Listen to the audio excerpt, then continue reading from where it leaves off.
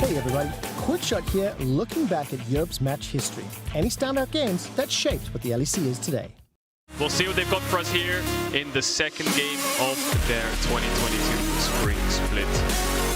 To me, this is just battles of ex-teammates. That's the way I see it. You've got Humanoid versus Karzi, Self-Made versus his former team. I think there's just so many battles going on in between the players. Wonder versus Perks. Wonder versus Perks. And we know what side of the coin Jankos chose. Two of his former teammates, and he picked the Perks side. But it does all come down to drafts he highlighted, and we'll see who comes out on top. It feels like G2 will probably have adjusted and adapted from some of the issues that they had yesterday is probably the nicest way to say it as we head into picks and bans. The Thresh going to be banned. The Diana also going to hit the bench. Honestly, good to see. Yeah, we'll see what else gets taken away. I wonder if they're going to ban TF. Fnatic on red side. Jace off the board already as well. Banning out Alphari's arguably strongest champion, especially in lane phase. He's a big Jace connoisseur. Renekton still up. And with Lee Sin down, I wonder if there's some kind of Xin Zhao first pick here. Maybe Fnatic want to target that. And Ryze now taken away. The only team that's prioritizing Ryze in the world right now is just T1. They first pick Ryze, they first rotate Ryze. Obviously they have Faker, so he's a big Ryze main and he loves it. But that's the only team I can think of that actually prioritizes Ryze, but it is Humanoid, and Lucian is going to be the last bet. Taking away some of the aggressive laning options, taking away some of the comfort picks. Now yesterday, Humanoid did get to play the Twisted Fate. Akshan, again, a champion that we have high, or had high expectations for, that Perks tanked a little bit yesterday. I imagine his teammates are just memeing him a little bit with this Akshan Hupper, but it could, of course, be the lock-in. Instead, it will be the Twisted Fate. See now how Fnatic want to respond. You talked earlier today, Kadro, about some of the answers. Sylas, very common. Orianna, very common. See where Fnatic want to go. Yeah, they're going to have I think this is going to be both drafting full topside here. When TF Renekton are open, I think you have to draft around them. But as I say that, they pick Jhin. Are they going to take the Renekton is the biggest question. It's Fnatic, it's an early rotation bot. They're prioritizing their bot side of the map. And with the TF pick, you want to get an AD side laner that works well with it. And if they do choose to take away some kind of jungler here, then what's the rotation here from Vitality? Is it going to be a full topside? There's the action hover again to tease Perks, but Viego for Rezork. I like the Viego lock-in. Feels like the Holy Trinity right now is going to be the Xin Zhao, the Lee Sin, and the J4. Viego kind of sits outside of that. We've seen some very explosive Viego games. We've seen some very underwhelming Viego games. Razork did not have the best game yesterday. Did struggle a little bit in the early game, but now can look to make that up today. As Qiyana locked in. A lot of explosive playmaking, a lot of chain CC on the side of Team Vitality. Yeah, Self-Made special. He's a big Qiyana fan. He plays it a lot in solo queue.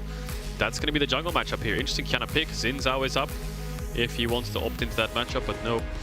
It's going to be Qiyana and then a Rakan for Labrov. So they have the TF, they have a very strong carry jungle, and Engage coming from support. I think this Rakan pick is to take it away from Hylissang. You can't give Hylissang Rakan on 3 and 2 bans. We saw what he did yesterday on it, but LeBlanc picked in for Humanoid to match that TF in mid lane. Yeah, and right now on both sides we have a ton of pick potential. The good news for the Qiyana and the Rakan, though, is they also are pretty solid threats if they can find the right angle in team fights. Viego, similar story if he can get to the resets, but it's going to be the Kai'Sa now taken away, limiting the AD carry options that Karzi, excuse me, can go towards here. But more than anything, I'm curious what Hylissang will go towards. While there's so many stars in this matchup, Labrov, one of the younger players, and being able to beat Hylissang on a pick that Hylissang is so incredibly skilled with in the Rakan would be a pretty big achievement for him. Yeah, first two champions that come to mind for Hylissang is Leon and Nautilus with Rakan picked away. I wonder if they're going to target those two champions. Vitality, Fnatic targeting 80 carries right now. Jinx up, Aphelios up. Caitlyn, interestingly, still up. Won't really pair well with Rakan. When you think of Rakan, you think of Kai'Sa, you think of Ezreal, you think of Xayah, of course. And Fnatic, with their last ban, are going to take away the Ezreal Rakan. Now, really good mobility in the lane. Can play weak side-ish, kind of, because Rakan can get out of lane. Really good for teamfight. Ezreal can scale. But I really wonder what Alphari is going to blind pick in this draft. Really debating on what that option is going to be. There are certainly a decent number of blind pickable champions, depending on how exactly Team Vitality want to approach this one. But knowing Alphari, he'll look to find something as lane dominant as possible. But you can tell how tense this draft is based on the bans that are coming through. Vitality early banning the Gwen, just to limit the pool of potential counter picks for topside. Yeah, now you imagine they're just going to pick support here to match it into Rakan. And then look for counter pick top for Wunder.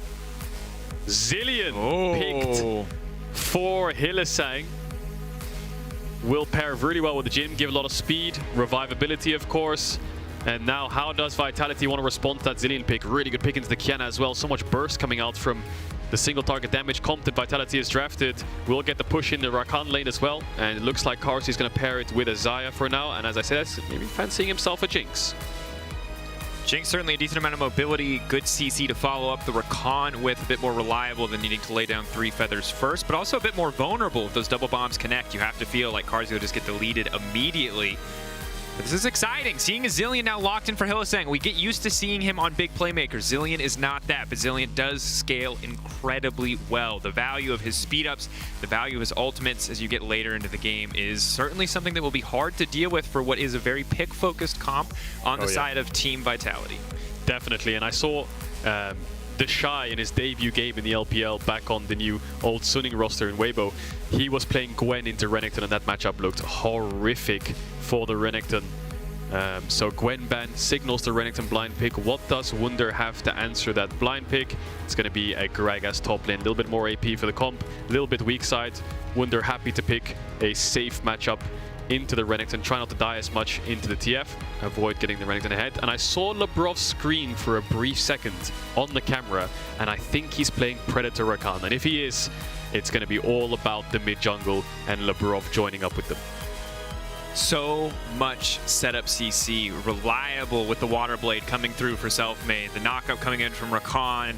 Perks can come through with the gold card as well. We are set up for a potentially incredibly explosive early game here in our match of the week between Team Vitality and Fnatic. On the opposite side for Fnatic, similarly with a lot of pick tools, the Zilean as well, giving them a bit of a scaling edge in some capacity, but honestly it feels like two comps who might just fight in the same department of fishing for picks.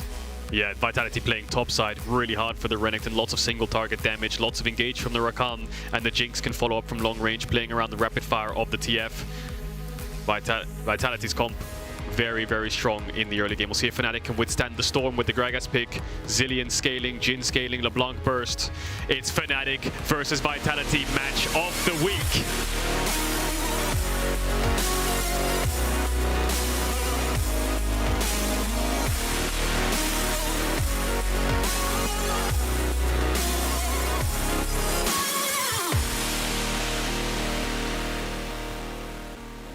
Summoner's Rift. You said it, Kadril. Match of the week back here in the LEC 2022. So many new rosters, so many new lineups, but these two are the favorites coming into the season, the ones expected to get to the finals. Vitality said it themselves, not winning both splits would be a disappointment. Fnatic in a similar boat. Now to see who will come out on top in this first best of one, potentially a preview of what's to come 8 weeks from now when we begin playoffs. That said, topside, the name of the game for Vitality. Keep our eyes on this early jungle pathing, see how they can set that up for success. On the opposite side, Fnatic, how can they respond? Yeah, we talked about this on Euphoria. Vitality is always classed as this super team. And I think it basically just comes from perks and what is accomplished in Europe specifically and in NA in the quarterfinals run. But Fnatic's roster, I think, is also a super team. You've got the best bot lane in Europe last year. Arguably one of the best mid in Europe last year. MVP candidate level jungler in Razork, who really helped Misfits get almost one game away from a world championship, and historically the best top laner Europe's ever seen. So Fnatic, I think, have taken Fnatic, G2's top laner, Misfits jungler, Mads mid, Fnatic's bot lane, Thanos Infinity Gauntlet baby, and they might snap their fingers and win a split as well. So I think, yes, Vitality is a super team, but Fnatic is also a super team. Yeah. And of course, depending on the day, we'll see what version of both these teams show up. We saw Vitality really struggle and fail yesterday. We saw Fnatic, partly on the back of Hylissang's incredible plays, come out to swinging success. See if Vitality can temper some of their early mistakes that we saw yesterday and come out on top. A little bit slower of a mid lane matchup. No more Akshan versus Yasuo, TF versus LeBlanc. A little bit more just farming and back and forth as Alphari, kind of as expected, starts to push in on the top side of the map. Yeah, definitely. Tier Gragas Wunder has the grass betrayed back a little bit, but will probably play safe in this top matchup. Razork is pathing away from Wunder, and Selfmade is pathing into Alphari. Humanoid will get a little bit of early mid push, but as stated previously, Labrov has Predator, so probably wants to get out of this lane soon, knowing that it's very hard to hit his knock-up or even get any gank setup in towards bot lane. You know, if Rakan tries to W forwards, if Zilean gives speed to either Upset or himself, they should be able to dodge away from it. As you can see right there, speed didn't connect, but it's really difficult to land a knock-up, especially when Upset has boots as well. Yep. Ooh.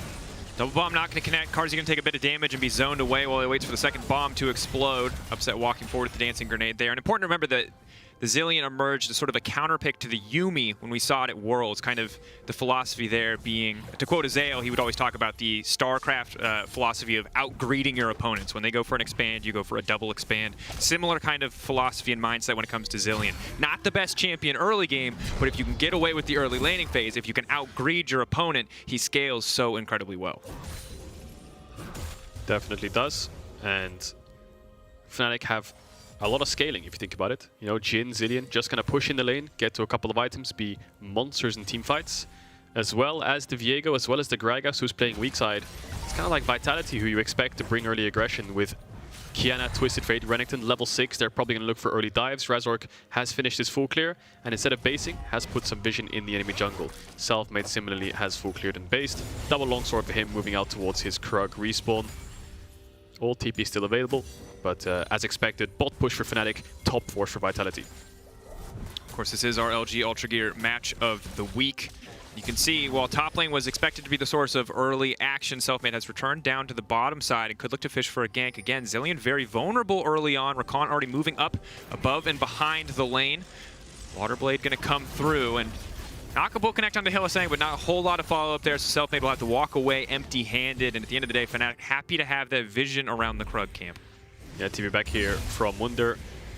Upset base there, picked up a couple items. I think Hylissang might be freezing the wave in bot. Carzzy staying around to try and stop it from happening. Wunder's freezing top. Note the wave did crash bot, so resets coming in. Not so much explosive action early game. Selfmade didn't fancy himself a level 4 Qiyana gank. Doesn't really have the setup. If Alphari has Wunder on the tower, it's a bit risky to look for early dives. And of course, LeBlanc, Humanoid is untouchable.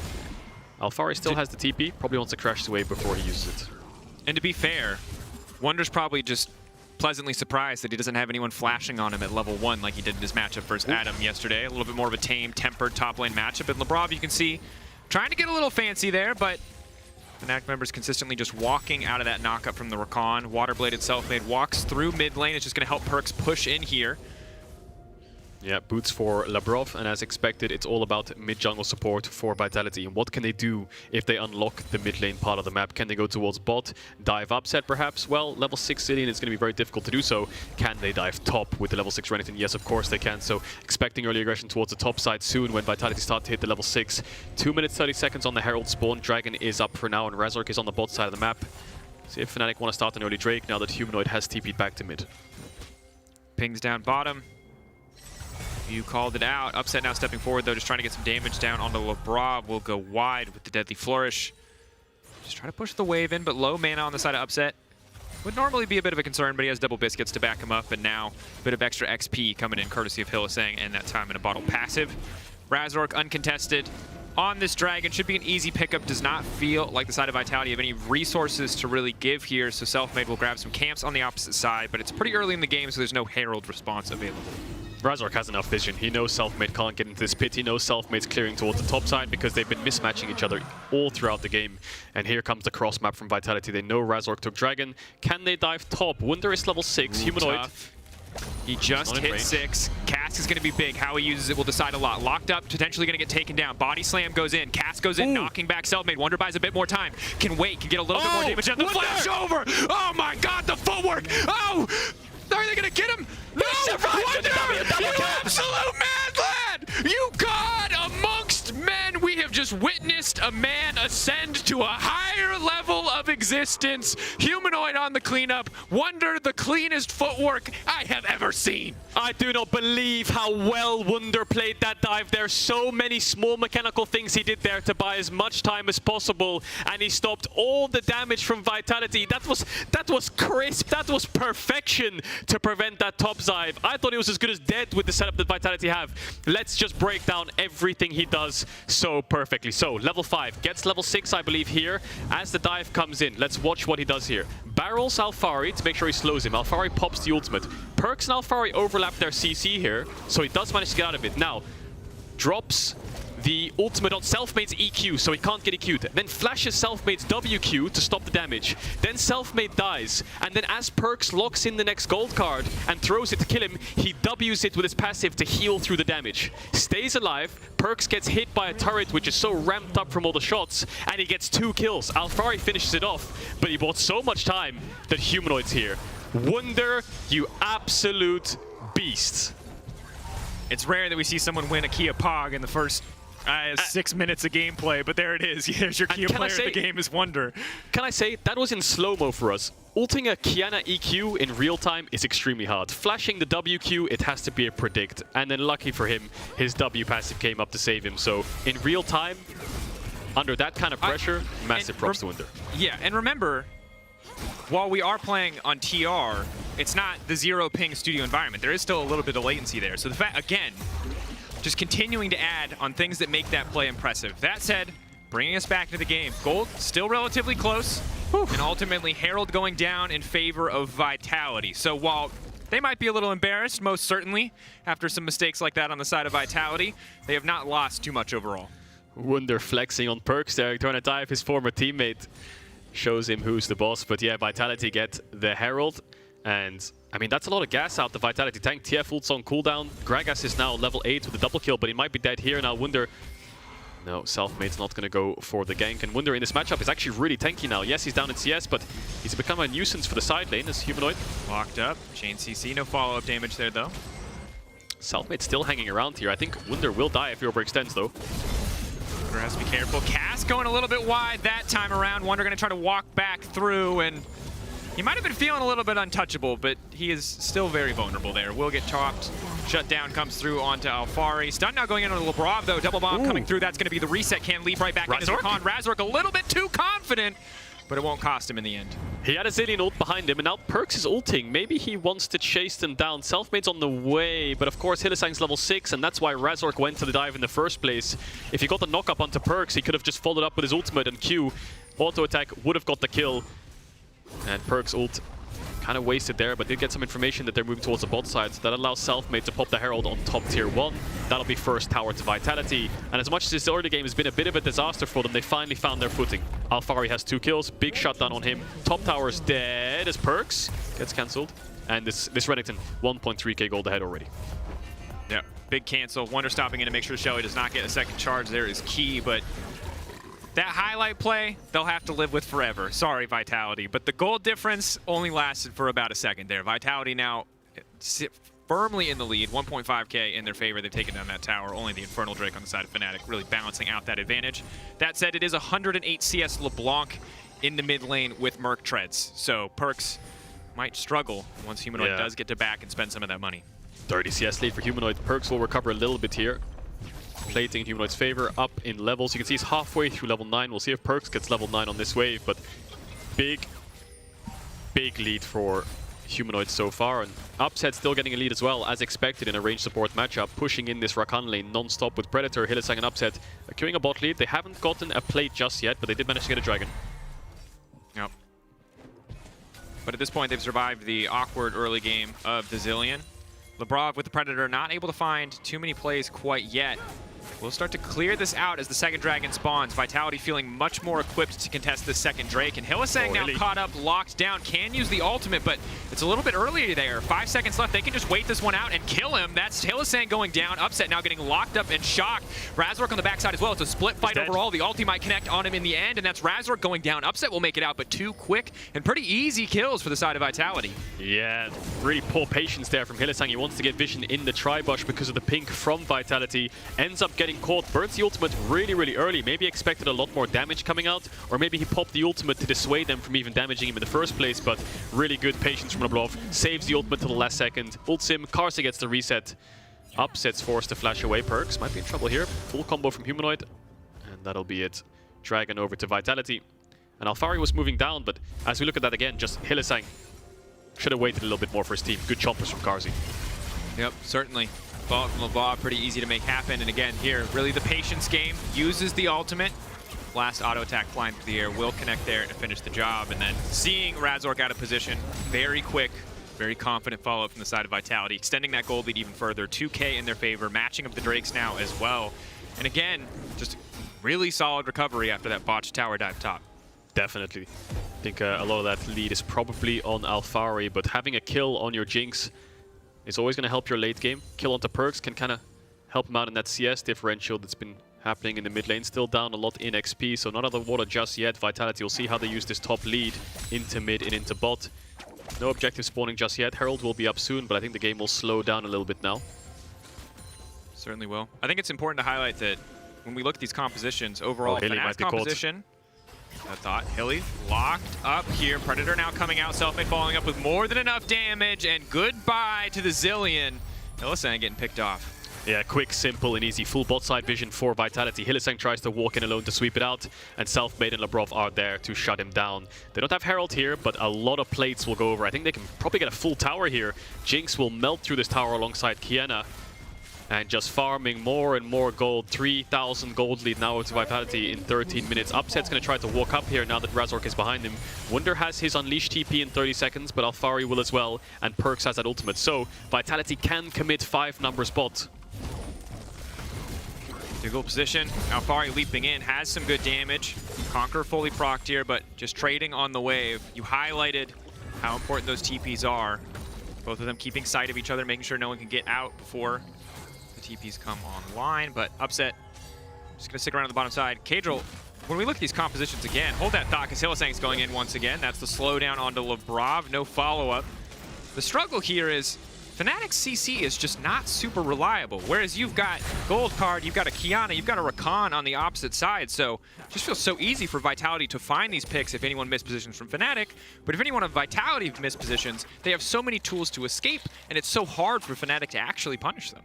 Yeah, I think Fnatic have got good layered CC, right? If initial Gragas body slam hits, for example, Viego stun, Jhin W, Zillion double bomb can hit. Hang on, Humanoid might have to flash away. Flashing away, the charm ensuring that the knockup goes, and there you go. Flawless CC landing from the side of Vitality in turn. Perfect. Yeah, but Vitality's layering is just so much easier and so much better, right? Stun cards, Renekton stun, Kiana with the eyes, the ultimate, Rakan. There's so much lockdown for Vitality and so much single target damage that they can burst through someone very easily. Now the Zillion pick will negate a lot of that, but in the early game towards the top side, when Alphari's unlocked from top and he can push in and move towards mid and make plays like this, that cancels out all of Humanoid's lead, which I think Humanoid is kind of like the X factor for Fnatic with their current comp. Definitely. Feels like if he finds Selfmade isolated, if he can get a full combo off, maybe he can get something done. But he is facing down a challenging smite, and now Vitality matched up the Drakes. They've taken both Heralds, and they're continuing to grow their gold lead. 3K in their favor. Fed Renekton on the top side, a scary sight, but Wunder now going to try to fire back. Rob quick enough on the trigger there that he can make it out to safety, and Vitality just going to hold down in the mid lane while top side they are pushing in. There's not really too many members in the area to respond from the side of Fnatic, but Humanoid will be fine. Yeah, Herald in Selfmade's pocket, expecting that to go towards mid soon. Alphari can take this bot tier 1 shortly. Karsi and Selfmade were hitting it on screen a couple minutes ago. They got it very, very low. Alphari should be able to finish that off pretty happily if they spotted out Wunder, and the Herald should crack open mid tier 1. So this gold lead that's around 3,500 should grow because Vitality have so much standing gold on the map and so many resources to take the objectives. Labrov's just hovering around Alphari to make sure he's safe here, as 4 members of Fnatic are down towards the bot side. Humanoid has TP. What's the next play? Yeah, the next play is coming from Vitality, you have to imagine, with the TF ult and self-made after he's cleared his camps. Yeah, but you got members of Fnatic lurking in the dark, but again, until that first piece of CC hits, very hard for them to find the follow-up. And as you already highlighted, the gold lead does just continue to grow. And again, credit to Vitality, very different game than yesterday. Yesterday they fell behind in the early game, and they just got further and further behind as the game went on. Today, kept it pretty even, but now that they've built a lead, they've held on to it, and they've been pushing it forward. You can see Alfari and Selfmade well ahead of the competition. Humanoid the next closest on the Rift, and fed Kiana, fed Renekton. Sounds like a bad time to me. Definitely does. Labrov kind of playing with fire there. If that Jhin W hits, he's as good as dead because Wunder's in range to E-Flash.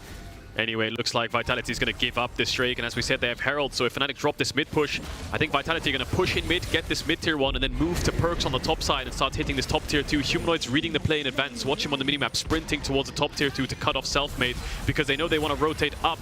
Fnatic brute forcing in bit of it here to stop the play. Trying to lock down, Herald will go away. They get the charge, but not much else. Good heads-up play from Hylissang to double bomb the wave just to slow down that assault. Perks is getting a lot of time isolated on that top tier 2. Humanoid can come over the wall here, but has to be careful for a counter punch to come in from the opposite side. Chains go wide. Gold card does connect. That's the follow-up. Rock coming in as well. Perks cleansing this one out, and that's going to be the Jhin ultimate. Selfmade going to body block what he can. Perks now out of range. Razork pushing in onto Karzi and Labrov, trying to get some good damage down. He's going to have to ult to try to get back to safety, but Razork, ulti now ticking. He will get the resurrection, but Vitality are in the perfect position to follow up. Alfari now on the flank. Hylissang going to be in trouble. Selfmade hitting 3 with that ultimate. It's the double kill for the Kiana. Vitality taking the skirmish. Yeah, Fnatic read Vitality's rotation towards this top tier 2, but Vitality also collapsed on them as they tried to defend it, so there was a massive skirmish in the jungle. Labrov didn't actually have enough mana to use his ultimate, I believe, but the second Razork was propped into the Zilean ultimate. Selfmade instant stun into the wall with the ultimate. Didn't even allow Razork to flash. Perfect timing. We'll get the mid tier 1, we'll get the top tier 2. Now they're looking at a 6,000-7,000 gold lead. Vitality 18 minutes in. Really good early game play after that failed top dive.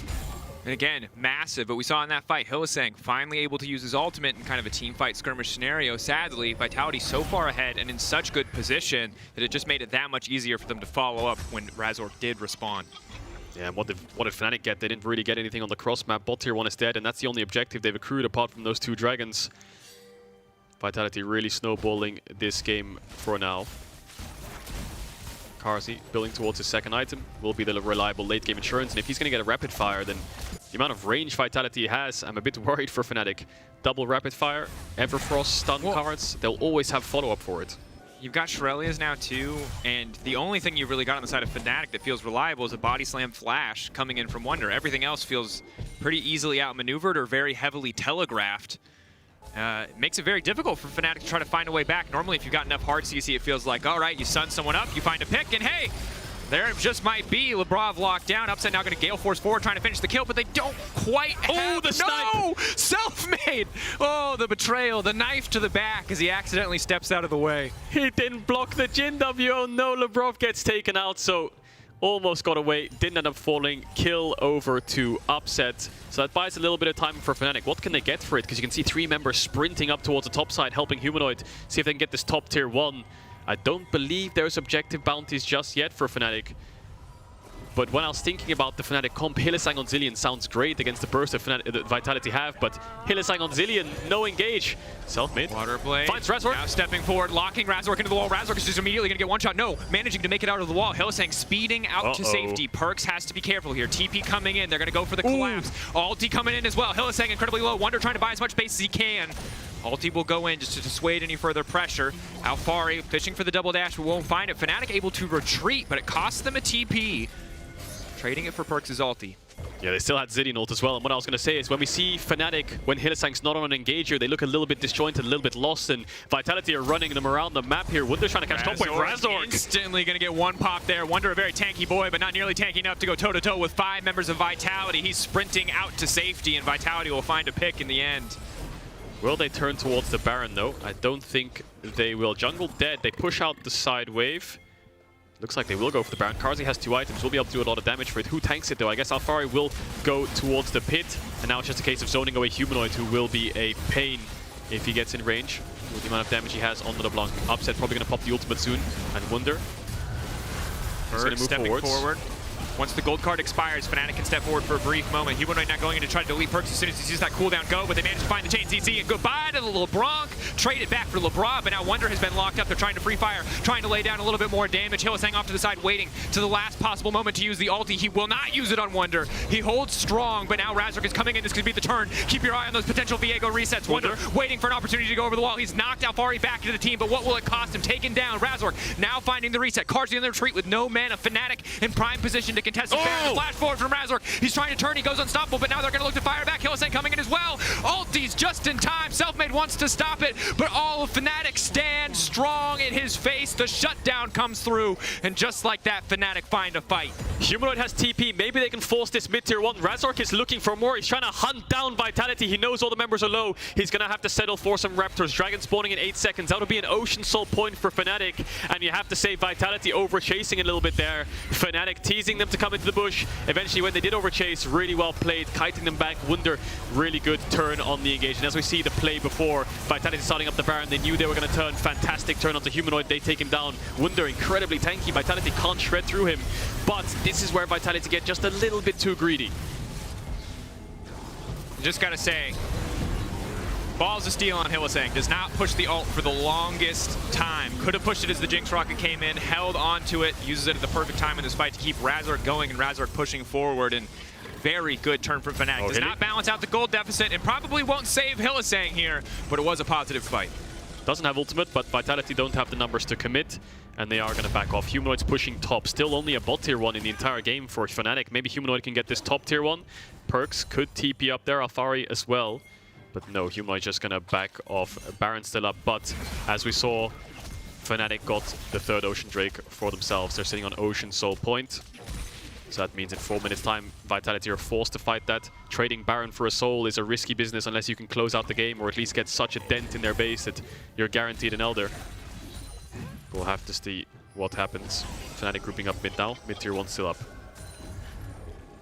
In good position, clearly feeling a lot more confident as we get later in the game. What was once a 7k gold difference has now been minimized to about 4,000.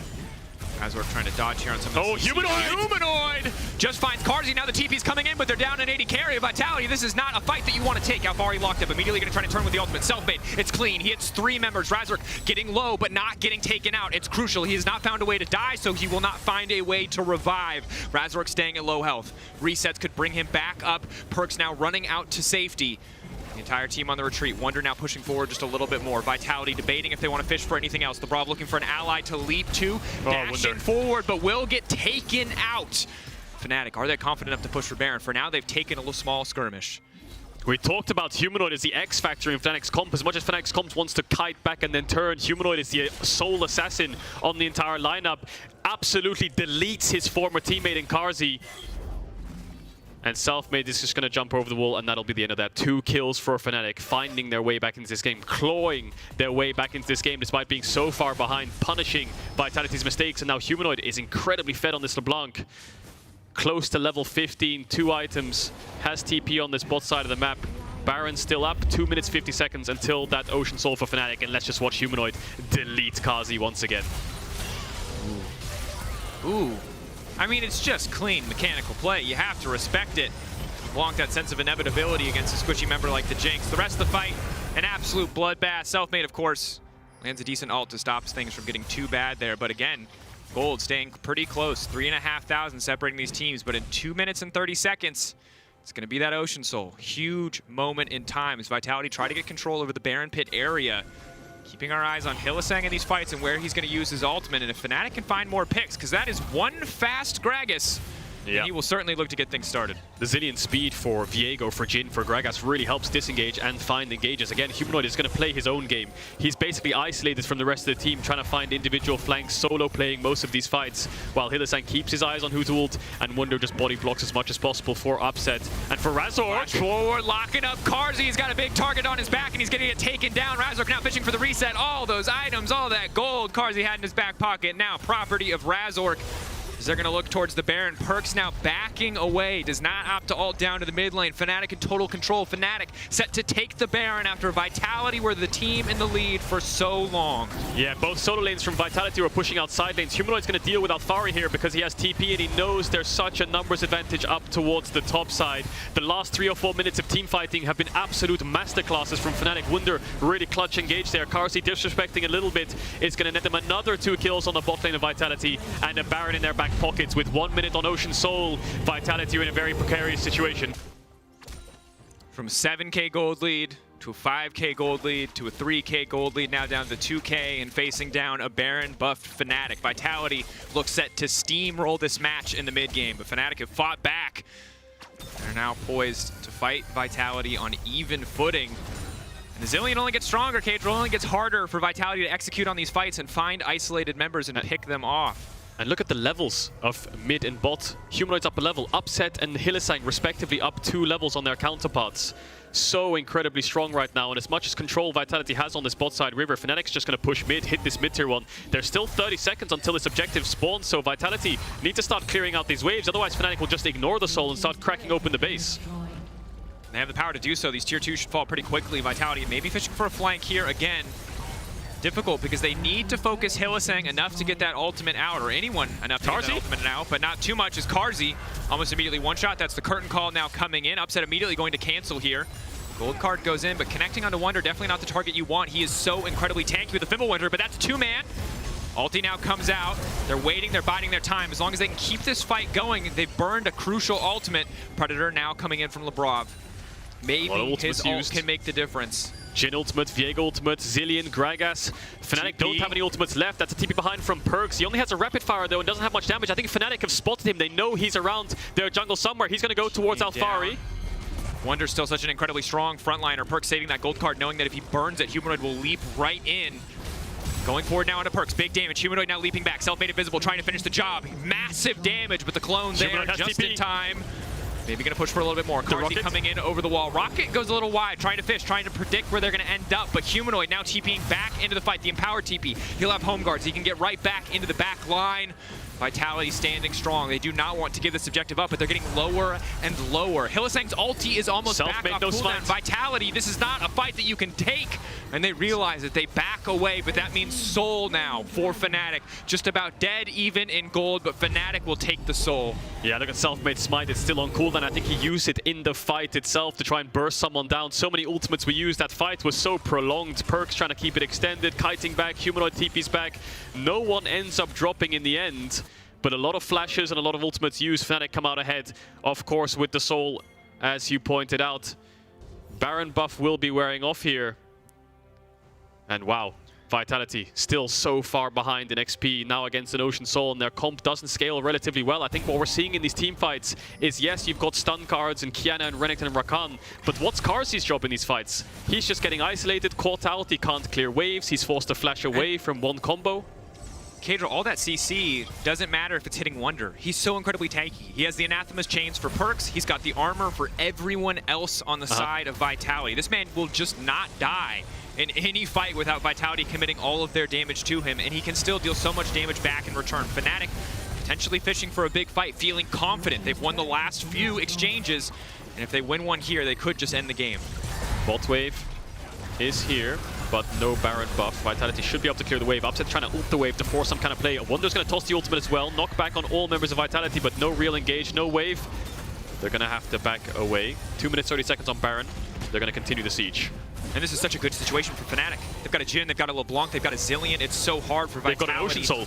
It's so hard for Vitality to do anything. Keep in mind, Selfmade is their big AoE ultimate that they would love to use, but there's no reliable walls for him to hit with it. So Fnatic really can just comfortably put Wunder on the front line and walk these waves into tower. The good news for Vitality is there's no Baron buff to back Fnatic up, so for now, they can hold this tower. And the X factor in the comp, Humanoid, it's a matter of time before he finds a pick on Selfmade, on Labrov, on Carsey, heck, even on Perks. He should be able to burst one person down, so if they keep the pressure up and he finds one member, as I say that, Perks. Fishing for Razork. Razork smartly using the ultimate there will go unstoppable on the cast, but it's Humanoid up to the side. Selfmade does a ton of damage, but it's going to be difficult. Oh no. Humanoid walking to the brush, locked into the wall. taken out in a Absolutely second. deleted. Absolutely deleted. Look at the damage coming out of Selfmade's Kiana. They won't be able to get anything for it, but a shutdown's a shutdown.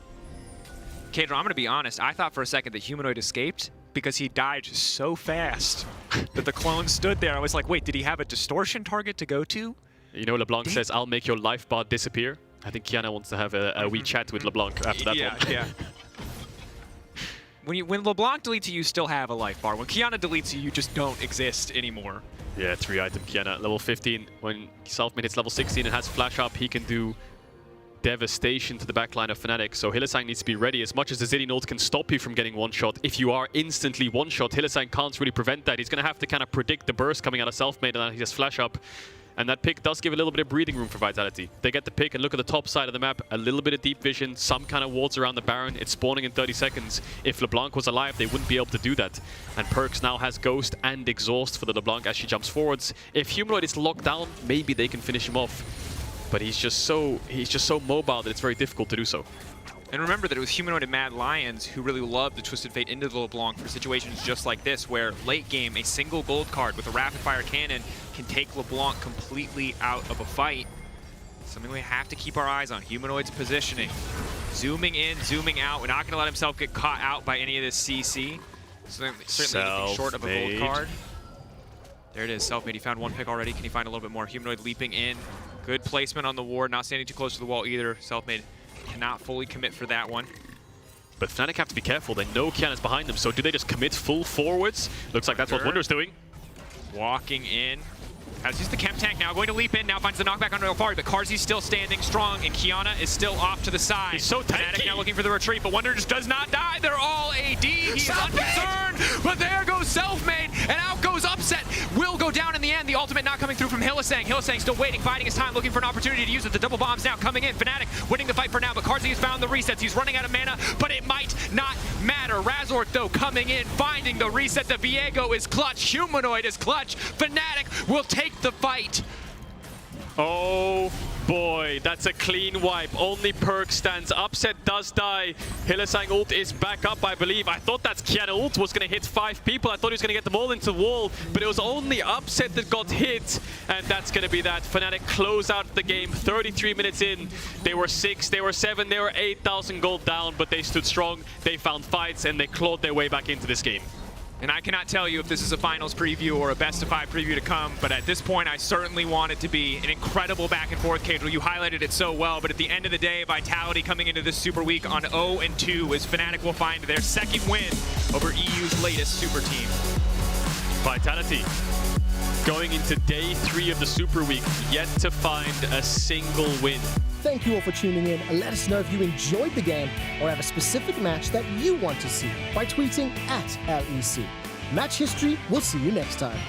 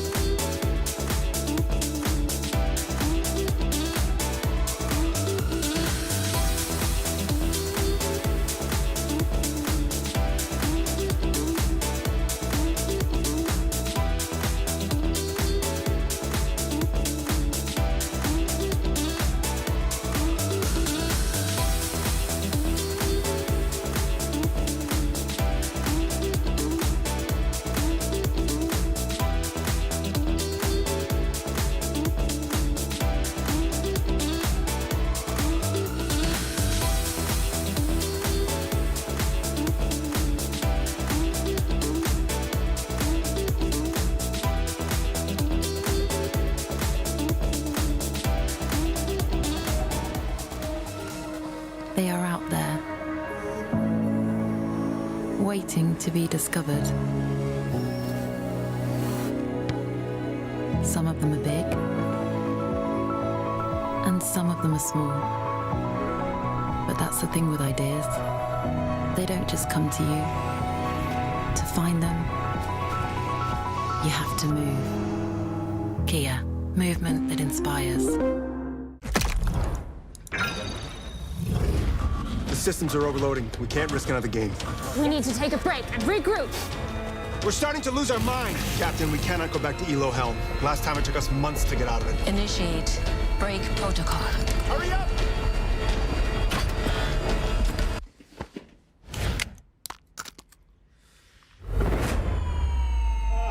Yes! Yes! I did it! We did it! We did it! Even the biggest champ needs a break. You drag me down to a hole so deep, I'm crawling out of my hands and knees. I'd stick around, but I know it's gonna be the end of me. I wanna get closer to you, but how am I supposed to get through? Keep putting out fires, but the flames get higher. I gotta stop listening to you.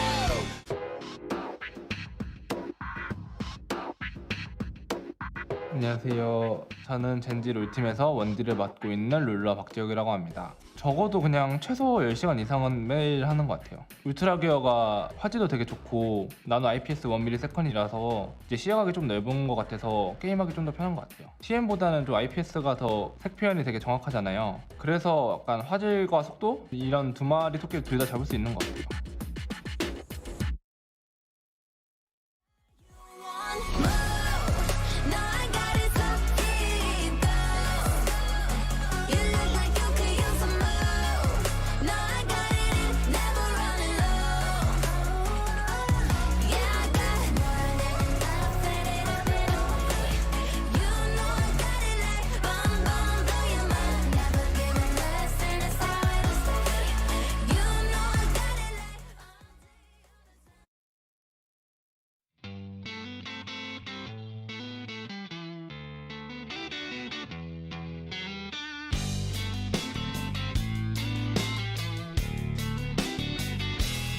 Well, I see you walking down a dead-end street like a black cat following a limousine. A brand new problem every time we meet, but the same old reason that the grass ain't green. So self-entitled and your talk is cheap. Leave a path of destruction every time you speak. You burn your bridges, but I just won't leave, 'cause I can't help caring about a friend in need. You drag me down to a hole so deep, I'm crawling out of my hands and knees. I'd stick around, but I know it's gonna be the end of me.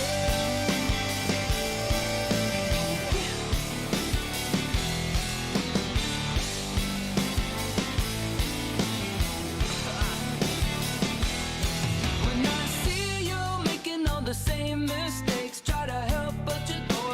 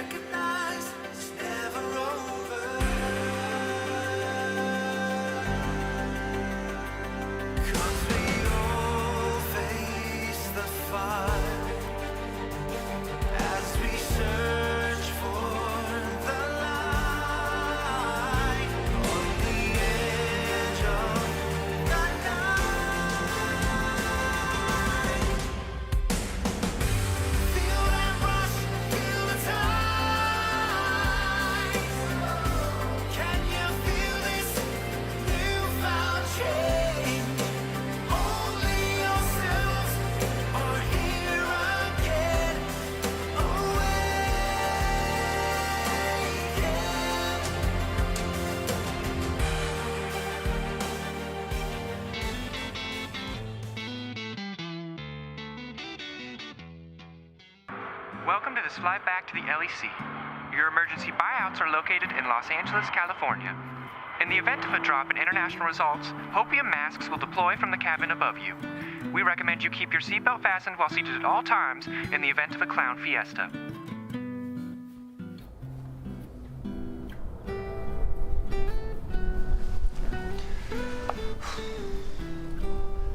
Good evening, everybody. This is from the cockpit. This is your captain speaking, Dan Dracos, of course. This is flight 123 with LEC Airlines to EU West. Hopefully you all enjoyed your NA vacation, and at this point in the flight should definitely have your seatbelts fastened and enjoy the in-flight entertainment. We'll have you back on the ground in no time. Oh, buddy, I miss flying together so much. I've been flying LCK Airlines for the past 2 weeks, and boy, have I got a need for speed. Yeah, that's great. Good to be back together. Of course, if there's anything I've learned in my 5 years of being a pilot, it's that you have to be ready for anything.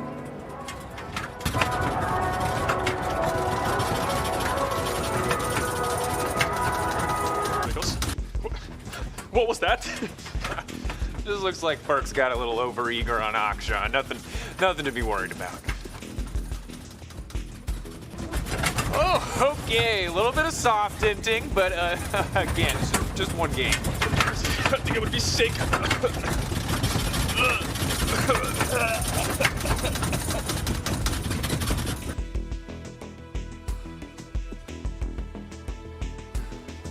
Don't worry about it, Cadril. Can't be any worse than juggling for Excel. Oh God. What is it? Vitality have a huge lead against Fnatic, but they absolutely cannot close out the game. We're gonna have to flip it. We're gonna have to flip it. Cabin crew, we're gonna have to flip it. Get to your seats, Flip it. buckle up. We're gonna have to flip it. What does that mean? Okay. What the hell? You could have warned me. Just a little bit of a hiccup there. Everything's fine. This was supposed to be a smooth flight. Okay, one time.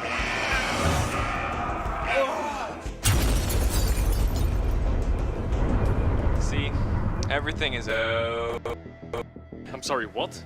I said. Dracos? Dracos! Dracos!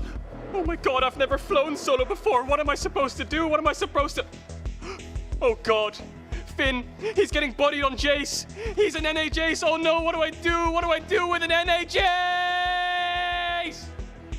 Oh god, what am I supposed to do? What would Dracos do? What do any of these buttons do? I'm not even a pilot.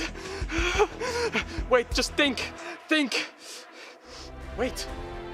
It's not an NA Jace. It's an EU Jace. It's Finn. Cabin crews, prepare for landing. It's an EU Jace. I figured it out. It's an EU Jace. Oh my god, I can do this. I can actually do this. Hello, flight LEC Airlines 123. This is the tower speaking. We have cleared the midway for you, so you should be safe for landing. Get our players home, Captain. Oh, I did it. Oh, let's go, man. Oh. Ooh. Hello from the flight deck. Sorry for the bumpy ride. Hope that you're feeling nice and safe now that you've landed in EU West. Sorry for the Dracos? issues. But hope that you'll be flying LEC Airlines again. Yeah. Have you been here this whole time? Man, look, I was gonna say great job on landing the plane and the players safely, but we could have died. Why didn't you even try and help? I mean, Dracos? Dracos? how does that work every time, bro? Oh, technical difficulties. What the is wrong with you? He's a robot. Beep boop, beep boop, beep boop, beep boop. Oh my god.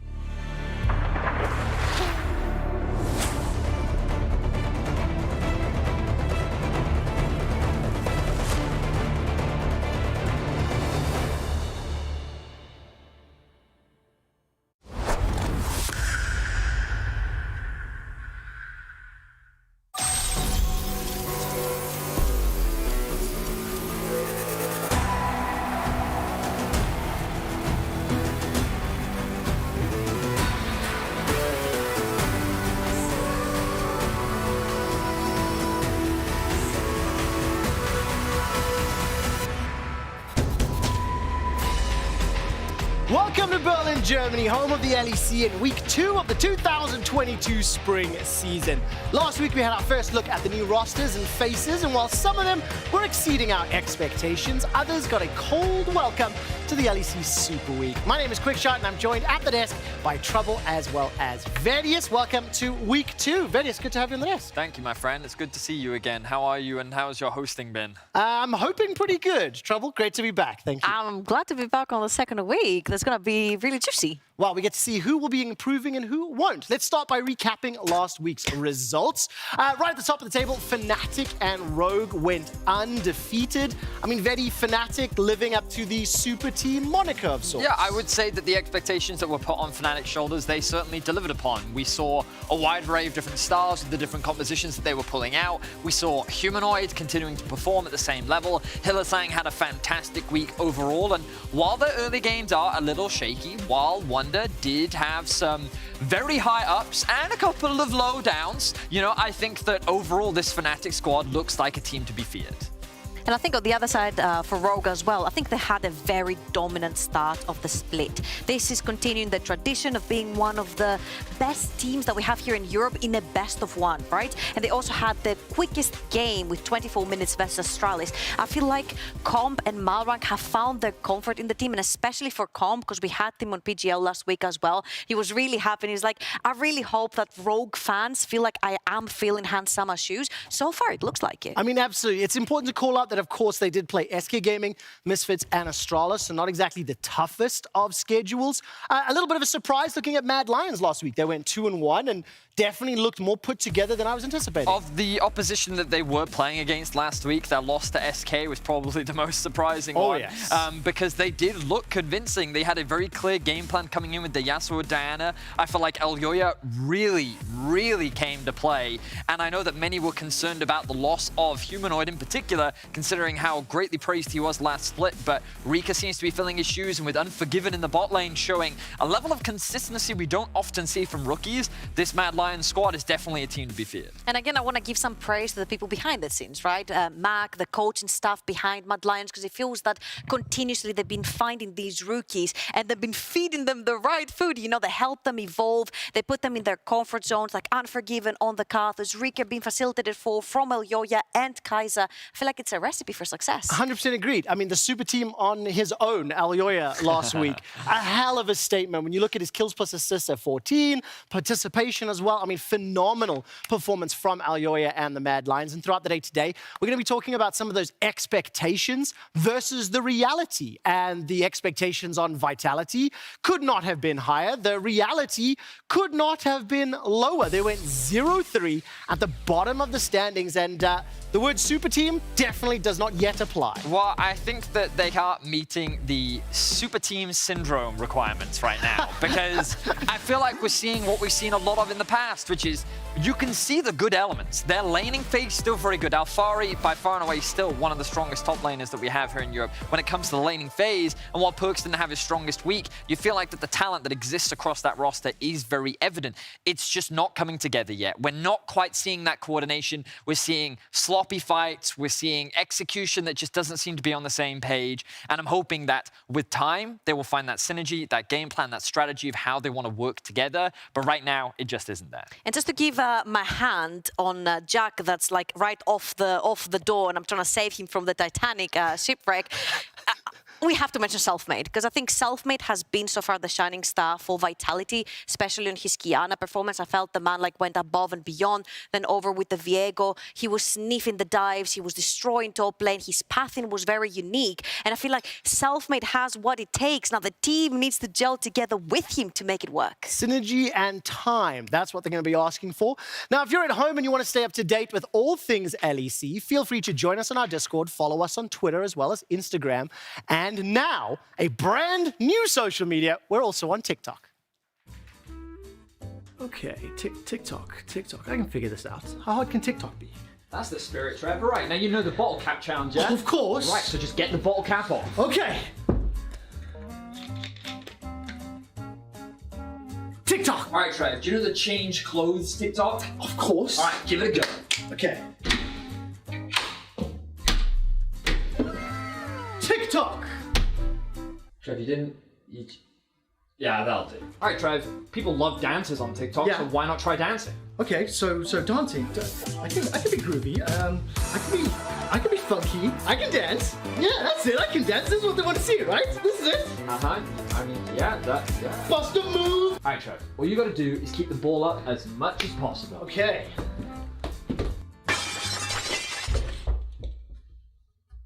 So, Venus, how'd I do? Well, you did something. TikTok.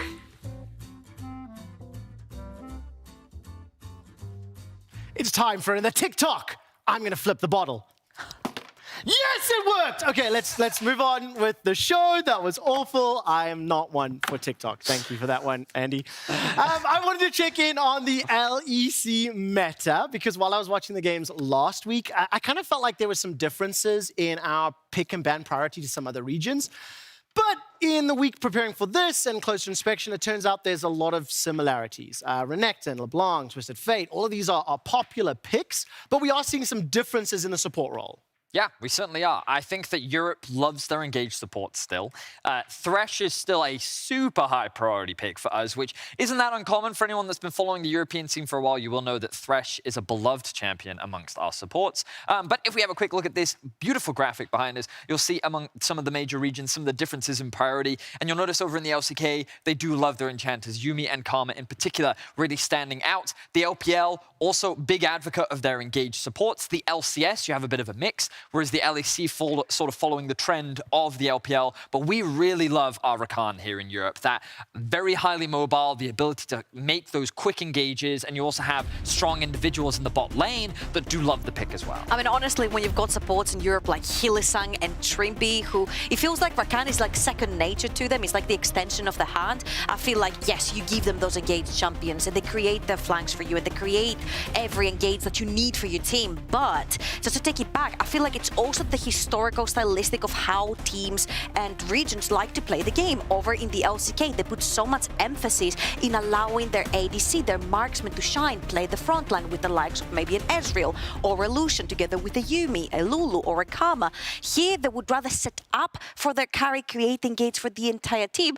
And a lot of times, like in Europe, we've seen the carry, hanging out in the backlines, like that's the nature of it. Is it fair to say that some of those enchanter-heavy comps are a little bit more difficult to execute? Yeah, they and certainly are. Ease of execution and a little bit more focus on hero, kill hero from... Well, also in the LCK, you are typically a little bit slower. They do prefer to take their time. They like to scale a little bit more, which means that when they play these slightly harder to execute compositions, they are just naturally better at it. Here in Europe, if you have no engage, then teams often struggle to know how to execute and exactly how to pull off compositions like that. So they like their engage to come from somewhere. When you're playing things like Gwen, Camille, Jace, these carry type tops, then they want their engage to come from somewhere. And if there's a Lee Sin in the jungle, then you're going to need that engage to be from somewhere else. Yeah, no doubt about it. I think Mad Lions last week in the, was it Unforgiven who had the interview and said it was simple? No, Reek, I think. Just press R. That's all we had to do. I mean, it absolutely helped them out.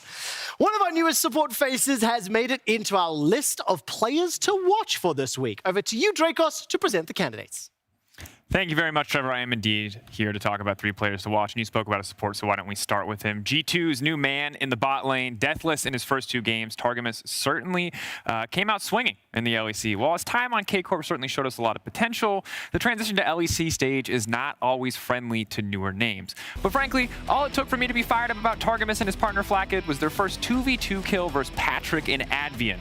Of course, it didn't stop there either. In their match versus Straws, he showed off incredible mechanical skill with a solid Pyke performance. And to be fair, his match versus Mad mostly showed that Flame Chompers are the #1 counter to Yuumi, but otherwise, it was pretty solid overall. And I think for G2, Targamas has more than delivered in the first week.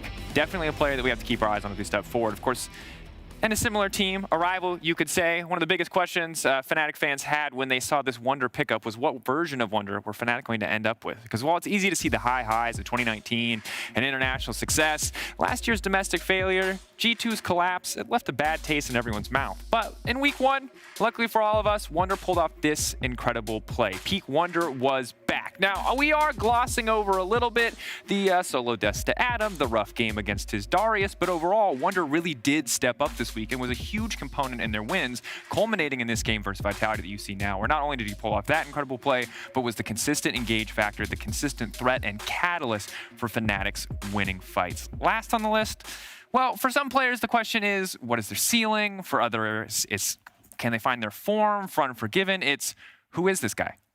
Like, seriously, where did he come from? Because before this week, Unforgiven was just another 80 carry on a lengthy list of ERL talent who had never accomplished anything significant. He had no domestic trophies, no EU Masters appearances. The most notable thing about him was that he was named after a guy that played for H2K all those years ago. But all that changed last weekend when Unforgiven showed us not one, but 3 incredible games. From the Karthus to the Jhin and finally the Jinx, Unforgiven was the reliable carry that Mad needed to finish their week 2-1. He was also an incredible part of their massive holdout against SK, ending the 1-hour slugfest with only 2 deaths to his name. Pretty impressive for such a young talent. Now, for Wunder, it's a road to redemption. For Targamas and Unforgiven, it's the road to greatness. But for each of these players, it's only 3 games. With 7 weeks left in the season, anything could happen, but for each of them, it was an incredibly promising start. Now, if you'd like to hear more about my takes or Cadrill's, you can check out the Euphoria podcast releasing every Wednesday at 12 CET. And if you want to join the discussion, let us know your thoughts on this week's question, which is Alphari a good carry? Very simple, but let us know what you think. At LEC, at Daniel Dracos, or at Cadrill. And I'll see you all for Game 1. But of course, you can see more of Unforgiven later on in Game 5 when the Mad Lions face off against the undefeated Rogue in a rematch of the Spring Finals. Kaiser goes in, straight into a 1v3, forced away. There's the call of the Forge God coming out, though Caps can jump across the Cataclysm. Holy! I believe Rogue is going to get worse. I think Inspired and Sama were the 2 best players that Rogue had by far. Results in so much trouble! Inspired with the blade of the Ruined King! Diego shuts down Misfits! And yeah, I think that's a big loss for them. Dominus pop Madfang gonna get chased down here, tries to turn it onto Dale, and Madfang actually just kills off Zanzava. Another kill comes out. Yeah, I do feel like their engine is just like supporting jungle, so I feel like if you target them, that's kind of the way to shut them down. They now want to turn and burn, lead more from Elyoya, and again another combo. Perks just gets instantly deleted. What a fantastic matchup to close out the day. Last game is, of course, rematch of the Spring 2021 Finals, the Summer 2021 Semi-Finals. And the question I'm going to ask my panel is Rogue versus Mad. It's Rogue that have faltered in the most recent matchups. Will this be the year they overcome the Mad Lions? I feel like coming into this season, there were a few question marks. We're like, okay, we'll give them a little bit of leeway if they don't give any results in the first week, because they have replaced very key components that brought them success last year. For Mad, it was Kazi out, Humanoid out, Rika and Unforgiven.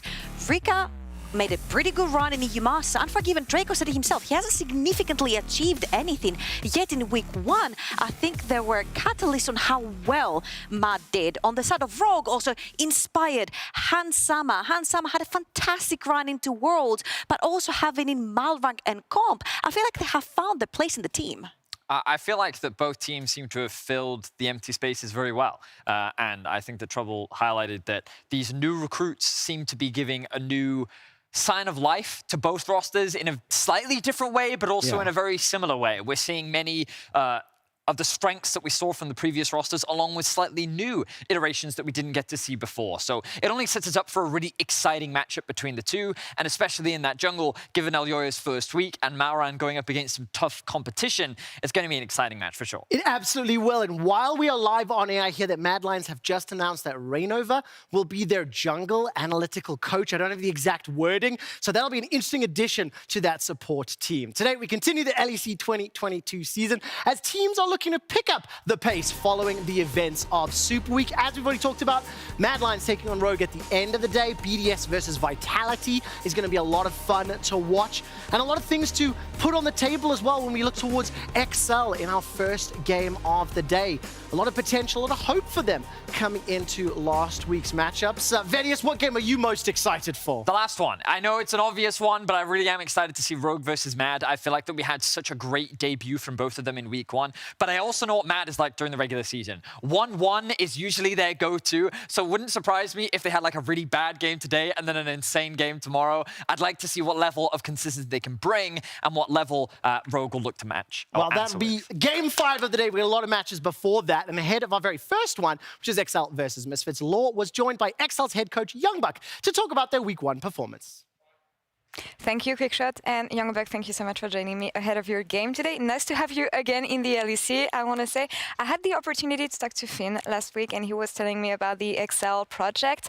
And I want to have your take on this, because in a recent interview with Hotspun, you mentioned that you kept the 4 players, adding Finn. So how hard has it been to pick things up where you left them last year, because you were on a good path, but also including Finn in this year's lineup?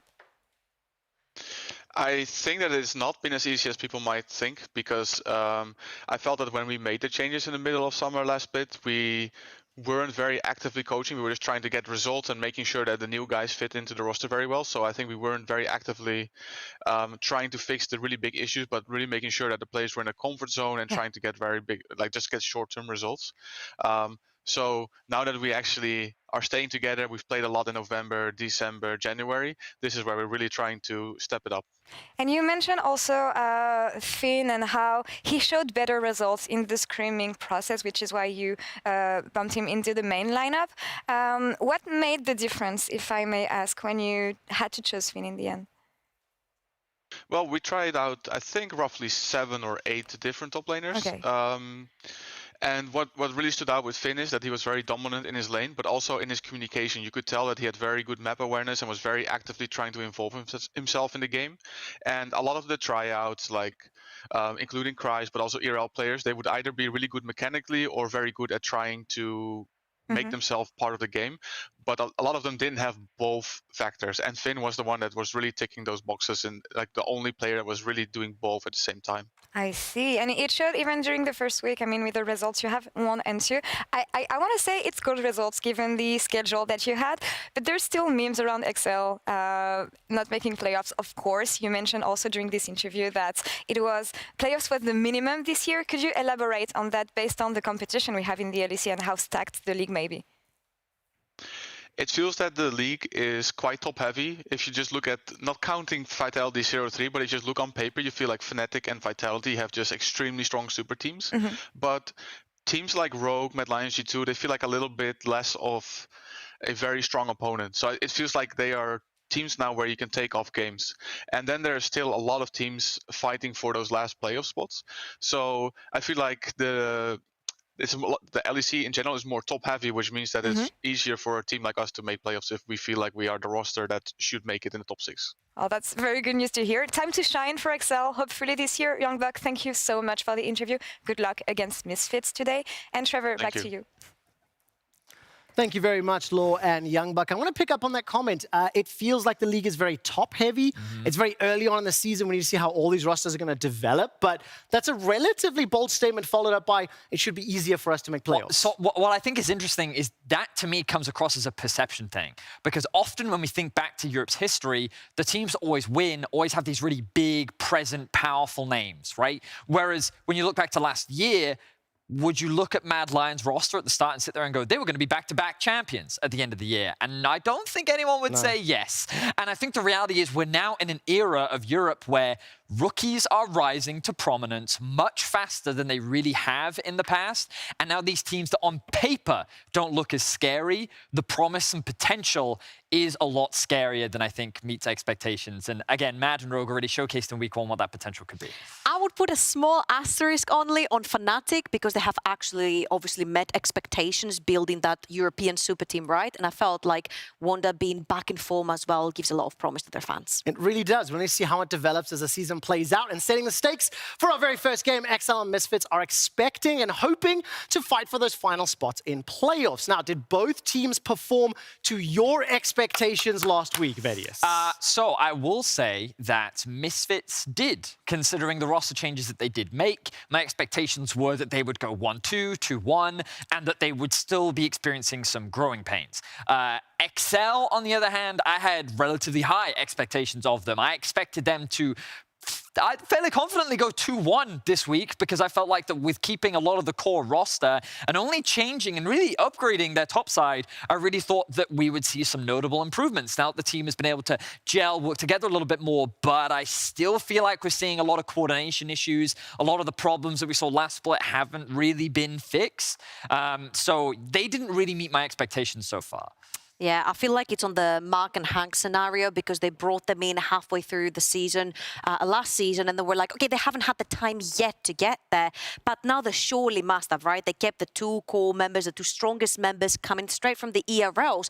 But now I feel like with the meta right now, sometimes these 2 can get very separated because sometimes the map gets towards the top separated and then the 2 stay alone in the bot lane. And then later on in the game, when you see Advian and Markoon together, you can see the synergy, you can see the engages working. Now, Markoon has said himself last season, he's like, you know what, I'll take all the engages, some of them might be wrong, but I will find the right ones. Versus BDS didn't work that much. No, it really didn't. Unfortunately, some of these unfavorable team fights went the way of BDS. They ended up picking up that win from last weekend. I do think, however, you know, Youngbuck was talking about some of the off-season practice and the prep that went into it. Let's see whether or not they can clean up some of that play today. I want to focus also on a player that Youngbuck was talking a lot about, Finn. Coming back to Europe, looked relatively good last week. I mean, what do you make of Finn and being back on the stage? Am I allowed to make a very bold statement here? Be brave. Okay. Be brave. I'm going to be really brave. I think Finn is the best NA import so far in week 1 to the LEC.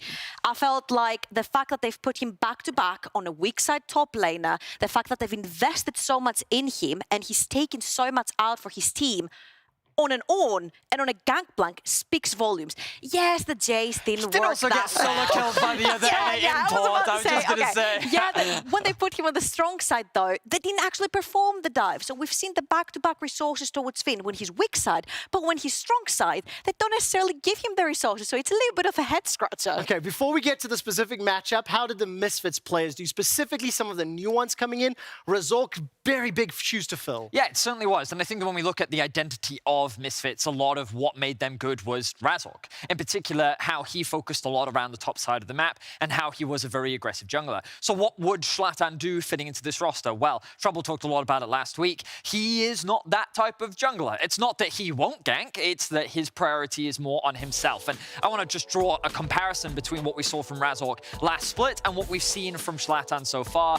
And you'll notice, again, still a relatively high K+A at 14. He will look for ganks. He will try to make things happen. His kill participation is also very high. Notice in particular the CSD at 14. He's spending a lot more time sitting in the jungle, clearing camps, making sure that he's staying ahead of his jungler and focusing a little more on himself. And I want to draw attention to that top JP as well, because last split, it was very much about that top-side focus from Razork. He was spending a lot of time around her and enabling him. Zlatan right now is not doing that. And that's not necessarily a bad thing for him, but Hirit, I think, has seen some of the consequences of that as a result. We haven't always seen the highest level from Hirit as an individual, and I think that these are the growing pains that we were talking about, where Misfits now need to figure out how they want to operate, given that Zlatan very clearly has a different style of jungling, and Hirit has certain expectations that he needs from his jungler. Who will cave? How will they adapt? How will they evolve? These are the growing things that we're going to keep track of for Misfits over the next Super quick personal point. Stop putting Hirit on no, I don't like it. As a side point, while we're focusing on Zlatan, Misfits do have very strong early objective control. They're the only team with 100% first Drake as well as first Herald. Now, one of the other players we haven't spoken a huge amount about, Vito, he had some very impressive moments last week, but is also going to need to be a carry for Misfits if they want to win. Absolutely. I feel like going back to the story that Vedus was talking about and following Zlatan as well through the ERLs, he would love a mid laner like Vito. He plays Zoe, he plays all these pushing mid laners. His Sylas performance also popped off. The duo should technically be doing wonders for the side of Misfits. And I felt like Vito specifically in week 1, he absolutely popped off. I think he was first in, yeah, there you go. He was first in KDA, kill participation. You want it, he has it.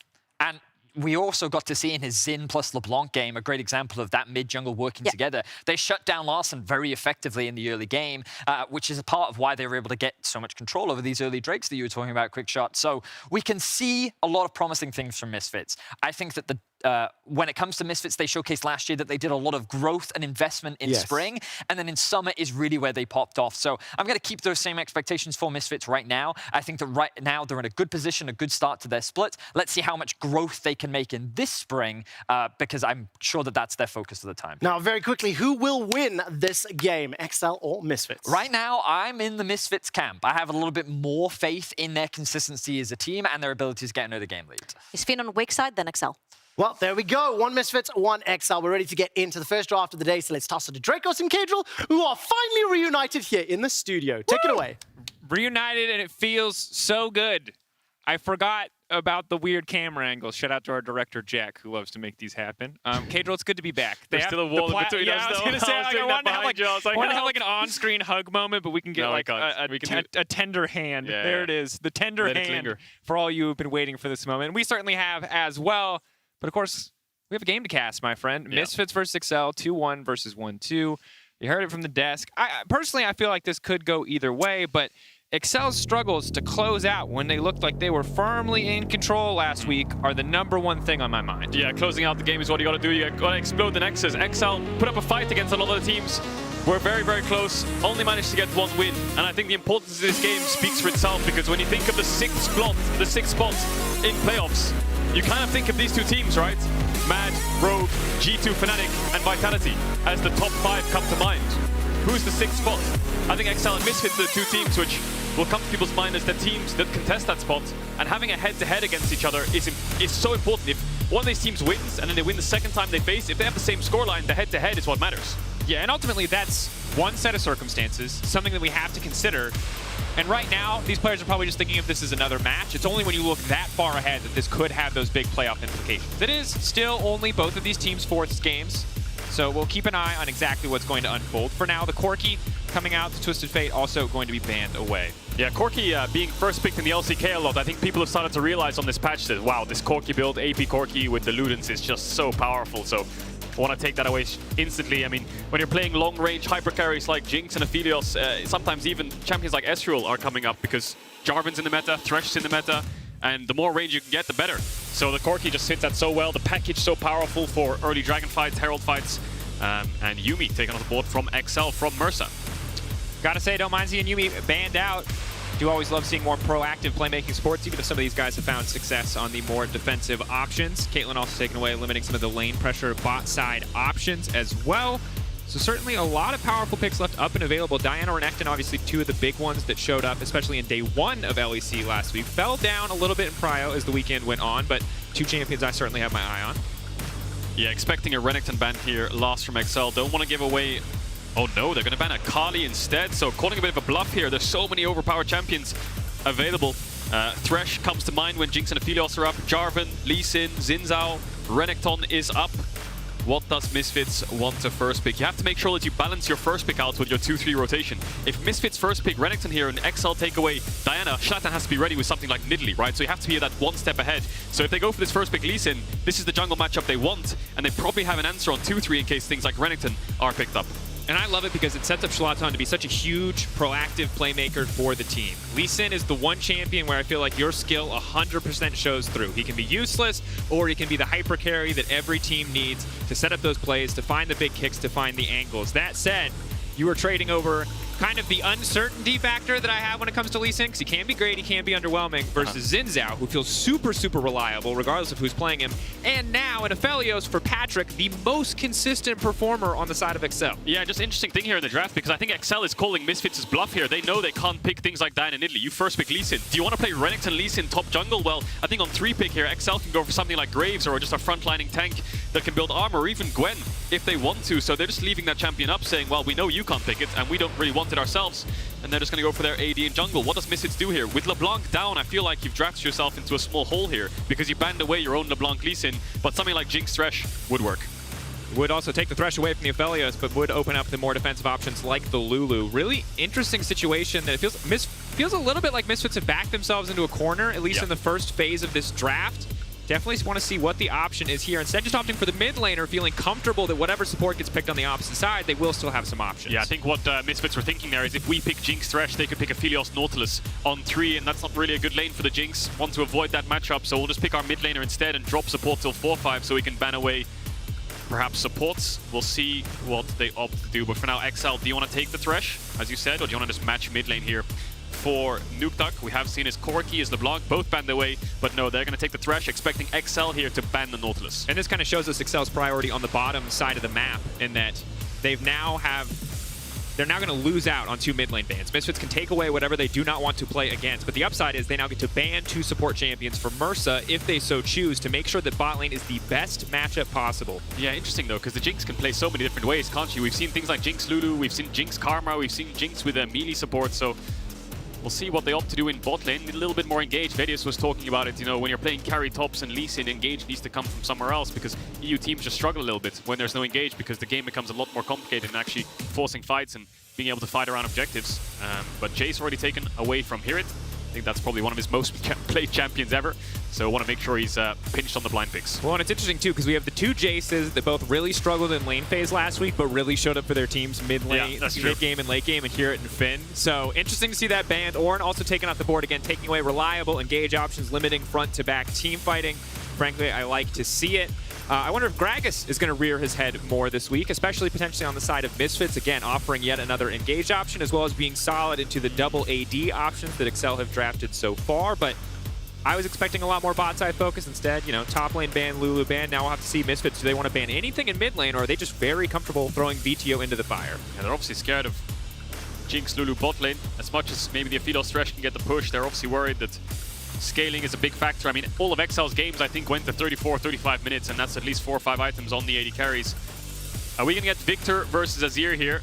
I hope not. Mid lane expects to be picked up here for Excel, so they can counter pick top. Blinding Kassadin here, or picking Kassadin in just one AP lane would be difficult. We'll see what Nukeduck ends up going for. A lot of mid laners banned. I really...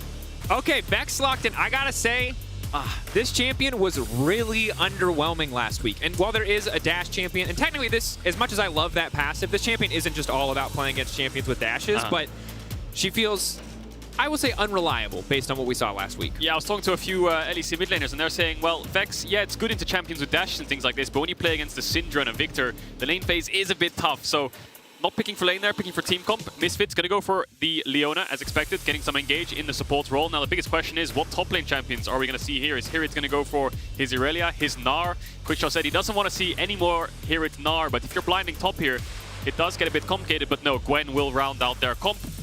And now it's up to Excel. You've already got a Vex that's diving in as Inzal. Do they want another diver?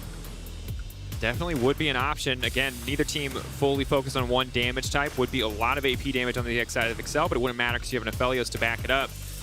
That said, I've really got my eyes on this top lane matchup because here is a guy that we had high expectations from after that best of 5 versus Odoamne last playoffs. Was an up and down week, to be certain. Got bodied by Odoamne in their matchup. Now the Graves coming in to go toe-to-toe with the Gwen. Huge opportunity for Finn to show what he's got. Had an excellent game in the final game of last week. Need to see if he can double down on that performance. Well, this game is...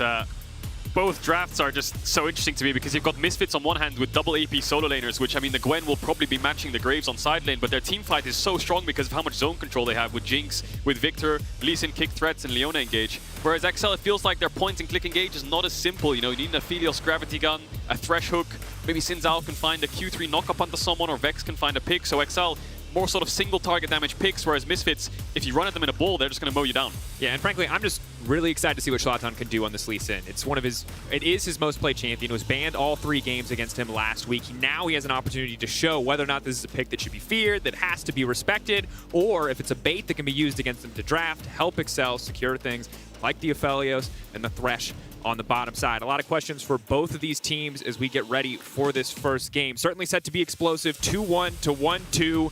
Let's take a look who will come out on top.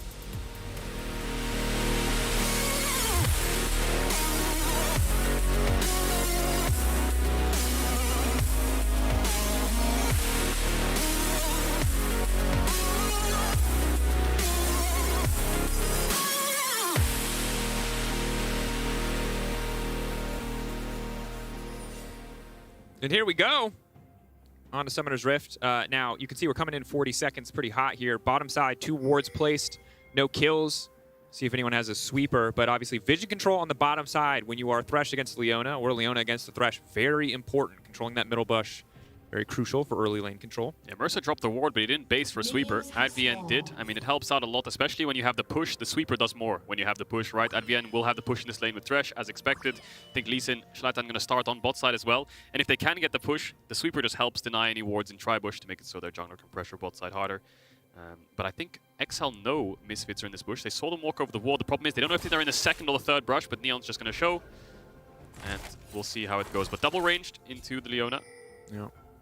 Difficult, of course, because a lot of times if Elliot's level 1, he's got good guns, but he doesn't have any real abilities. That said, Jinx level 1 doesn't really have any real abilities either. So going to be pretty tame, I think, in terms of AD carry trading. You can see both of them just trying to hit the wave. Free autos on Advian when Neon gets the chance.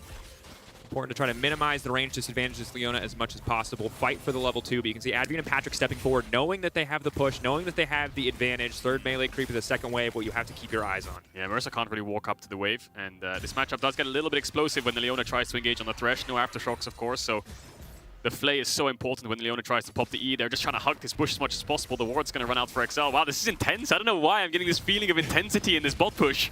Because you've been casting from home. That's true, actually. It's probably the studio. Everything's more explosive. And similarly, it feels like high stakes. If one of these scaling AD carries gets ahead early on, it's a big deal. For now, just a level 2, but a poke onto Patrick. But the kills drops down here on the bottom side. Things could shift very, very quickly. Yeah, Markoon is going to get spotted on that ward. Did go red Krugs Raptors pathing into bot. Zlatan did red Raptors into top side. We'll take Grom to get level 3 and then clear out his blue and wolves as expected. Finn getting early top push, of course. This matchup's been played so much in the eastern regions. The thing is, with this matchup, it's quite confusing because sometimes teams will pick Graves into Gwen, and then other times teams will pick Gwen into Graves. So with the Ghost, Gwen will run the Graves down, and then the Graves just looks to disengage and get the lifesteal, keep the push, and just be sort of like a bruiser-ish in teamfights. Yeah, and we've seen what happens if a Grave gets ahead. There's so much lifesteal, it feels like he's just about unkillable, can easily get onto your back line. But that said, a Gwen with Ghost, if she gets ahead, similar story on the opposite side. So it feels like some potentially volatile lanes here, which naturally means we have to look a little bit towards the jungle. You can see Xin Zhao clearing to the bottom side. Standard from what we saw last week. Markoon and Advian known to spend a ton of time together, and Patrick, definitely a guy who stepped up for Excel last week. Definitely did. I think Patrick was pulling really high-level numbers compared to...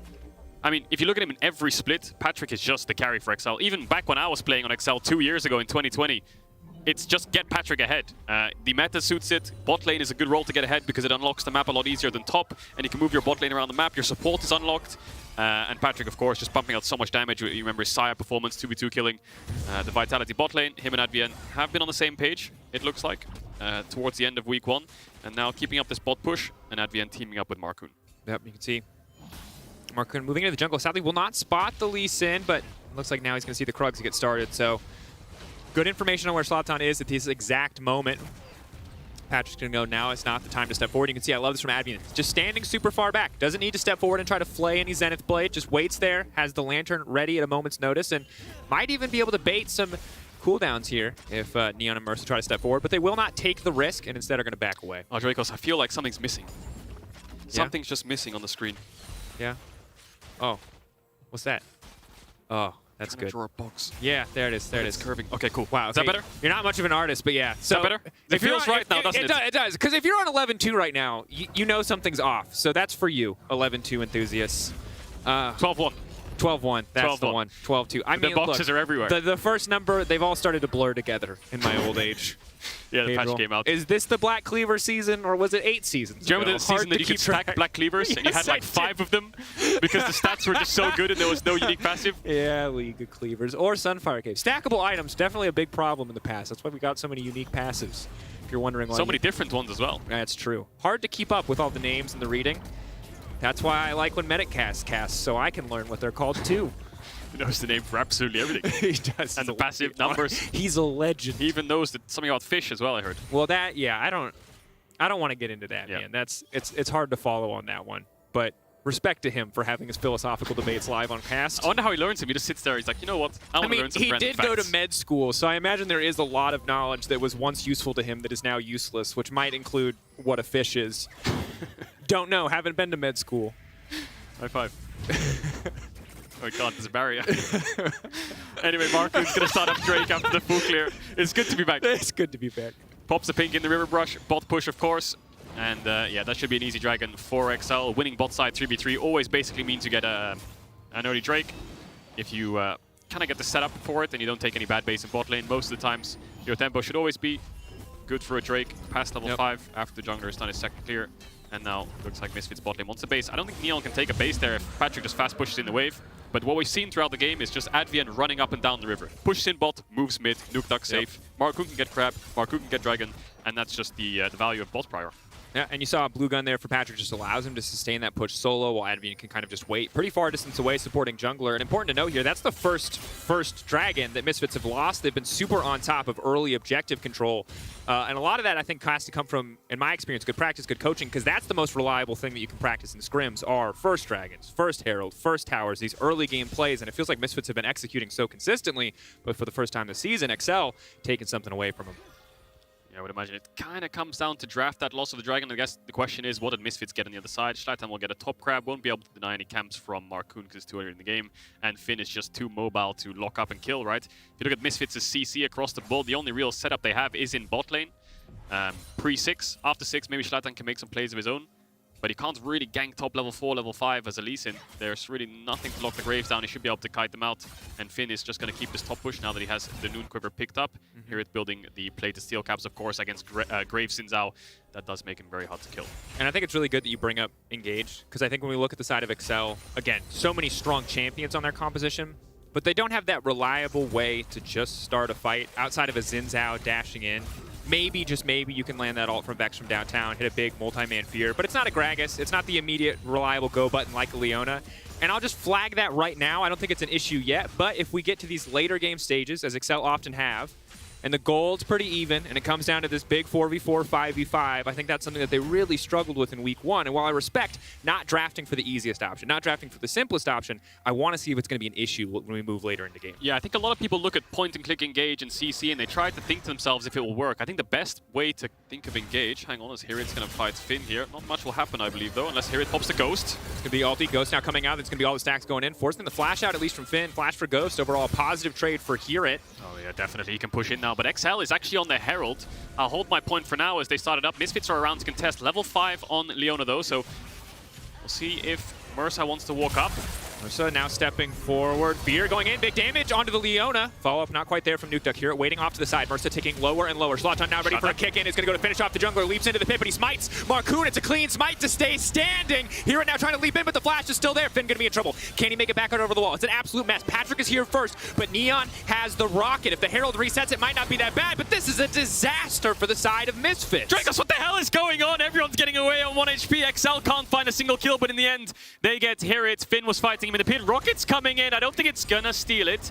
It will cancel Patrick's base, though. So how many plates can Neon get on this bot tower is the biggest question, because he's the only one who's not in this fight. Schlatan's looking to cancel bases again. Is he gonna cancel Patrick? No, he's not. He's just gonna go for this top crab. And Neon, I believe he got 1 plate in bot. We'll see if he gets a second, but the trade-off is always gonna be worth it for XL. Schlatan, very casual fadeaway Q there to finish the crab, but yeah, that's 1 plate, Cadril. That is what we like to call a bad deal. Yeah, because, I mean, Patrick's already halfway to bot lane. You know, if Patrick was stuck top and he had no wave to play on and he was chunked out and he was forced back, and if Neon got 3 or 4 plates, it's actually a losing play for XL because the amount of XP and gold that the Jinx would get. But in this case, very beneficial for XL. So let's look at what happened here, because I think Mersa should have just died here instantly. Looked like held the ult because of the execute damage, but he missed it as Mersa flashed away. It hit Vito, and then Marcoon looks for more. Schlatan's kick here, really confusing. I'm not sure if he was trying to kick flash him into Hirit, but in the end, he goes into the pit. Finn arrives first, Schlatan's forced out, and then as Hirit dashes in, now he's stuck in the pit, and all of XL are around him. Maybe hoping that the kick would keep him locked into the wall instead of sending him over the wall. Hard to be certain for sure, but either way, kicking him into the only thing that can keep him alive in this case, smiting the Herald, is a pretty big feels bad man. Yeah, it definitely is. And just go back to my point about Engage that you were talking about there. Just put yourself in the shoes of Vito. You're playing Victor, you're in mid lane, you're fighting a dragon fight. What are you scared of, right? What is he realistically scared of? A hook? Maybe a gravity gun ult from Patrick, or maybe Nukeduck trying to find a flank on him. The only real thing he has to care about is getting hit by a skill shot from a distance. Whereas if you're playing, you know, Patrick's role, you have to be very wary of where Lee Sin is. You have to be very wary of where Mersa is for engages. And then obviously with the positioning of the carries for follow-up. So the threat on Misfits carries is quite minimal. The only difference is XL have a decent amount of frontline in the Xin Zhao to peel and buy time for Patrick to start moving forwards. That's just one of the things you can think of when you're thinking of Engage. Just put yourself in the carry shoes and what would you really feel threatened by. But anyway, XL going to move down towards his bot side. Dragon up in 20 seconds. They have the Herald as well, and they have full bot side vision. Look at that. Spot out almost everything in their jungle. See if they get deeper wards. Advian has 1 right now.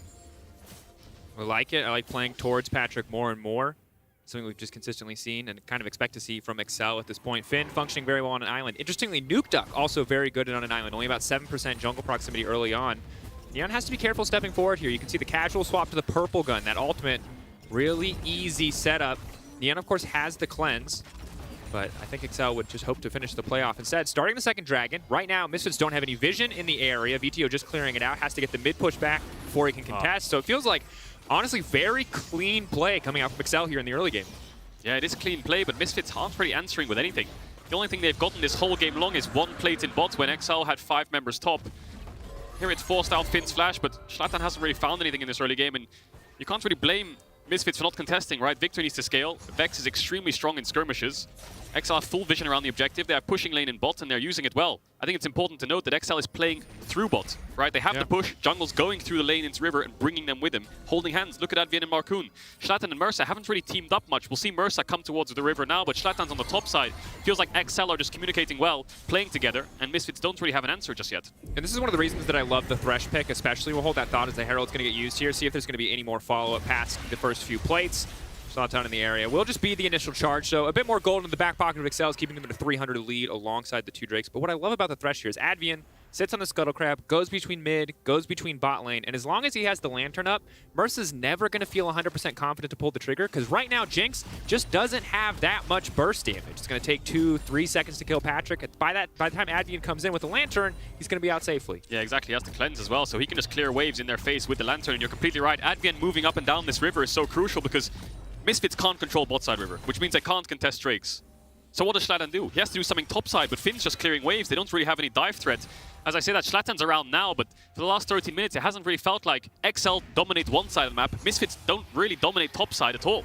Yeah, and now Zlatan's going to be in trouble because Marcoon is in the area, ready to contest, so he will grab away the big Krug, will allow Kira to push in, but just going to donate some Krugs over to the side of Finn, and Finn not going to be feeling too bad. Has farmed very, very comfortably in this lane. I mean, XL aren't really only about 500 gold up, and that's not really the biggest deal here. The biggest deal is the fact that XL have pushing lanes, and they have 2 Dragons under their belt already. 13 minutes in. They could be looking at around a 21-22 minute soul if Misfits don't start pulling the trigger soon. I think the Victor will have double upgrades as well coming in soon. Mythic almost built. Will have level 11 on his ultimate, of course, 2 points. So Misfits do have a lot of firepower. They just need to find an angle. Well, and in a game like this, you have to feel like Excel definitely want to get the setup first. Much easier for them to fight if Misfits are forced to fight into them. Same is true for Misfits, though, with the Victor. Would much rather have Excel try to leap onto them, especially with the lack of engage options, as we highlight, or reliable engage options, as we highlighted earlier. That said, Neon and Mercer now pushing in. You've got Zlatan standing behind them. Marcoon waiting over the wall. This could be something. Could be, as they set up. Now, crucially, Patrick doesn't have his mythic item. Neon does have a Gale Force. The amount of tempo Misfits have in this bot side is fantastic for them, because now Patrick's forced to base, Mercer can retake control of the river, Zlatan can finish his buff and come down towards the bot side. Plates are gone, so Misfits could threaten the tower here, and now Marcoon has to show on the wave and clear it out, so that helps all your lanes out. And just looking at VTO CS after this mid-wave, he'll be sitting at about 170 CS at 14 minutes, doing a little bit of chovying here in the LEC. And I think VTO is an important guy to watch because while Nukeduck gets almost no attention, VTO gets a ton of it. More than 20% of Zlatan's time has been dedicated to VTO. This is something we saw Misfits adapt to last season when they started really succeeding in the second half of summer. It was all that attention spent mid lane on VTO. Now, he doesn't need a Zoe, he doesn't need the Akali anymore, as we've gotten used to. Much more comfortable on a control mage. That said, we have to see what he can do with this lead, what he can do with those numbers on a champion that isn't as proactive like the Victor. Completely right, but at the end finds here.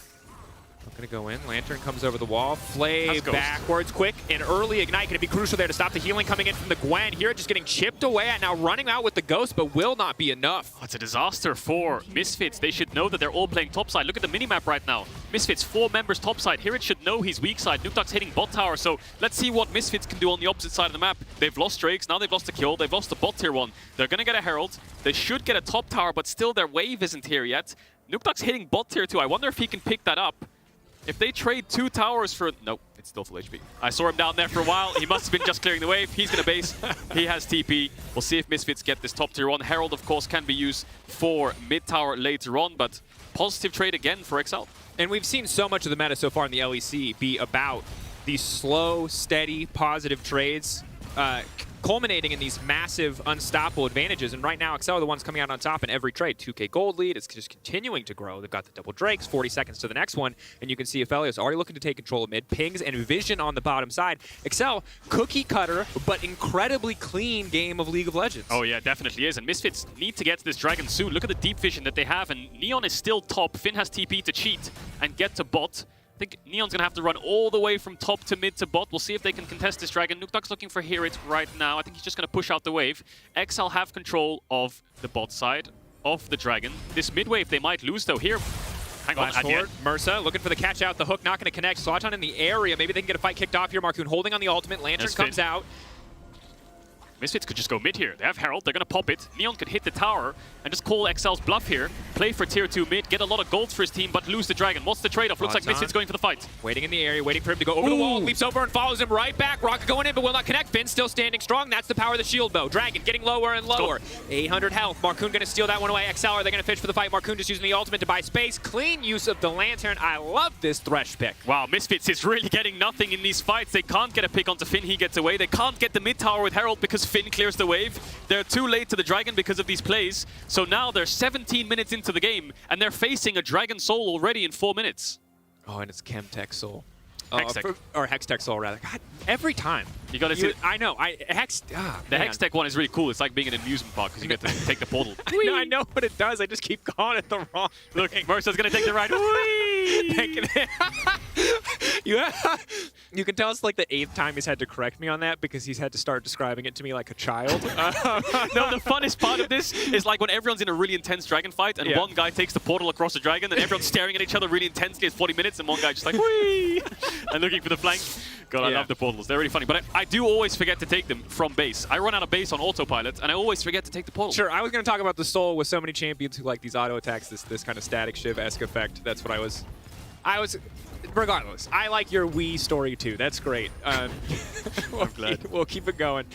Patrick, of course, solid pressure here in the mid lane. Marcoon and Advian waiting in the darkness, ready to fish for a pick here. Gale Force, Flash, Cleanse still up for Neon, so more likely than not, if they are able to land anything, it'll just be burning a few cooldowns. God, it's a bit of a slow game, but XL just stacking up the neutral objectives and have 2 kills. Misfits haven't really done anything, and XL are just running away with it right now. I mean, the positive for Misfits right now is good scaling on your carries. Victor and Jinx, 4, 5, 6 items, however many past 2, they're incredibly strong. Second one is VTO's farm. Really chovying here. Almost 19 minutes in, coming up towards 230 CS. I mean, the farming's going good, but there's still 3 minutes ticking on the clock. And Misfits are yet to get a single tower. Casual. Never mind. We'll see if this gank comes to fruition. XL, obviously. What's that? Finn, solid lead on the top side. Misfits still looking to respond. Did you ever watch Mean Girls? No. Oh, well, I can't make this reference. You had a reference? You had a joke I have ready? a reference No, I haven't ready. seen it. I'm sure. I was like, you can't stop trying to make chovying happen. It's not going to happen. Why? Well, that's the reference. You don't Okay. understand. No, I don't get the rest. I don't get it. But someone gets it, though, right? But someone out there will understand But not my me. outdated pop culture references. Thank you. Anyway, Misfits pushing it on the top side. Finn finally going to have to leave a wave. You might have noticed that his CS numbers are crazy. So bringing us back to focus, well, Misfits will grab this tower, relatively uncontested. They do burn a lot of resources to do it and could put Neon in a difficult situation. That said, Finn, very big individual lead. Oh, leaping in. But I like it. I like the try there. Advian trying to play Spider-Man, Hex Smash over and then hook through the creeps on a route. There's some kind of communication there. Hey, if I Gale Force forwards and route him, can you Hex Flash and hook him? Yeah, we can try. It doesn't work out in the end, but yeah, positive for Misfits. They got a tower so far. Still 2 minutes on this Dragon. I think the biggest thing for both teams now is get as strong as possible before the Dragon spawns. Get all waves, get everything you can. Don't get caught. Save all summoners. Neon losing that cleanse could come to bite him in 2 minutes. We'll see. Certainly could. Patrick continuing to step forward with a lot of confidence there. Mersa waiting in the darkness, but Excel, so many members stacked up here. Could be big. The hook out coming over the wall. Big fire back damage as Marcoon goes in. Advian still standing strong. Rocket goes in from downtown. Neon will find the kill. 1-for-1 support trade. Look at the waves though. What can XL play on? There's nothing right now. Nuktak's just going to go bot and catch the wave. And here it's going to push out top. No TPs invested. Just a 1-for-1. VTO is going to back off.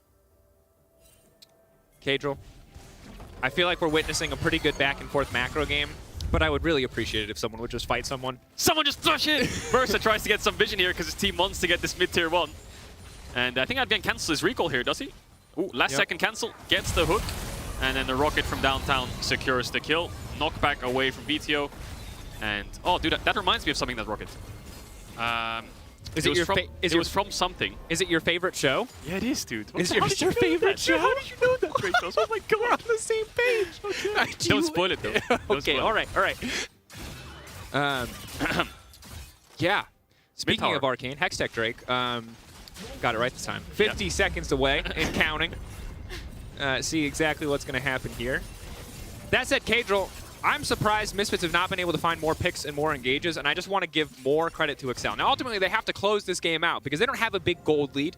They just have these 3 Drakes to their name, but it's been a solid early game, and if they're going to improve on last week's performance, we need to see them transition this to something bigger, and now there's a TP on the bottom side. We might just see a fight. That's very important to note. XL don't have a huge gold lead. It's just the Dragons. If they get the soul, that's massive. That's the gold lead they're going to get from it. So this fight could blow open the game. Advien already respecting just a single Lee Sin Q, a single Jinx W. Doesn't want to get caught out before the Dragon spawns. 8 seconds on this spawn. No waves to play on, so it's just going to be a raw 5v5. Who can find the engage first? Remember, XL's engage is quite difficult to get onto a target. Patrick has to be careful about walking into those pinches, but Misfits are kind of just backing off. They don't want to push too hard here. Instead, getting mid lane priority first. It means Excel are going to be able to start this Drake up pretty easy. Nuke Duck, passive charge, Fear ready to go. 50-50. Maybe Slatan can kick away Marcoon. Go for Slatan. Marcoon now knocking him in. Keep your eyes on the Dragon, but the Dragon might not even matter. Instead, the Jungler just going to be picked off. Marcoon flashing over the whole here and doing so much damage, pairing up with VTO, and the Storm will be more than enough to start knocking down Excel. But Patrick remains standing. Marcoon remains standing. That's going to be the snare. Is he going to go for it? 1,200 health, 600. Misfits taking back the Dragon, the only objective that mattered in that fight, but now they might get a couple kills to back it up as well. So many low health bars. Who's going to commit? VTO going in the flash forward to kill Patrick. Now Slatan in the midst of the entire team. Finn stands strong, but not strong enough. Double for VTO. One team fight breaks the game open for Misfits. They were patient all game long, and they knew they were playing the games on a knife edge on just one Dragon left, but they got the fight. 5 kills for Misfits. Not a single member drops, I believe, and now they're going to all run out towards the top side. Clean 5 for OAce, and this all came off the back of Hirit's just positioning in the raw fight. Marcoon tries to disengage and finish the Dragon. Then we see the turn from Mersa onto Nuke Duck to buy time, and look at Hirit. Leona ult, massive stack up, just melts all of XL, and from there, with the numbers advantage, they close out the fight. Leona ult, Victor ult, and a Gwen stacked on top of it. Certainly a recipe for a winning team fight for Misfits. And it looked for a moment here like Excel might be able to turn it, but no, not only will they give up a Dragon. No! That was close. Bloodwater. I saw 300 HP. Okay. But that's the thing. We just went from a game where it felt like Excel were in total control, playing at the exact pace that they wanted to play at, to now massive gold deficit, no soul, and a Baron buff on the opposite side. Misfits' turn in this game was incredible. Oh, it definitely was. And they just waited for their opportunity. Here it's waited. The Leona just turning instantly onto Nuke Duck, waiting for the stack, and then commits the ult onto 3 members instead of just singling out Nuke Duck. And that's just the power of scaling. That's the power of 2 items. That's the power of team fights past 20 minutes. You lose a fight, 5-0, it doesn't matter how good your early game was. That's it, Baron, and they're going to retake all objectives on the map. Tier 1s will fall, Misfits will get all 3 outers, and it's just a lot of standing gold on the map for them. And it's so difficult now, too, because you've got 2.5 items on Jinx. She's only getting stronger.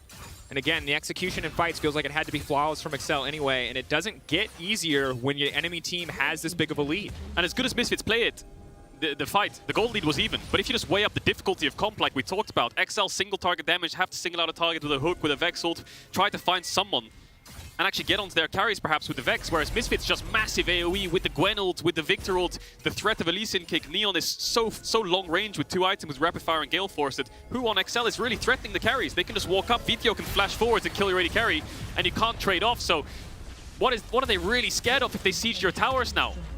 And I think it's always oversimplifies things just to look at draft, but I do want EU fans to keep your eyes on this Vex pick, because I think we continue to see it not really be able to impact reliably in those hugely clutch moments. That said, still lots of time, still opportunities to turn. Only a single member locked up. That's Leona. Nuke Duck going in. He's only going to be able to fear 1. Slatan out to the side fighting Finn. The Q will go a little bit wide. Misfits standing strong as they push in on the bottom side. Excel burn a few cooldowns, but they will get nothing else. That's the kind of engage XL will do. They'll use a gravity gun to follow up with a hook, to follow up with some more CC from the Xin Zhao, or they'll use a hook to use a gravity gun. That's kind of how they do it. They lock onto one target and then try to pull them into XL and just assassinate him with the Vex follow-up, with the Graves follow-up. This time around it didn't work. Here it was able to get away. Bot tier 2 is gone. Mid tier 2 is gone. 5 towers picked up for Misfits already now. They're threatening the tier 3 bot. Should be able to break this one down. And again, XL really do not have the tools to stop this push. They can stop Hirit's push and really only Hirit's push. Nuke Duck standing off to the side, maybe hoping to fish to find a pick onto Hirit so they can force a 5v4, but instead, Misfits feels like they just walk into Excel's base. Excel without any quick way to pull the trigger means Misfits walk in slowly but surely, break tier 2, break tier 3, break the inhibitor, and walk away unscathed. Yeah, look at Neon, level 15 on Jinx. He's the same level as the top laners right now. 270 CS at 26 minutes in. VTO still really high CS numbers as well. Incredibly good scaling on both of these carries.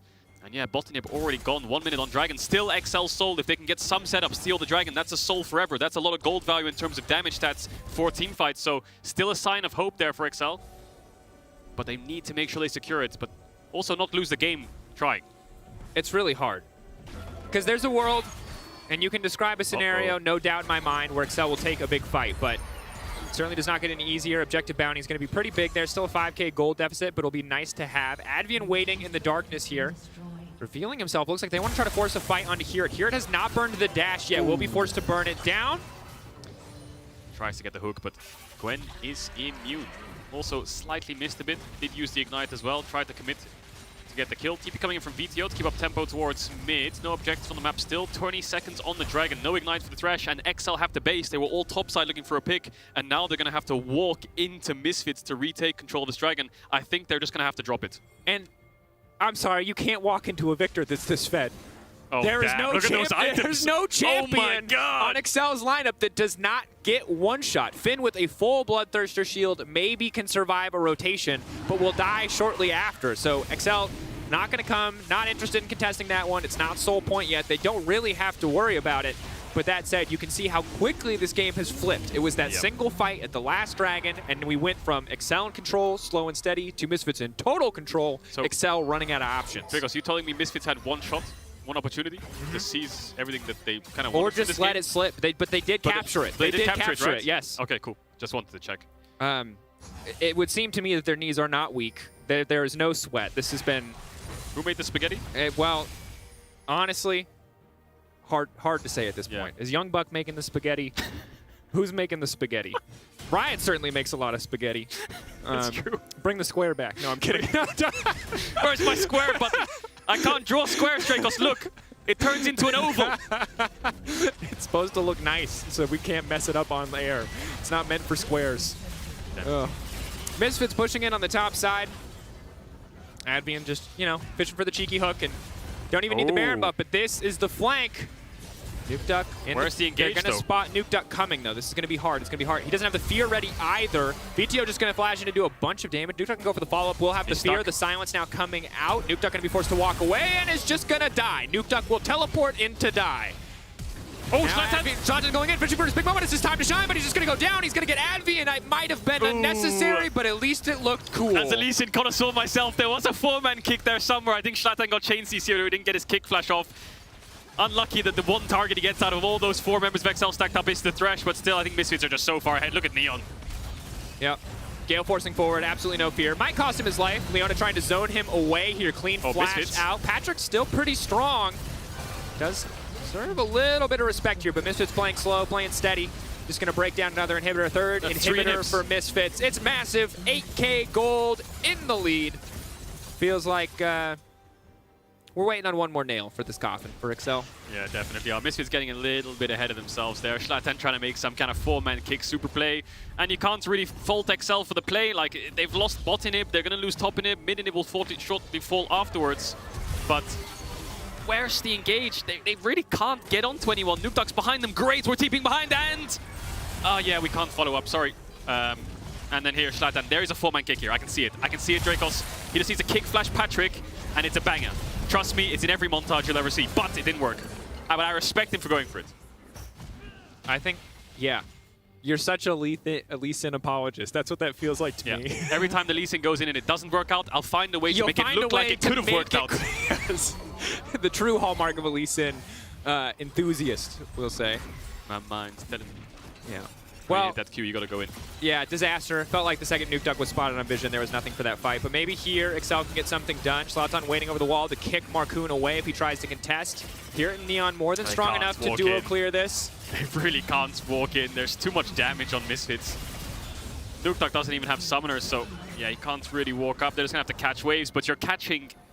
And catching waves is great, but not when you're 3 inhibs down against the Baron. Those waves aren't catching... You're not catching the waves are catching you at that point. Yeah. So I think Misfits just going to buff all 3 lanes, and XL is just going to get kind of herded into their nexus. They have to fight eventually. Patrick might be in trouble. Caught out here, has the Gale Force, can dash away. He's going to wait. Mercer trying to predict there, it looks like, so not going to find anything. Patrick will get slowed down, but there's no follow-up. Feels like this should be it. One final fight for Excel. Patrick, the most important member. Advi and Gale Forcing, or not Gale Forcing, sorry, Hex Flash again. Gale Force out. Gale Force Flash will not come to fruition, but there it is. Big damage. Patrick now flashing forward. Nice follow-up coming in. Finn off to the side. Can do big damage. Back return. That's a shutdown. 200 years, baby. Where's it going to go? It's all falling away because there is the kick. There is the finish. Zlatan Lee Sin finally showing up in the 31st minute. A rocket. Gonna seal the deal on that one. And Misfits going for the triple. Jinx. Going for the will not be able to find it. Will they dive to Taxis? It does not look like it. That's gonna be a Misfits win. That's gonna be a 3-1. Yeah, pretty clean game for Misfits. The second they got that one fight, from that point onwards, they were just dominating the game. Took all towers, took all the nibs, and denied the soul. Clean, simple, and easy. Good scaling from the champs. Really good comp overall. All planned, some would say. All planned. Yeah, easy clap, all planned. Yeah. Cage, I don't know how to feel about that game. On the one hand, congrats to Misfits. On the other hand, Excel, how many times we're going to watch these games where you're neck and neck in the gold, you're so close, it feels like you're winning in small little bits here and there, but you can't find a bigger lead, a more meaningful lead. This is the team with the highest close percentage in the league. Almost 70% of the time they spend. What's their percent? 68.6. Oh, they need 0.4% more. They do, don't they? That would be nice. Well, VTO, Neon, Mursa, at LEC on Twitter for your Kia player of the game. Let us know who you want to go for there. My favorite character is Jinx, so I'd say Neon. But I'm biased, because, I mean, we talked about this earlier. But I won't spoil. Okay. Well, Misfits move on to 3-1 with this win. And Laura's going to be joined by their rookie support, Mursa, after the break. Don't go anywhere. We'll be back with more league content soon. It's good to be back. It is! Woo!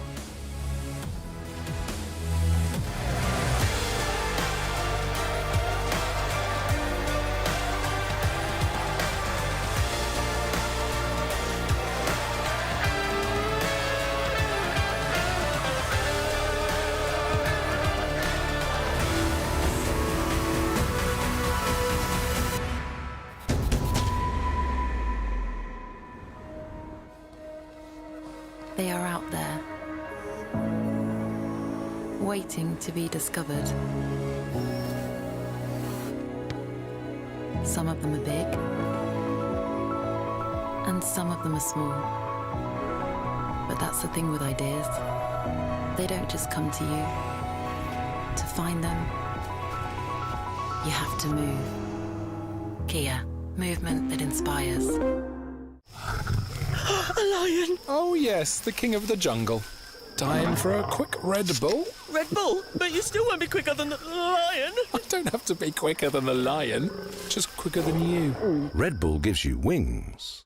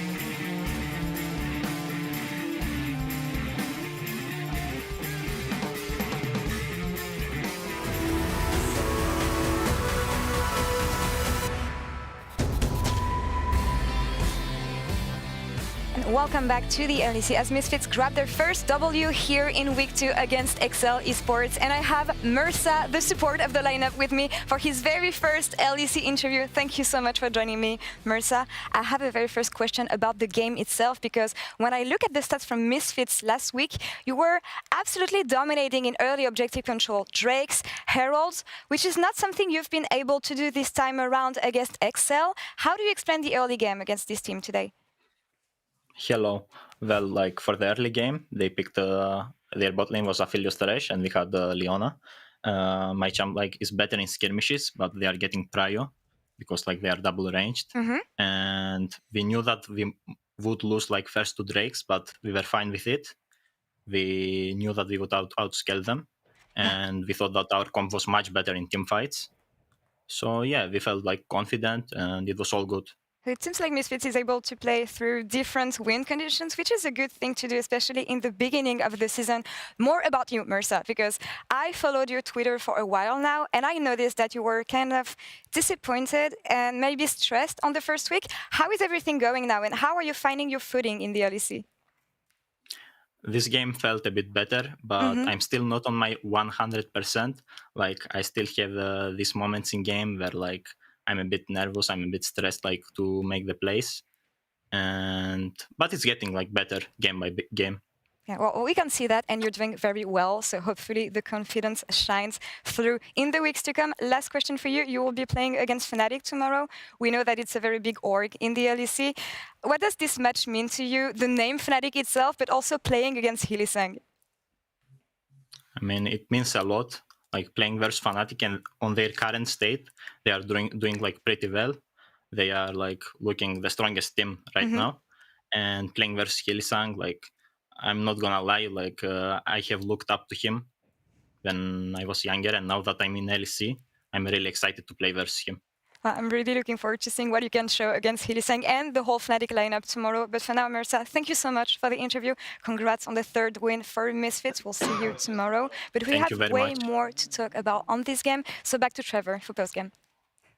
Thank you very much, Thorn. Congratulations to Mursa. A fantastic Leona ultimate later in the game was super, super important. Before we dive into that replay, I do want to talk a little bit about the picks and bans. And it shocked us a little bit. Drakos and Kadril were talking about as well. Trouble, what was your take on the draft? Okay, so I felt like this was a very Misfits draft. We've been talking about Schlatan's Lee Sin. Schlatan's Lee Sin goes through. We're expecting a lot of explosions in the early game, but I felt like I'm a little bit confused about the LeBlanc ban right there. Maybe we suggest that then Excel would ban the Lee Sin. That's why they banned it themselves. I would just like a little bit more of an aggressive, more proactive approach in the mid lane. But I think this all in all is a very well-rounded composition for Misfits. You've got a weak side top lane that will scale very well into the late game. Neon and Mursa have been doing incredibly well in the bot lane, and they took the lead, also scaling really well. You've got the engage, you've got the disengage, you've got 2 carries that can create consistent damage, AP and AD. Overall, on the side of Misfits, I feel like it was very well-rounded. When it comes to Excel, I felt like it was a little bit opportunistic on the engage side of things. Yes, they had short range, yes, they could move backwards and peel, but when it comes to making the proactive moves themselves, you've got just a hook in there from a thresh that needs to land on the correct person. I ultimately think that Excel's composition was good in how they executed it. It was great insight there from Mursa, where he talked about how we felt we were weaker in skirmishes, and that makes a lot of sense, especially when you think of like the 1-item spike, when you contrast that to what Misfits have as well. You know that Excel's going to be stronger, and I have to respect Misfits, because obviously the casters were a little bit confused. We were a little bit confused, like, why aren't we seeing something more aggressive paired up with this Lee? Because honestly, it felt like Schlatan was just walking around not doing anything in the early game, but he didn't really have many lanes to do anything, yet they were ultimately building up to this idea of scaling. And I think that it was very prevalent in the draft where they prioritized Jinx Victor. And the moment that they locked this in, they set a very clear, we want to team fight approach. Yep. And I think this is some of their learnings from last week, where they sat there and said, we drafted LeBlanc's in, we got an early lead, we couldn't convert it, so let's not bother trying to get an early lead. You're good at Lee Sin, let's actually just draft scaling and know we'll be better in fights. I do have to move us along and actually bring up that team fight that both Mursa and the analysts have talked about. I mean, Mursa was straight up. We knew we were going to lose the first 2 Drakes. They knew they had scaling and team fights. And Vedius, talk me through what was the game-defining moment. Well, I was really pessimistic about that engage from Mercer, but then he followed it up with such an insane ultimate with which Hirit was able to immediately capitalize on. The fact that those two basically won the whole fight 2v5 was pretty incredible, because at this point, XL did have an ever so slight gold advantage, and you felt like with their positioning, there was a good opportunity with Misfits coming into them that they could find a good fight. But the way in which that fight played out, the fact that they all ended up grouping up to allow for that multi-man Leona ult, just beautiful combo from Mercer and Hirit there. Really, really well executed by the duo. And honestly, I feel like in this particular team fight, it brings back all the question marks that we have about XL and their decision-making when they're about to take a really important fight like this one, which was so point for them. Like, up to that point, they've done so well, accumulating all the dragons. And then Nukeduck hesitates onto the engage when Misfits come bunched up together as 5. They allow a melee support like Mercer to walk into a Graves, Thresh and Vex with the fear up. So a lot of this decision-making in the mid-game when it comes to team fighting and engaging, still a question mark. Difficult composition to pull off, gigantic lead that was ultimately overthrown by scaling. One of the members on the scaling squad for Misfits was Vitio. He had another fantastic performance. He also wins the Kia Player of the Game with 68% of the votes. And this is, in fact, his third POG in 3 wins, leading the leaderboard as the only player with 3 of them. Almost. All right, I do want to move this on because we've got a pre-match to turn our attention to. It is going to be Fnatic taking on Astralis. These are 2 teams on completely opposite ends of the standing. Let's start with Astralis. They're chasing their first win in 2022, but they have had a very difficult schedule thus far. I mean, what are they looking down the barrel of today? Is it is there any possibility here, Georgia?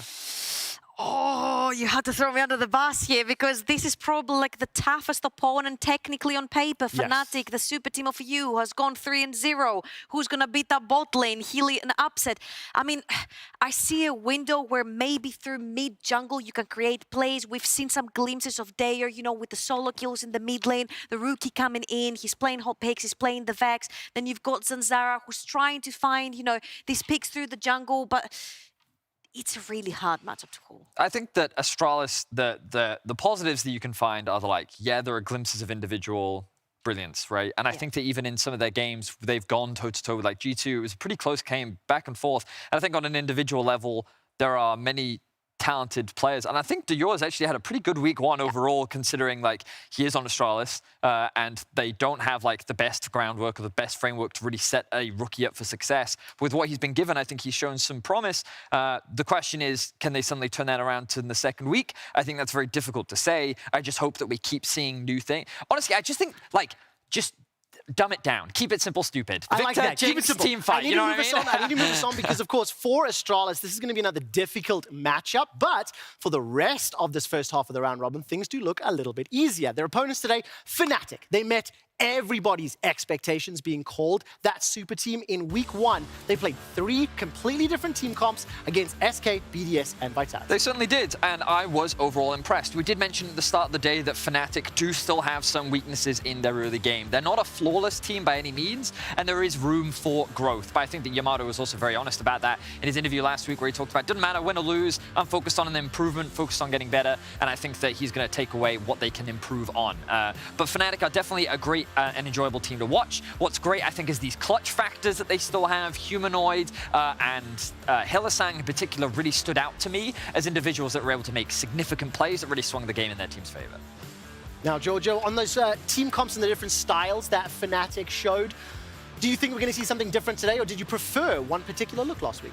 Honestly, I would love to see them keep on evolving, play something different again and again and again, because then you make it so difficult for your opponents to read you. And we know that they have such fantastic individuals that can pull off pretty much anything. I mean, here we also see their team compositions from week to week, right? You see Wonder, unfortunately, stuck on the weak side. That doesn't change. Hopefully, we might see him this time on a strong side. Maybe that would be the difference maker. I absolutely love that point you brought up. Maybe if this were a time to experiment with a 3-0 lead, continue testing the players. He's on fire. Put him on. Believe in the system, as Yamato would say. We're about to jump into game between Fnatic and Astralis.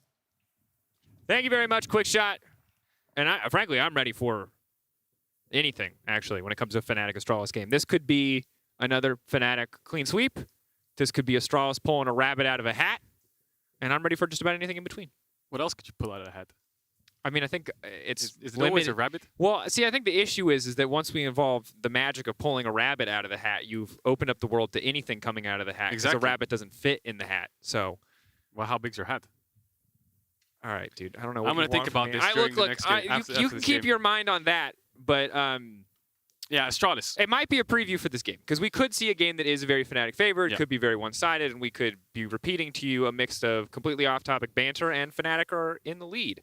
Hopefully, for the sake of Astralis, though, they'll be able to fight back. They will have ramped up from their Week 1 form, which was, to the surprise of no one, a little bit shaky coming in. But Dayor did not do too bad, I think, in his first week on stage. Want to see more from him. And as we enter picks and bans, we're going to have a pretty good idea as to how Fnatic are looking to approach this week and see if Astralis have updated their strategies at all heading into Week 2. Will we get an upset is the big question. This is top of the table versus current bottom of the table. 3-0 versus 0-3. Who will come out? Will it be a 1-3 for Astralis? Will it be a 4-0 for Fnatic? A lot of people are atting me, Dracos, and they're commenting on Euphoria now and then saying Fnatic might go undefeated this split. I'm not sold on that, but this win will get them one step closer. That's all I'll say. But that means that every game has to be a confident win. This is a banger. My God, that baseline. The song? I'm just It's here a bopper. I'm here for anything that's like remotely funky baseliney. Just like Astralis are here not to deal with upsets Caitlyn or LeBlanc. Makes a lot of sense. That said, Fnatic Trundle. taking away Zanzara's Trundle. I respect it. The W Max enthusiast there in the jungle is a man who does get work done in the early game. Yeah, a couple OPs still up. Things like Jarvan, Thresh, Renekton, which we didn't see at all last game. Jinx, Aphelios still up as the priority ADs. Corki, which is banned away a lot on the first rotation bans from both sides, actually. I would say mostly red side. But with the Thresh ban, it signals that maybe Astralis want Jarvan, because obviously the Thresh does well into the Jarvan. Jarvan banned away, but all the smiles and laughs coming out of Fnatic. And what does Astralis want to first pick here? I mean, they've got really pick of the litter. For me personally, Corki feels like one of the strongest champions in the meta right now. You've heard people complaining about the power of the package on social media. I think the Luden's build is a little bit nuts. Yeah, the Rockets take 75% of an AD carry's life bar with 3 items if you get the big one. Yeah, did get a while. I watched you play that earlier. Actually, I guess it's a better reference. The LCK and LPL games, the Ravenous, the Muramana, the Luden's Echo. Just the amount of damage that comes out of this champion is ludicrous. That said, Fnatic, again, with only LeBlanc banned away, have a lot of options in terms of what they want to play into it. They are going to get their hands in the Lee Sin, exciting for Razork, and I cannot imagine we're going to see a Zed. No, definitely won't. And I think there's a couple other champions that have been floating around, and most notably Akali. Tank Akali, Chem Tank Akali, Conqueror, Demonic Embrace. Will we see that today here in Europe? We saw it there again in the. We keep referencing the LCK and the LPL, but they play it before the LEC, right, in the morning. So that's what kind of crops up. Will we see that champion picked today? I wonder. But Lee Sin and Jinx going to round out Fnatic's comp. Now Astralis have a couple options. You can match jungle AD here. You can pick full bot lane if you have confidence to drop your jungler. Because we know Zanzara has his notorious picks. Of course, Skarner is good into Lee Sin as a jungle matchup. It's actually quite a counter. Rek'Sai, Skarner do well into Lee Sin, so maybe they could pick full bot lane here and go 4-5 if Zanzara has a champion. Or the only worry about that is blinding support too early without bans is dangerous, but Zyra can already for Astralis. Now Fnatic, if they want to pick an option to go into the Rakan, certainly have to select it now. Instead, they're going to opt for the Orianna to come out pretty early on here. Decent matchup into the Corki. Obviously does have a pretty solid laning phase for herself. That said, Kabe, if he goes towards the lethality bot side build, the Eclipse that we saw Patrick pull out in the previous week, it can be super, super explosive. Brave of Astralis to try to go for a kind of aggressive style bot lane into the likes of Fnatic, but we'll see how it works out. Yeah, a lot of supports available for Fnatic to pick. I mean, you can play even range supports into Zyra. Things like Jinx Lulu, you can even play Jinx Leona, Jinx Nautilus. So we'll see what they opt into. But Orianna, interesting early rotation. Wouldn't expect it to get banned away, but Humanoid, most played champion last year was Orianna. 20 games, 65% win rate. It was his most successful champion last year, next to Twisted Fate. So good pick up there for Humanoid, who's been doing very well so far on Fnatic. Has slotted in quite nicely. And now, looks like in the second ban phase, Fnatic's trying to target jungle here. Astralis targeting top. I really wonder if we will get a Skarner pick from Zanzara. If they ban away things like Xin Zhao's already down. Viego could be another ban. Well, and I think the big thing here is outside of the Rakan charm, which feels like the really reliable CC against the Lee Sin, it feels like Razork just has so much freedom to get into the backline. Now, admittedly, there's a Corki package. You'll be unstoppable during that. Xayah has her ultimate up and available, but with the Xin ultimate taken off the board, Razork, if he ever finds the angle, should be able to get into Strahl's backline super quickly. Kennen now also going to be banned away, limiting the potential for some of the Wombo potential from White Knight. And the benefit of having Wunder on Fnatic is his flexibility. We've seen Gwen, we've seen Gragas. We know he can play tanks like Ornn as well, so when you go into drafts like this, you know, when you're playing up against the last pick, Wunder on Fnatic, he might pick just a tank into your matchup and go neutral, or he might pick things like Gwen early or late to try and get a winning matchup. So we'll see what he opts into, but for now I'm expecting Fnatic to pick up support unless they prioritize the top laner heavily. Lulu taken away. Jinx Lulu, of course, extremely powerful. Aphelios Lulu. We know scaling so important. We saw it last game. One fight decides the entire game, and there's the tank Akali. I hope it will be picked up for Wunder. Chemtech Akali, yeah, coming out. I hate Tank Katarina. I hate Tank Akali. If you're playing a Tank Echo, Fizz, Tank Echo. Fizz. Oh, you remember Tank Fizz? I do remember Tank Fizz. With the Iceborne. Iceborne or Blade of the Rune King, that AD on hit Fizz was also obnoxious. If this is good, trust me, Riot will nerf it soon. But for now, it remains strong. So Fnatic going to try their hand at it. I like the Gragas coming out. Certainly a lot of tools to disrupt. In a mobile carry like the Orianna and the Jinx before she gets a reset. Certainly saw Wunder with a solid performance on it last week. Maybe White Knight can do the same. Could also be in the jungle. Is important to call out before we see the final lock. Greg is such a strong top laner right now at denying basically almost every carry top, going neutral, being really good frontline, full engage if you want it to be. And there's the Viego picked up for Zanzara as it's hovered. I mean, Fnatic could have banned away. Oh no, Poppy actually, of course, just completely crossed my mind. That's happening a lot again in the LCK. Poppy jungle is being picked so much into Lee Sin, into Jarvan, into Xin Zhao, into LeBlanc, all these champions. Poppy is the counter, and we're going to get another game of Hylissang Zilean. And as much as I like the Zilean pick, you know, it's Hylissang. I want to see Hylissang smash in all the time. Exactly. I want to see him on Leona and Rakan and things like this, but no. Gonna go for the Zilean. Yeah, Poppy jungle so powerful into Akali or Lee Sin already, I think top side. The importance of the Gragas Poppy is you have such powerful carries with good range in the Corki Xayah. The Poppy Gragas stop Lee Sin and they stop Akali from getting onto your backline. The thing that I really like about this, when we look at the stats, and we'll get a chance to do this when we go into the game, Fnatic's early game has not been consistently crisp and clean. They were in a deficit a lot of the times. And if you can scale with this Astralis composition, you have Gragas for disengage, you have Poppy to stop and engage, and you have double hyper-scaling carries that are super reliable in terms of their raw damage output. Now, you are playing against a Zilean who scales pretty well, and if Akali gets through the Gragas and the Poppy, she's going to be a problem. But it feels like Astralis are set up to go into the late game and to fight super well with the tools that they've drafted for themselves. Yeah, Fnatic have a strong late game as well, though, with the Zilean, Jinx, Orianna. It will all come down to team fights you expect. Not too much sideling on both sides. Something worth tracking, most certainly. Inevitably, jungle matchup early on. Zanzara feels like he's going to have to play a little bit more of the defensive side. Certainly, you can just leap in there with the Poppy E and knock somebody into a wall. But Lee Sin, oftentimes the much more proactive champions. Razork, it was an up-and-down week last week. Want to see what he can do with Astralis versus Fnatic starting now.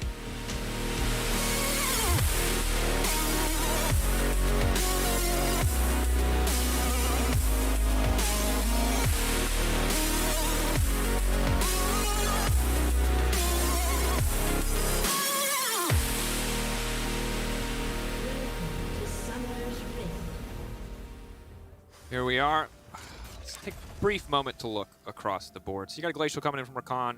First strike coming from Corki. Pretty stock standard. Phase Rush, interestingly, from Zanzara. I like it. Kind of get in, get your combo down, and get the heck out as fast as possible. A lot of move speed with the W, with the Phase Rush. We've got Aery on Xayah, so that'll be the lethality build coming out from Kobe. I think it's Eclipse that you go into. We'll see. Man immune, things like this. Wunder expecting Chem Tank Akali, full tank Akali. We'll see if he opts into it. And interestingly, the last one here, Humanoid going Electrocute on Orianna. Normally we see things like Aery for poke in lane, but he's going full burst. Yeah, a lot of confidence. Need to be able to hit, you know, QW auto. Definitely not too bad after the first few levels. See if Dayor can respect this. And I gotta, again, I think we're underestimating the potential, or a lot of people are underestimating Astralis, let's say that. They're 0-3, but they're a team that has surprises before. But just to set expectations for this mid lane, Dayor said it himself. He thinks Fnatic is the strongest team right now, and he wants to get whooped by Humanoid. Shout out to Megalodontus, who did this wonderful interview, and they talked a little about the disappointment in the week. But just to set expectations... What is that comment? I want to get whooped by Humanoid. Well, Dayor's very much in the growth mindset, right? He's a fresh player to the stage. He wants to grow as much as humanly possible, and you have to lose to the best players in the league if you want to eventually be better than I think than the best players in the league. That said, very rarely do we hear people say it so candidly, and we'll see how it works out for him. Right now, so descriptively. Yeah. I think, you know, some people will be like, you know, I think Humanoid is one of the best mids in the LEC. You know, he won 2 back-to-back titles. I want to get the experience. I want to see what he's like. No, I want to get whooped by him. Yeah. For now, it's level 2, so we'll see what happens. But keep your eyes on which side of that mid lane matchup is getting the whooping. We'll have to find out. Yeah, Fnatic, I think in the early game have really good pushing lanes. Zilean lane into the Rakan will always get the push, of course, because double ranged. Orianna will win early trades against the Corki, who can match the push, but the problem is he has to trade his HP for it because Orianna outranges him. And Poppy and Lee Sin, of course, pathing towards bot. Want to make sure they can contest. Razork wants to keep bot push up, and Zanzara wants to punish it if they overextend with the setup that they have with the Rakan, Xayah, and the Poppy. Yeah, and we can also see Promiscu. Previously, we saw Predator into this bot side. Zilean matchup instead. Again, the Glacial will mitigate some of that damage threat. And checking in on the top side for now, Wonder keeping the push. Zanzar really the guy that I want to watch, see what the Poppy can do in the early game. Clearing on pace pretty well. Not a jungler I've seen a lot, so always good to see that she can actually jungle. Yeah, the power of Poppy is not the 1v1, it's the power of the Poppy in like 2v2s and 3v3s, right? If you imagine just a top 2v2, the Poppy will be able to negate a lot of the Akali and Lee Sin kind of mobility. That's the whooping we were waiting for. Yeah, Jayor is going to have to base here and TP back. Humanoid can save his, and now what happens in this kind of lane phase is when you force the enemy mid laner's TP or top laner's TP so early on, what you want to do is trade really aggressively into him when he TP's back, get as many of his potions from him having TP back, use your HP, and then TP back yourself. So you basically trade your HP, even in bad trades. Cobus gets stunned. Hard to keep that trade going. Yeah, in the world of Smash Bros, we call it extra credit when you're a stock extra up, credit, or exactly. TP up in this case, and you just get a little bit extra percentage of the health on someone. So crap fight though. Razork wants it. Zanzar's level 4. He spots him out now. He's gonna have to chase him down though. Level 4 going down. Wonder in the area, low energy overall. The land of the Shuriken flip, so good damage now trading back.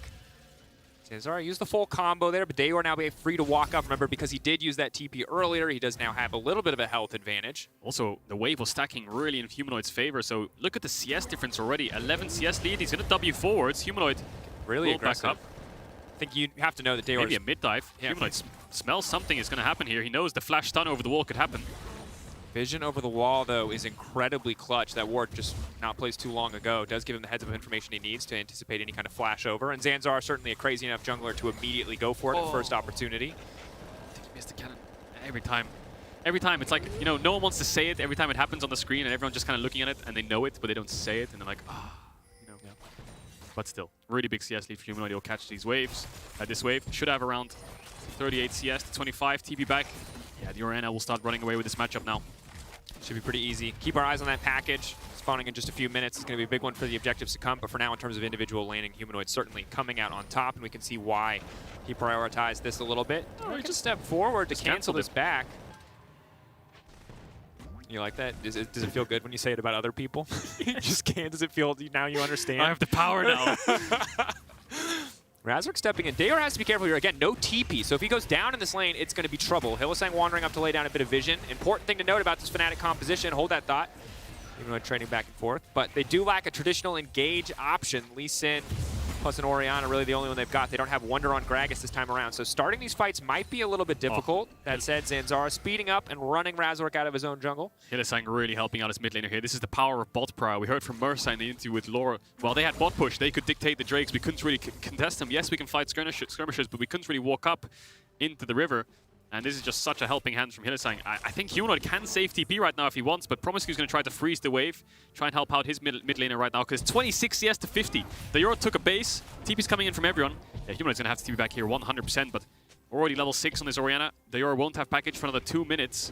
And as much as the game is quite slow right now, it's just winning lanes in mid and bot for Fnatic, which is getting them this gold lead.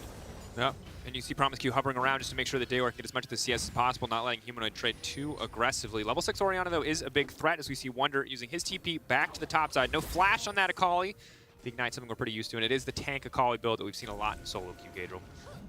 Yeah, definitely is. We'll build Bami Cinder into Chem Tank and then Demonic Embrace. Will do so much damage in fights, be so tanky with the... Hang on a second, Humanoid. Might be in trouble. It's a 3v3 around mid. Razork in the area, but remember, as long as Zanzara has W up, Razork really does not have that much playmaking potential. As we see a Zilean and a Rakan fight. Double bomb won't come out. And I gotta say, Zilean Rakan fight definitely Yeah, not the title card. Oh, Dayor just W'd forwards into Humanoid. Pulled back the instant sombrero. Humanoid trading aggressively. Oh man, something's gonna happen here. You can feel it. Humanoid's winning the lane. Astralis is trying to stop him from being able to push Dayor on the tower and get such aggressive trades. Jungle support was constantly hovering around, but nothing's gonna happen in the end. Really aggressive W forwards there by Dayor. Level 6 makes it a lot easier for him to farm max range. And Humanoid didn't actually build damage. He went through Lucidity Boots early, so he can escape things like the Poppy and the Rakan if they do move towards mid, but doesn't have as much raw damage to poke out the Corki. Certainly does, and using the Shockwave without being able to get a kill, that health difference almost immediately made up by the fact that Dayor does have the Corrupting Potion, which in immediate burst trades probably won't outweigh the flat health of the Doran's Ring, but in the extended laning phase definitely has paid off a bit here. Dayor, they're burning a lot of mana to try to clean the wave as well as cooldowns. Humanoid has to be careful though. Shockwave. Up, Humanoid. Going forward. Humanoid flash into safety. Zanzara coming over. Instant kick. Now getting knocked back, but Razork misses the follow-up. He can't finish the kill. He wants it so bad. Oh, this looks like a happy penguin, but it's a sad penguin. Oh, I felt that pain. I felt it, Dracos. It's happened so many times. My rocket! No, it's not going to hit. Upset's not going to be able to clean up the kill. Oh, you hate to see it. First blood to Astralis. Well played to Zanzara. But to be honest, in that case, given the Q is guaranteed to hit, misplay a little bit there from Razork. It happens to the best. Kobbe now going to step forward. Hylissang going to be forced to heal to back out. They're trying to make sure that they get a positive trade on the back of using that heal. It's a solid stun. Good poke onto Kobbe. We can see that Serrated Dirk already on top of the tier means very easy for him to just keep pushing these waves out. Yeah, this will help Dayor out so much. He saved his package for now in case his team wants to start up a Herald or a Drake. So he basically has a guaranteed base. No flash on the Orianna anymore really helps him out as well. Especially when Rakan hits 6, Humanoid's going to have to play a lot more respectful in this mid matchup. So Dayor gets a little bit of breathing room. Still down in CS, but he got himself an assist. And the lane phase is a little less tough. Definitely. And to this point in the game, you can see a lot more AD. Boots 2, I like coming up from Humanoid, just trying to weave in and out with auto attacks. But Zanzara and Promiscu grouping up. Jungle support synergy, always something that is solid to see, good to see. Razork has to be careful here. He's going to be spotted out. Humanoid coming over the wall. That's the W gone for Zanzara, which is going to be big. Flash in, double bomb, double stun. Hylissang making the plays. That's the charm now going in. Kobbe, can he follow up? No, he's just going to walk away. Zanzara will drop. Razork still chasing. Q connects this time. That's going to be 2 for the Lee Sin. His Upset lays down a little bit more poke, but won't be able to push any further. Oh, Hilly, love to see it. Almost engaging on the Zilean. Gets the follow-up from his team, and of course, they clean house in the 3v3. Promiscu tries to peel as much as possible with the quickness, but isn't able to do so. 2 kills over to Razork. Gets the acceleration on the Lee Sin going. Will pick up the Dragon as well. Bot pushed in. Winning bot and winning mid for Fnatic means they can always clap first on these engages. And that's going to be a Dragon for Razork. Level 7 already. He'll get the crab too. And Cadril, honestly, this is one of the biggest, most difficult things about fighting against the Zilean is you have to feel initially it looks like, oh, Kobbe, where's the follow-up? We've got this great ultimate coming in. But then you recognize the free revive is there. If they overcommit, they will all go down. Yeah, Humanoid collapsing first, and then watch Hilly here. Goes flash over the wall. He knows Zanzara has no flash. Promiscu tries to protect him. Shockwave pulls him back too. Zanzara knows he's dead, so he tries to turn onto Hylissang. Hylissang doesn't even flinch, doesn't even pop the ultimate on himself. Good Q from Razork to pick up Promiscu. And 2 quick kills. Good recovery from Razork. Bit of an oopsie on that first play. That said, Straw's looking to make a recovery of their own. They do have the package, but Wunder level 9 waiting off to the side. Now the engage coming in. Promiscu leaping out to safety. Second bomb, he just lines it up for him. Rocket from downtown is not going to matter much. Zanzara now running, ticking, burning. The ignite from the Akali will finish him off. Wunder chasing for a little bit more. Shuriken flip does not have it. Dayor forced to flash over the wall. But Razork now on the hunt. Body slam isn't going to be available for White Knight. Looks like they will not push for anything else. Yeah, nice block there from White Knight to stop the Lee Sin Q connecting, but I don't think Hylissang's done here. He's probably telling his team, just push in the wave. I can zone them away. There's 2 of them stuck on the tower. Gragas is a bit risky to dive. And there's only 3 of them left. Humanoid has TP, but obviously can't TP to creeps anymore, so they're not going to commit to the dive. Upset has Herald if he wants to pop it on this tower. And then I was so focused on the action, I missed the Herald go down completely. Well played by Fnatic. They get to have their cake and eat it too. Promiscu stepping up here. Feels very risky. Zanzara can create space for the rest of the team to get there, but not locking down Razork means it's an easy charge. To come through, and more money to the back pocket. Upset, look at that gold, already 300 in the lead, but really across the board, big leads, individual leads starting to grow and cement themselves for the side of Fnatic. 600 gold here, 700 gold there. Yeah, surmounts the 2k gold lead for Fnatic with such a good scaling composition, you have to say. I mean, Orianna Jinx, such good range. And the Akali will be a menace in teamfights alongside the Lee Sin just to kind of annoy the carries of Astralis who have to respect so much. Promiscu looking for an engage. Second bomb will not connect, but the Chompers will. Going in, that's the double knockup. Now Kabe with the follow-up on the backside. The resurrection coming through, and again, we see why Hylissang prioritizes this champion. Look Just at him shuts down so much. He doesn't even have an ult for himself. He's just fearless. He's just walking up into them without ultimate because he knows they're out of spells. Upset gets saved. Humanoid PTBs in to make sure they can't follow up on Upset after he revives. Zanzara snuck around here. Humanoid has to be careful. Will spot him out as well. And Astralis get nothing all the meantime. Razork's been pushing in mid-waves, and now he's going to take away the Raptor. So he's power farming still up a level on Zanzara. Wunder winning out on the top matchup. This Rocket is here to deny tempo. But no one's there. Okay. Miss. Observers. Masters of leading me to believe that something might happen there. Wow, Kadril. I don't like the Giga Chad gif because that guy's chin scares me. But this is a Giga Chad Zillion. That's all I'll say. Oh, yeah, Hylissang definitely making a lot more aggressive plays than I have ever seen a Zillion in solo queue make, and that has to be respected. But that said, it's only 2k gold right now. See what Astralis can do to bring themselves back into the game. They got that scaling option with the Man Immune in the mid lane for Dayor. So we'll keep an eye on what exactly they can get done. Because for right now, it looks like they are going to lose top. We'll see if they can get back anything in return. Yeah, and just to touch on this Akali build, he's gone Chem Tank, he will go into Demonic Embrace. The Akali will be really tanky and will do a lot of percent HP damage. Of course, you get stacks for the Chem Tank that stack up and eventually does bonus damage based on maximum health. Zanzara's behind. Humanoid has flash. We'll see if they want to look for something. Promiscu doesn't have ultimate, so I'll hold my breath for a second as they try to back off here. Walking up and walking away. Yeah, just to go back to the power of the Chem Tank. The Mythic Passive basically gives you 50 bonus health and 5 ability haste per legendary, right? So it gives so many good stats to the Akali, percent HP damage, so much coming out from those two items. And she's just so tanky as well. Buys so much time in team fights with Conqueror stacked up and all these things. And you can see it there. Procced. Walking into Wunder. So much utility coming in as well. Wunder now with the follow-up. Has marked him with the Shuriken flip, which means he's going to be able to walk away. Dayor now leaping in, but will not be able to land the rockets when they matter. Promiscu on the way. Kabe on the way. Razork might be in trouble, but Safeguard will take him out to safety. Yeah, diving Gragas. We know what happens when you dive a Gragas. Wunder showed us last week, but this time around it won't happen. And of course, the Chem can bring an active, and it will refuel, of course, with dashes and blinks. And Akali has a lot of those, a lot of movement per units as well. And he is going to build towards Demonic Embrace. Astralis have a little bit of control around the bot side. We're 30 seconds on the Dragon. Humanoid's pushing in top, so I wonder if they're going to even contest this. I think Fnatic might just give this up, play for mid tower, play for top tier 2, and keep on pressuring the map. Yeah.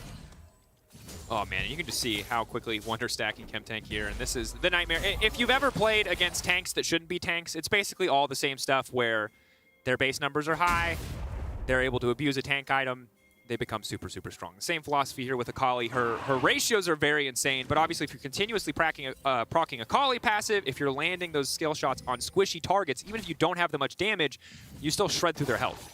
You can see Wunder here getting frisky with Kabe, but won't overcommit. Yeah, the scariest thing is, I mean, the Akali can buy so much time and also has a Zillion behind her as well, so she'll have a lot of move speed in the front line. And worst case, if Wunder dies, he's going to buy so much time that Upset and Humanoid will do the rest of the work. So it's going to be a battle of the Chem Tanks in the front line. Just Wunder will be a bit more of a threat than the engaging Gragas. Wunder, look at the damage. Wunder getting the full combo down before a W is even pressed from Zanzara. He is 3 levels up, and Zanzara is not that tanky right now, but you can see as this build gets more and more in towards the mid-game where it mostly spikes, it will be very hard for Astralis to deal with. Dayor has the package here. He's not going to use it. Just trying to poke out Hylissang. Hylissang doesn't even flinch with these ultimates. Confidence. Knows that Dayor has to keep fighting him. If he backs up, he will hit into the double bomb, will get stunned. So both those guys just staring each other down. Yeah, Kadril, the gold lead has grown, I will say, pretty significantly. I was just going to say, there's objective bounties. There's objective bounties on the map. You know when there's objective bounties, the enemy team's kind of running away with it. But the flip side is, if Astralis can trade a tier 1 mid or a tier 1 bot for an opposite tier 1 on Fnatic side, then it's always going to be beneficial for them. The case is, and the question is, can they? Because right now, it doesn't look like they can push any lanes whatsoever. They don't win over side lane. Kobe's just finished his Eclipse and going towards the Man Immune now, so 2-item spike will come in soon. Yeah, but Astralis just need to kind of mismatch Fnatic right now, or just overcommit numbers on one side to make sure they can start trading. If Hylissang is not in the area, which is going to be really difficult because you can see right now Fnatic are clearing waves and immediately grouping. Astralis have a lot of tools to make a pick happen. A lot of burst damage between the Corki and the Xayah, but again, it's about making sure Hylissang is not in the area, which is so difficult. Maybe an attempt here onto Humanoid. They're 2 versus 3, but Upset and Razork are on the way. They're just trying to push them out. Humanoid has to be careful here. Knockback not going to work. Good escape coming in from Daor. And that's going to be that. Yeah, basically what's happening there is Astralis is trying to kind of single out Humanoid, push him back so they can start hitting this bot tier 1. I think they knowingly would give up their mid tower, but objective bounties, of course. But Fnatic read the play, and when you're ahead as the team, you don't want to trade evenly. Trading evenly when you're ahead is always bad. It's even worse now in Season 12 because of these objective bounties. So a lot of the times what you want to do is match the enemy team, push them out, and then make the play of your own on the same side, or be trading off on the other side evenly. As I mean, you know, Razork's doing Herald, Wunder's covering top with White Knight, and 3 members can push away the rest of Astralis. They don't want to commit to a top tier 2 or a mid tier 1. They just want to play it slow and safe. And Astralis just committing here. They want to Poppy stop ulti. Fnatic here. Won't connect. Might come down to the Smite Seal. Razork already on the way out. Wunder sticking around. A TP now going to be used. Wow. Objective bounty claimed. Herald knocked down for Astralis. They're trading. First, the one was leashed by Astralis, picked up by Fnatic. This one leashed by Fnatic, picked up by Astralis. Yeah, Humanoid will get the bot tower, but of course the Herald translates into a tower most cases. So if the objective bounties stay, now Astralis can push out bot, do that same play again, but this time pop a Herald. So they can get another objective bounty. So might be a winning play for Astralis in the long run. We'll have to see. They're going to go towards bot and catch the wave here, and Humanoid's going to take a base, we expect. Hylissang put a lot of vision in that bot side jungle as well, and Fnatic aren't really threatening a soul until around 25, 26 minutes in the game. I think Astralis might try themselves a fight on the 3rd dragon. Cloud Soul again, not the worst soul to be up against. I think it's probably the easiest soul to win against. Yeah, but against Akali, Lee Sin, even Zilean, might be a bit tricky. It's true. But speaking of clouds, you're kind of looking for some silver linings at this point, because it is a very big deficit for this point of the game. Now, they have tools, again, to fish for something, to try to make a comeback. This Herald is going to be very important. Good usage of that will decide a lot of how Astralis get back into this game if they can find an avenue. Hylissang placing down that vision uncontested, one of the perks of having so much passive map control. Yeah, I mean, if you think of Astralis in summer 2021, a lot of their games, they were down 3k gold, they were down 4k gold in around 20 minutes, but they found a way back into the game, and they won the game a lot of the times when they were behind, especially towards the later half of the split.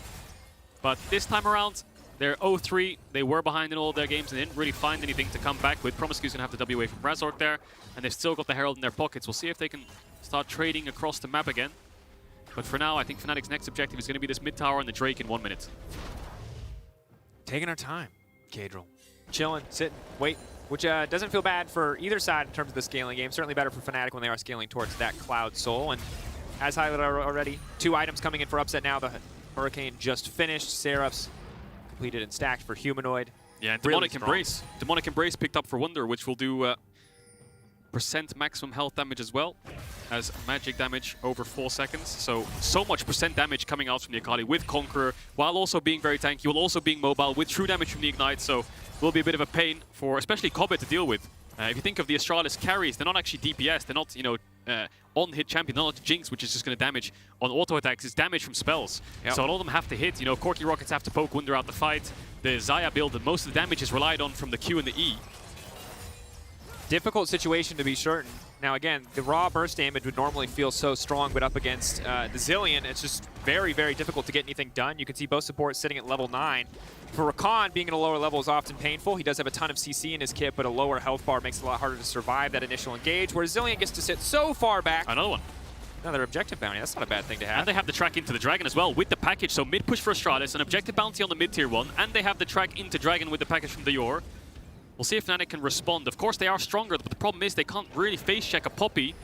But Hylissang's engaging on Cobbett. Slow. One bomb. Gets the second one out. The first bomb's still on. Can throw the second bomb. We'll have to wait. TP now coming in. Kave isolated off to the side. He's got no ultimate. He should get taken down. That's another objective getting dropped. Kave firing back with big damage, but he will not be able to finish. Upset. Meanwhile, in the midst of the entire team, Fnatic smelling blood in the water, hunting now for Astralis. They gave up an objective bounty. Fnatic, what can they get back in response? Upset already pushing in the mid lane. Razork caught out. Dayor doing big damage off to the side. The knock coming in for Promiscu. Hylissang isolated. They know there's an ulti not there to worry about. White Knight burning, ticking, but he will not drop. Wunder stepping forward. He's just so tanky. Shuriken flip will not do anything.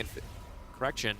Yeah, Astralis still having the ulti. They get the Dragon, they get the objective bounty, they lose 2. They're going to lose their mid tower as well. So overall, not a great trade. Yes, they stopped the Dragon Soul from coming in, but Hylissang is the one clutching out these fights, and he's engaging on Zilean.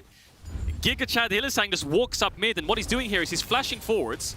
landing the first Q, and he knows Kobe is going to try to flash the second Q. So what does he do? He doesn't use it. He's just holding his Q here, waiting for his Q to come up again, and then he'll QWQ when the Kobe flashes. Kobe flashes. He does miss the second Q here, but it doesn't matter. And then Kobe ends up dying. So really good patience from Hylissang to kind of force Kobe into a losing play. And then, of course, Fnatic win on the other side. They get themselves another kill. Objective bounty for Astralis, yes. And Hylissang again, look at his positioning, coming in for another engage on Zilean. Has ultimate, so he's not really scared of anything. He'll tank the disengage, gets a stun. No follow-up, though, because Fnatic's too far away. Oh, and he's so quick. I've never been so impressed by someone pushing 2 keys, Alt and R. It's a good look. Definitely is, and now Fnatic trying to retake control of this top side of the map. No Dragon Soul until around 32 minutes into the game, but Baron is up, and this Jinx will melt through Baron. The second upset gets Infinity Edge. It's going to be very difficult for Astralis in these later team fights. But again, Zilean ult, the major cooldown that you have to keep your eye on the side of Fnatic. That and the Shockwave coming in for Humanoid. Kabe, ton of burst damage if he can find a target that does not have a Zilean ult attached to them. You saw it in the previous exchange. Almost able to kill Upset even at such a starting major health disadvantage. That said, if the first combo doesn't kill someone, Kabe is probably just going down. And Dayor needs to poke them out before the fight starts. He has his 2 items for now. Zanzara's fighting up against Wunder and Razord. Will take the blue away. Shuriken flip. Wunder can now follow up. Look at the poke from Kobe. Humanoid waiting. Trying to bait out the ulti, it looks like, but Kabe, Nerves of Steels, holds on to it. Yeah, doesn't want to trade ults, but he's waiting. Maybe, hopefully, Kobe flinches there and ults preemptively, and then Humanoid will follow up because Kobe has no flash, but no ults used. The Ayora's going to push out top. Has to be careful here. Goes for an extra creep, but Wunder won't be able to lock him down here. Stepping forward. Doesn't manage to connect. Won't use the Shuriken flip. That's really the big cooldown you have to keep your eye on, that Akali E. That said, Wunder keeping the pressure up here on the top side. No tower. Baron going to be the big objective to focus on, but while Fnatic have burned all their resources getting control on the top side, a third objective bounty over to Astralis. They are still at about 4,500. Thank you, 4th. Yeah. Gold down, but they are slowly but surely clawing their way back into this game. Yeah, Herald, mid tower, Dragon, bot tower, objective bounties, baby. Astralis holding on. Still really far behind, though. As Fnatic still take control of top side, they have deep vision in bot side. It's just a matter of time before they decide, you know what, let's start Baron and turn. I think they're waiting on the Jinx Infinity Edge spike, and that's when they'll start to press this game a little bit further forwards and start pressuring tier 2, starting up Barons, trying to take fights on Astralis' face check, but Dayor will have package for the Baron start, I believe. We'll wait and see how he decides to use it, but still deep vision, Fnatic in the driver's seat. Definitely are. Astralis clawing back what they can, trying to get up as much XP and gold. 2 items for the Gragas, the Fimble Winter as well. It's the Chem Tank. So relatively tanky, all things considered. Might struggle against the percentage health damage over a long period of time against the Akali, but up until some penetration is completed from the side of Fnatic, should be a strong enough front line to secure some space for Dayor and Kabe to work. That said, again, Fnatic, it feels like grouping up so consistently, fishing for these picks on a side lane. Dayor has he overstayed here. Sonic Wave. Razork holding on to it, will connect, does not want to commit. Kabe and Promise Q in the area. Astralis, good job making sure they had enough members around that Dayor wouldn't get picked off there. Yeah, just need to keep catching waves and get this Corki to 3 items as soon as possible. And Wunder again, just going to touch on this Akali build because the first time we see it here in Europe. He will be building towards Shadow Flame now.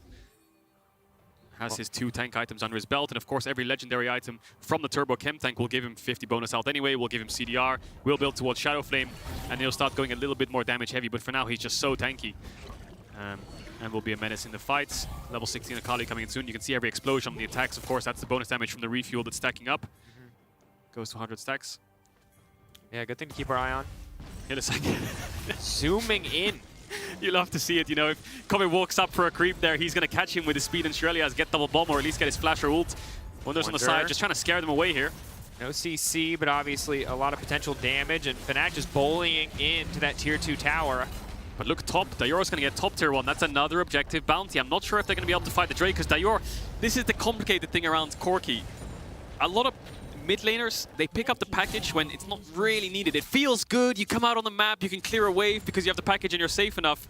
But then when you want to fight Drakes or Barons, you don't really have it up. But for now, it looks like it's turning out pretty well because Wunder has to TP top. Otherwise, they're going to lose a tier 2 top. I think they're going to force it anyway. Just knock him away. I like it. They're trying to burn through it as fast as they can. Keep in mind the rest of Fnatic's on the bottom side, trading this for a Drake and a tower. Eyes on Wonder. Can he win 1v2? The answer's looking like no, he doesn't. That's the Corki damage, baby. Shred through those resistances with the Gatling gun. Dayor and Zanzara will find the kill. Oh man, I really overestimated the build from Wunder with Poppy no ultimate. I thought that he could just walk up and go for the all-in, but of course the W shutting him down. The stun into the wall was clutch because the second Zanzara hit the stun, Dayor can hit his full combo. That's the thing with Corki build. The auto attack's not so much damage, but the QR combo, if that hits, wow, half your health's gone instantly, and that's what we saw right there with Wunder. Instantly gets taken down. Has picked up his third item now though, but great play for Astralis. 2.5k gold down roughly now, but objective bounty's helping out. Kill onto the York, getting towards level 16 on Corki. Has 3 items.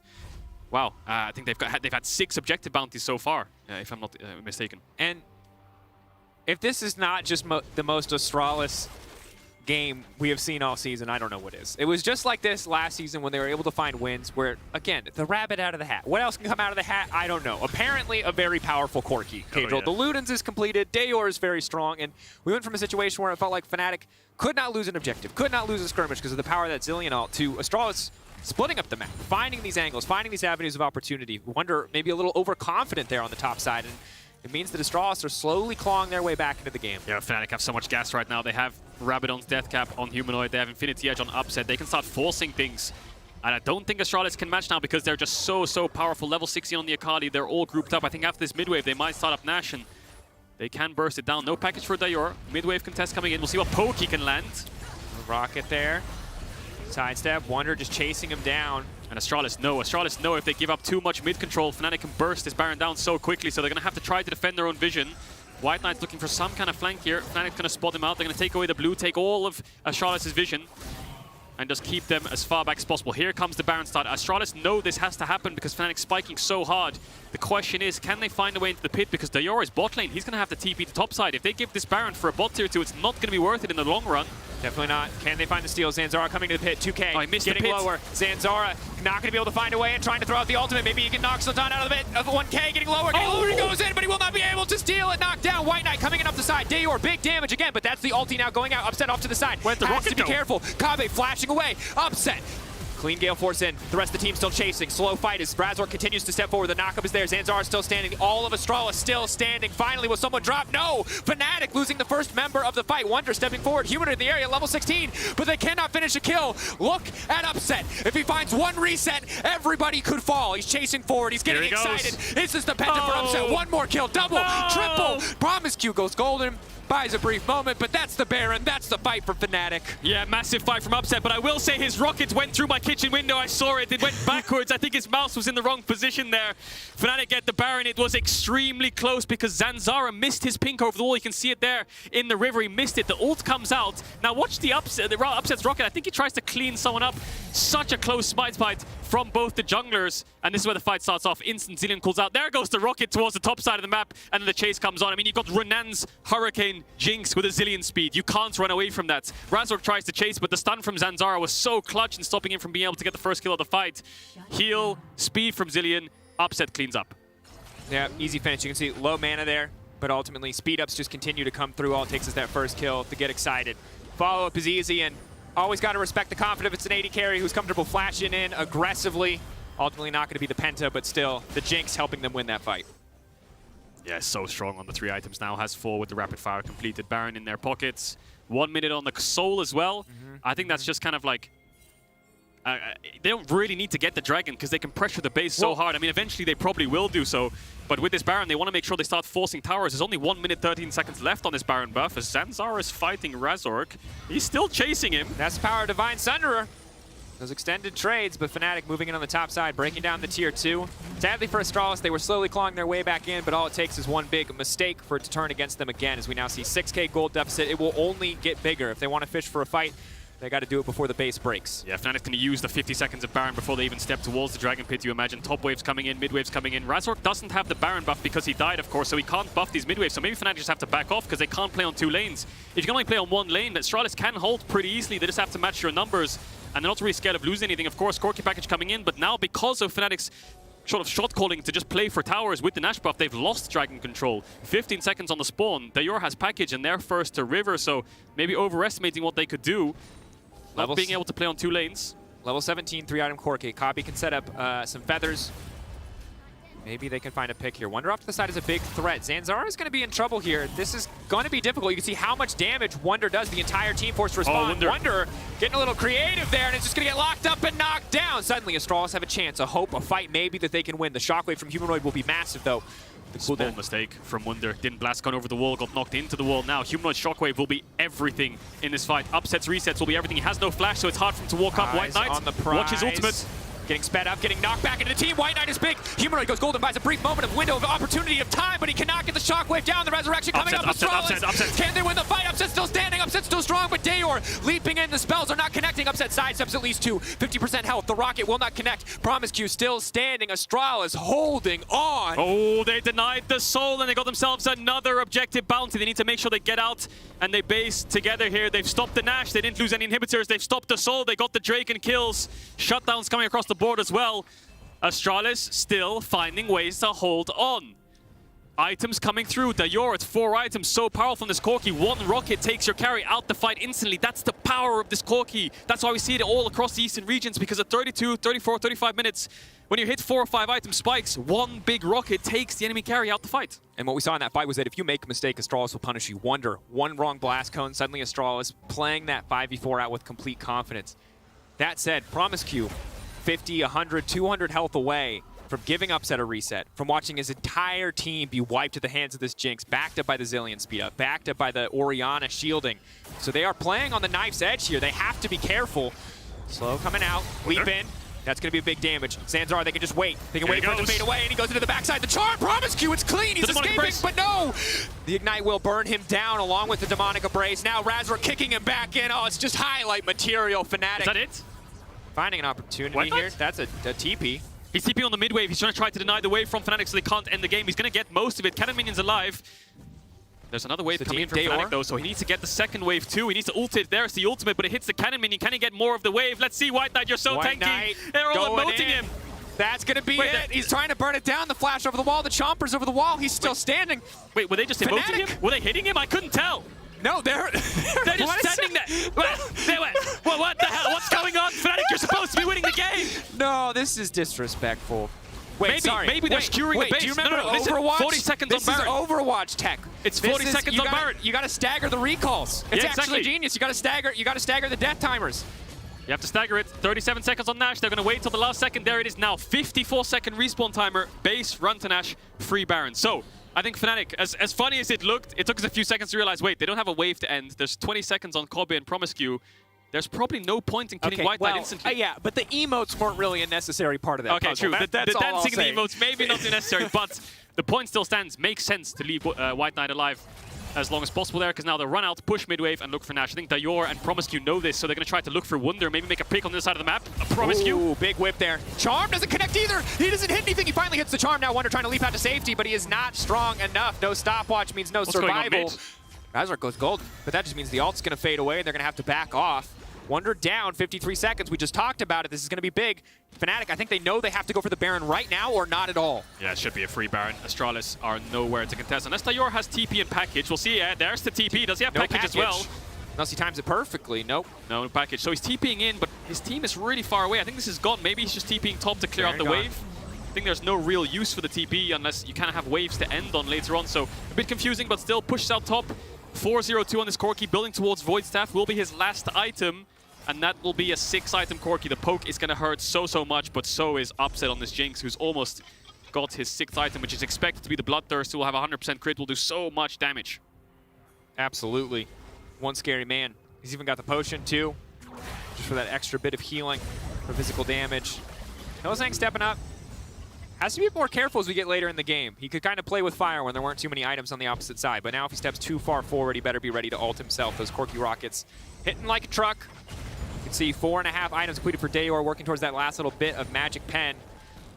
Could be the last hold here for Astralis. Every time I see Hilly with flash up, I think he's going forwards instead of backwards with it. So I'm watching him, see if he wants to try to get Kobe's flash trade-off with it.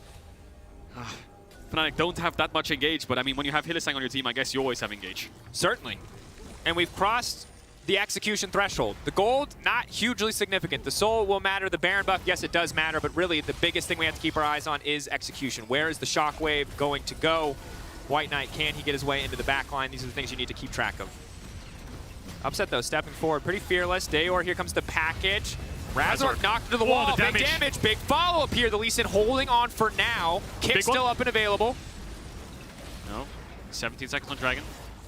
White Knight has TP, and there's a pink ward around the blue buff if he wants to base it. Look at the poke, that was Kobe as well. Shockwave pulled back, jungler gone. Upset, that's the reset. Now they can continue to chase, or they can back away and take the soul. They do not need to overcommit. Fnatic giving Astralis that respect. Yeah, Fnatic have been overcommitting a little bit too much, especially on objectives, and it just drops their tempo for Dragon. We saw it top on the first Baron. We could have seen it mid if they tried to go for mid inhib there as well. So no, just play it safe, get the Dragon. Don't overestimate your abilities this game. Soul locked in, will be there for the rest of the game. 5 minutes on an Elder, worst case, if they need to set up for it. Dayor still has package, hovering around, and Astralis needs to be careful not to overcommit. Overcommitting into an Orianna, a Jinx. The turn potential is immense with the Shockwave and the Chompers, the Rockets. We saw it right there as Zanzara gets popped. And I mean, it doesn't get easier. That's the thing. Slowly, these little advantages building for Fnatic. The gold, the items, eventually that's all going to even out, but the Cloud Soul going to continue to be important here, that extra movement speed. Pretty massive for a champion like Akali. Poke. That was just Kobe. The rocket didn't even hit him. That was just a QE. So then Q comes across over the wall, no vision, instant pop from the Jinx rocket as well. And that's it. Astralis fights over. And we've got another one on screen. Hylissang caught out, charmed up. Will get the ulti off in time. Now they're just going to retreat. Dodging the Sonic Wave there is big. Humanoid in the area. But Hylissang's ultimate being down in this next fight could be everything for Astralis. It's so low cooldown though. You can see it's already a quarter off, so it should be up soon. Hylissang's probably communicating to his team. Waits for my ult. Astralis want to fight while this ult's on cooldown, but it'll be up very soon. You can see it ticking, ticking, ticking. Upset, leaping in. Gale Force back to dodge out on the Gragas CC. White Knight trying to buy as much space as possible. He's a very tanky boy though. Doesn't have to be too scared. Is Upset absolutely fearless. So much poke coming out from Dayor and Kobe. You can see Humanoid's low already. Wunder will get towards half HP if another rocket hits him. Hylissang's ult, basically back ult. They've got so like 5 seconds. No objectives up yet. Stepping Wunder. in, Upset. Wunder coming over the wall. Leaping right back out. Oh, neither team wants to commit. Astralis want to poke and Fnatic can't engage, so it's just a kind of stare down until someone makes a mistake or steps too far forward, and then the turn comes in from Fnatic. Or Astralis can commit with the Gragas if they want to, but yeah, it's just a stare down for now. No objectives to play for either. So if Astralis win a fight, they can't get anything. If Fnatic win a fight, they end the game. So it's not really in Astralis' benefit to just commit, even though the Zillion ult's down. They don't have vision either, so they're trying to retake it for now. And K-Draw, I just don't think the stare down is going super hot for Astralis. They have to get this Hylissang ultimate before they start a fight. Maybe they can get it now here. It's gone on to Hylissang. That's exactly what they want, but now it's Promise Q has been locked at the follow-up damage. It's not quite there. Rocket going in. It's hitting the backline. Promise Q incredibly low. That's all of the CC gone. White Knight now has to step forward if he wants the frontline. Zanzar trying to buy as much space as he can. No one dies. Hylissang's ult on cooldown. Wunder might find. Promise Q, he had Ignite, but I don't think he was in range. 1 minute 40 seconds on the Baron. They're going to have to base as soon as possible. Dayor, I'm not sure what his cooldown, his package is up, if it's up just yet, but I don't think it is. And Promise Q had a good engage. Hylissang preemptively used ult. Razork took so much damage from the poke, but Upset was able to step forwards. And the second that happens, Astralis have to run away. Good flash away from Zanzara. And that'll be that. 1 minute. Everyone's basing, setting up. 6 items coming in for absolutely everyone now. Oh, but the big deal here again. No package. Not to oversell you on Cloud Soul, but look at these ultimate cooldowns. Fnatic are going to have everything. Astralis still waiting on Zanzara's ultimate, still waiting on Promise Q's ultimate. Well, should be up by the time the objective is up, but have to be careful. If these fights keep happening back-to-back without anyone going down, eventually that war of attrition will favor Fnatic. Yeah, Upset is not a target for the Astralis poke. He has so much lifesteal and so much range as well. They really want to start hitting Humanoid with the poke, and Wunder especially. Hylissang would be great, but he's a little bit tankier than the others. Wunder is committing really deep. He's the one that has to dive with Razork, so poke onto them really helps with the front to back, and poke onto Humanoid really helps with him being able to step up and do damage. So we'll see how Astralis approaches this objective. Dayor's basing. I think he might have package now, or he has a potion, or is he going to TP? I think he needs absolutely everything for this next fight. 28 seconds on the Baron. Astralis need to retake some kind of topside control. Zanzara stepping up onto Wunder. His team is behind him, but Kobe's on mid-wave. Razork now stepping in. Knockback, where's it going to go? Is going to connect on a Razork. Trying to sidestep there on the shockwave. Zanzara should get taken down. Immediate chain CC. Nothing else in return. Wunder immediately trying to get back onto Dayor. Will not connect on the shuriken flip. It's going to leap in anyway. Massive shutdown from the Akali. Fnatic ready to close this one out. Astralis, a last desperate hold. They've got away pushing a mid in bots. This is the only way. If they can clear this one, they can buy a bit of time, but Fnatic will not let it happen. Upset, leaping forward, the Gale Force in. Kame letting the feathers fly, but they will not connect. They will not mean a damn thing. At the end of the day, Fnatic coming out on top. It was back and forth. Astralis doing their best to hold on, but Fnatic have well and truly made it to the late game, and here they are kings. White Knight and Promise Q trying to get a bit of damage down, but ultimately a victory lap for Fnatic here as they close this one out and move up to 4-0, still undefeated in the LEC. Oh, it was a sloppy game, wasn't it? A lot of back and forth. Fnatic were so far ahead, but the objective bounties is Upset just keeps farming damage, farming kills. 9-0-5 on the Jinx. But a win's a win. Fnatic will take that. We expect it to come down to a Baron fight, but Zanzara overstepping to try and get some top push to contest Vision. Kobe was on mid-wave, he gets caught out. I don't think Fnatic are proud of that win, but still, it'll do. And I have to say, one of the big positives I think from Astralis is Dior. I mean, his lane phase was weak, yes, but that Corki was doing so much work. I'd love to see the damage charts. He was doing so much work in those fights, so much work in the mid to late game, even forcing the plays on his own. You know, when Fnatic's getting a Baron after his team gets picked off, he's the one forcing onto Wunder on side lane alongside Promise Q. So good signs from Dior these past 2 weeks, but Astralis still yet to find a win. They have. Fnatic, of course, have yet to find a loss. Kia player of the game at LEC on Twitter, Razork, Upset, and Hillisang. Those are going to be your options. And gotta say, I was skeptical about the Zilean. I've been proved wrong twice. Fnatic. Hey, he's engaging on Zilean, yeah? Flash forwards. Yeah, well, kind of sometimes. It's like Yamato says, we need some engaged. Healy says, Zilean's open. Okay, well, Fnatic stay undefeated in LEC Spring 2022 and move to 4-0 on top of the standings. Of course, we'll be back right after this. SK Gaming looking to find a win over G2 Esports. Stay tuned.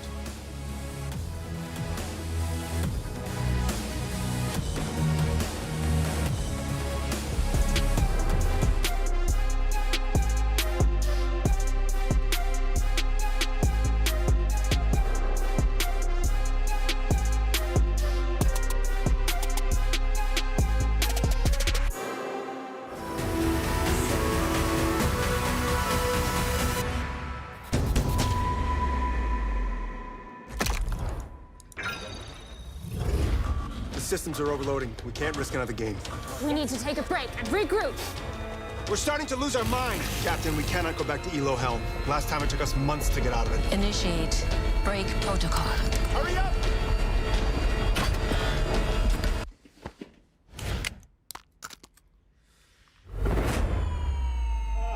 Yes! Yes! I did it! We did it! We did it! Even the biggest champ needs a break.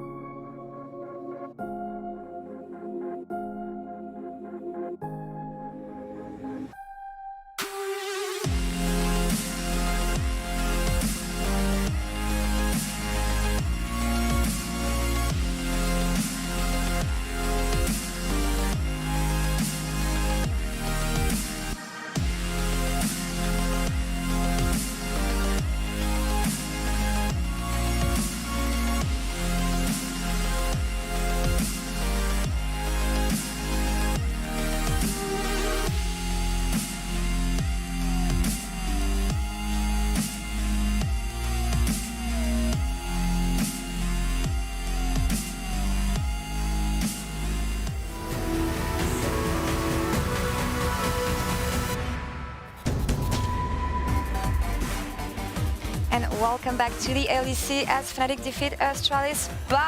But I want to give you an interview with the Taxman. You see him behind me. Thank you, Zanzara, for joining me.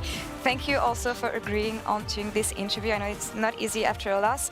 I want to ask you first about the game itself, because even though Fnatic grabbed the lead very quickly, you managed to make the game last longer. How did you buy yourself some time in game? No, first of all, I got the lead. I killed Humanoid 1v1. So solo ball right there, by the way. Right there, solo ball, Poppy broken. So after that, something went wrong a little bit. Something went wrong, a little bit miscommunication, and yeah, they got some lead. But after that, we did insane macro play. We just deep shove lane, got bounties. Thanks, Riot, actually. It was insane buff for Astralis. Respected. We got bounties, and then we are fine in the game. But then we a little bit into it again in teamfights, and we lost. But we were like that close to beat the best team in the league, so I think like Astralis fans should be proud of this game, I think. We take those. Astralis fans take those, actually. And I'm really interested because you may be one of the first players saying, I actually like bounties. Can you tell me a bit more about this new mechanic we have in game around objective bounties and how you like it? Yeah, so in our team, our playstyle is fall behind every game and be minus 5k in minute 15. So when Riot announced bounties, I'm like, this is what we need, because we just need like more power spike after minute 15, and this is what can make us great again. So we just take those, we're like happy, thanks Riot. This is like, you know, like people playing in bounties because they just want to get like early game lead, but who cares about early game lead? Matters only like if you destroy enemy nexus faster, that's all, but you can play 40 minutes for that, no problem, and then bounties matters. Well, what I take from that is thanks Riot for buffing Astralis in 2022 then. Wins coming very shortly, I imagine, when I hear you speak, Zanzara. Can you talk me through the difficulties you've been experiencing so far? Because even though it's still early in the season, you guys can bounce back and pick it up. But what have been your struggles so far in the LEC? Yeah. I mean, main struggles was winning games, not gonna lie. The enemy nexus was like refusing to explode, honestly. Actually, it's actually fine right now because I remember. Everyone remember Sharky Miracle Run. So it's 0-4. It's still there is still space to win. Remember, but yeah. On a serious note, we're a little bit inting, like hard inting, like griefing completely games, like no mercy griefing. But it's easy to fix, right? So as soon as we stop griefing, stop inting everywhere, then we're gonna pick up the games, and maybe we can go to playoffs. Maybe even you can go to playoffs. I mean, with this mindset and this positivity, surely you can, Zanzara. It's always a pleasure talking to you. Quick words on the fact that we're in 2022 and people still keep on banning Trundle against you. How does that make you feel? I respect it. They don't ban Skarner. I don't respect that. But Trundle ban, I respect it. You know, that it means they know who is the danger. Who is the dangerous Russian man right there? And it's me. Then I just need to learn one more champion, so they have to ban 2. And then the third one, so then it's 3 ban. And then 4th champions, they don't have enough bans. So, and they're gonna lose every game. So 3 more to go. So I think we have enough time. I have enough time. I'm just learning new champions. All right, I'll let you work on this power pick then, and just nerf Zanzara. Actually, he's way too strong in the LEC. Thank you so much for the fun interview as always, Zanzara. Good luck on the games we will have tomorrow, and let's focus on the next game now. SK versus G2 coming up next. Trevor, take it away. How on earth are we supposed to follow that? I think Zanzara is one of the best people to interview ever. You hear him say one thing, and you're like, well, that'd be funny to comment on. And then you give it another one, and you're like, wow, he's just giving you like a gold mine of content, isn't he? You know, I specifically agreed on what he said about, we were that close to being the best team in the league.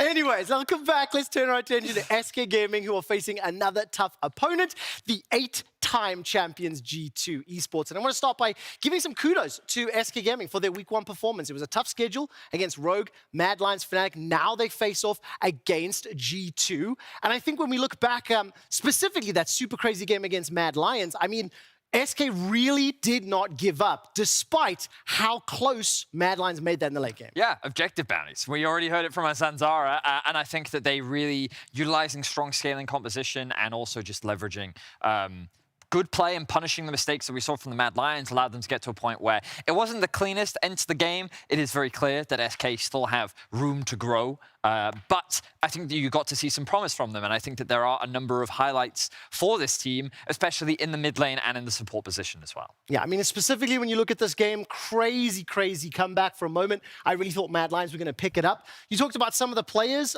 Trouble, fresh start here for SK. New roster, some new faces. I mean, Certus definitely looked pretty good last week as well. Absolutely. They added the two gems in the team, Gilius and Certus. And Certus, of course, coming from the ERLs, is somebody that hasn't been talked about a lot, I feel like, in the scene. He was playing for Misfits Premier, made semi-finals in EU Masters as well. And I felt like his Corki performance, there specifically Mad Lions, Treats was setting him up, and the way he was using the packets, was using the pressure, was using the vision, and also evading things, I think was very surprising to see. And I think it's just laying down the foundation of what Certus could give further on to SK. Yeah, it certainly was. And I think that's only further facilitated by Treats, as you mentioned. Yeah. He is one of the stars of the team. He was in the past when he was in that support position. Obviously, he spent a split in the jungle, but now he's back where I believe he should be. We don't talk about those. He is extremely good as a support player. Watching his Alistar is just a treat. And I remember some of the crazy Alistar plays that he made in the past, and getting to see them once again is really exciting. I ultimately think that this SK roster, as many of the teams in the LEC, does have some potential. I just think that the room to grow is less. And I think this is a great team to prove me wrong, just because I think that they did showcase some very solid things in terms of how they played the map.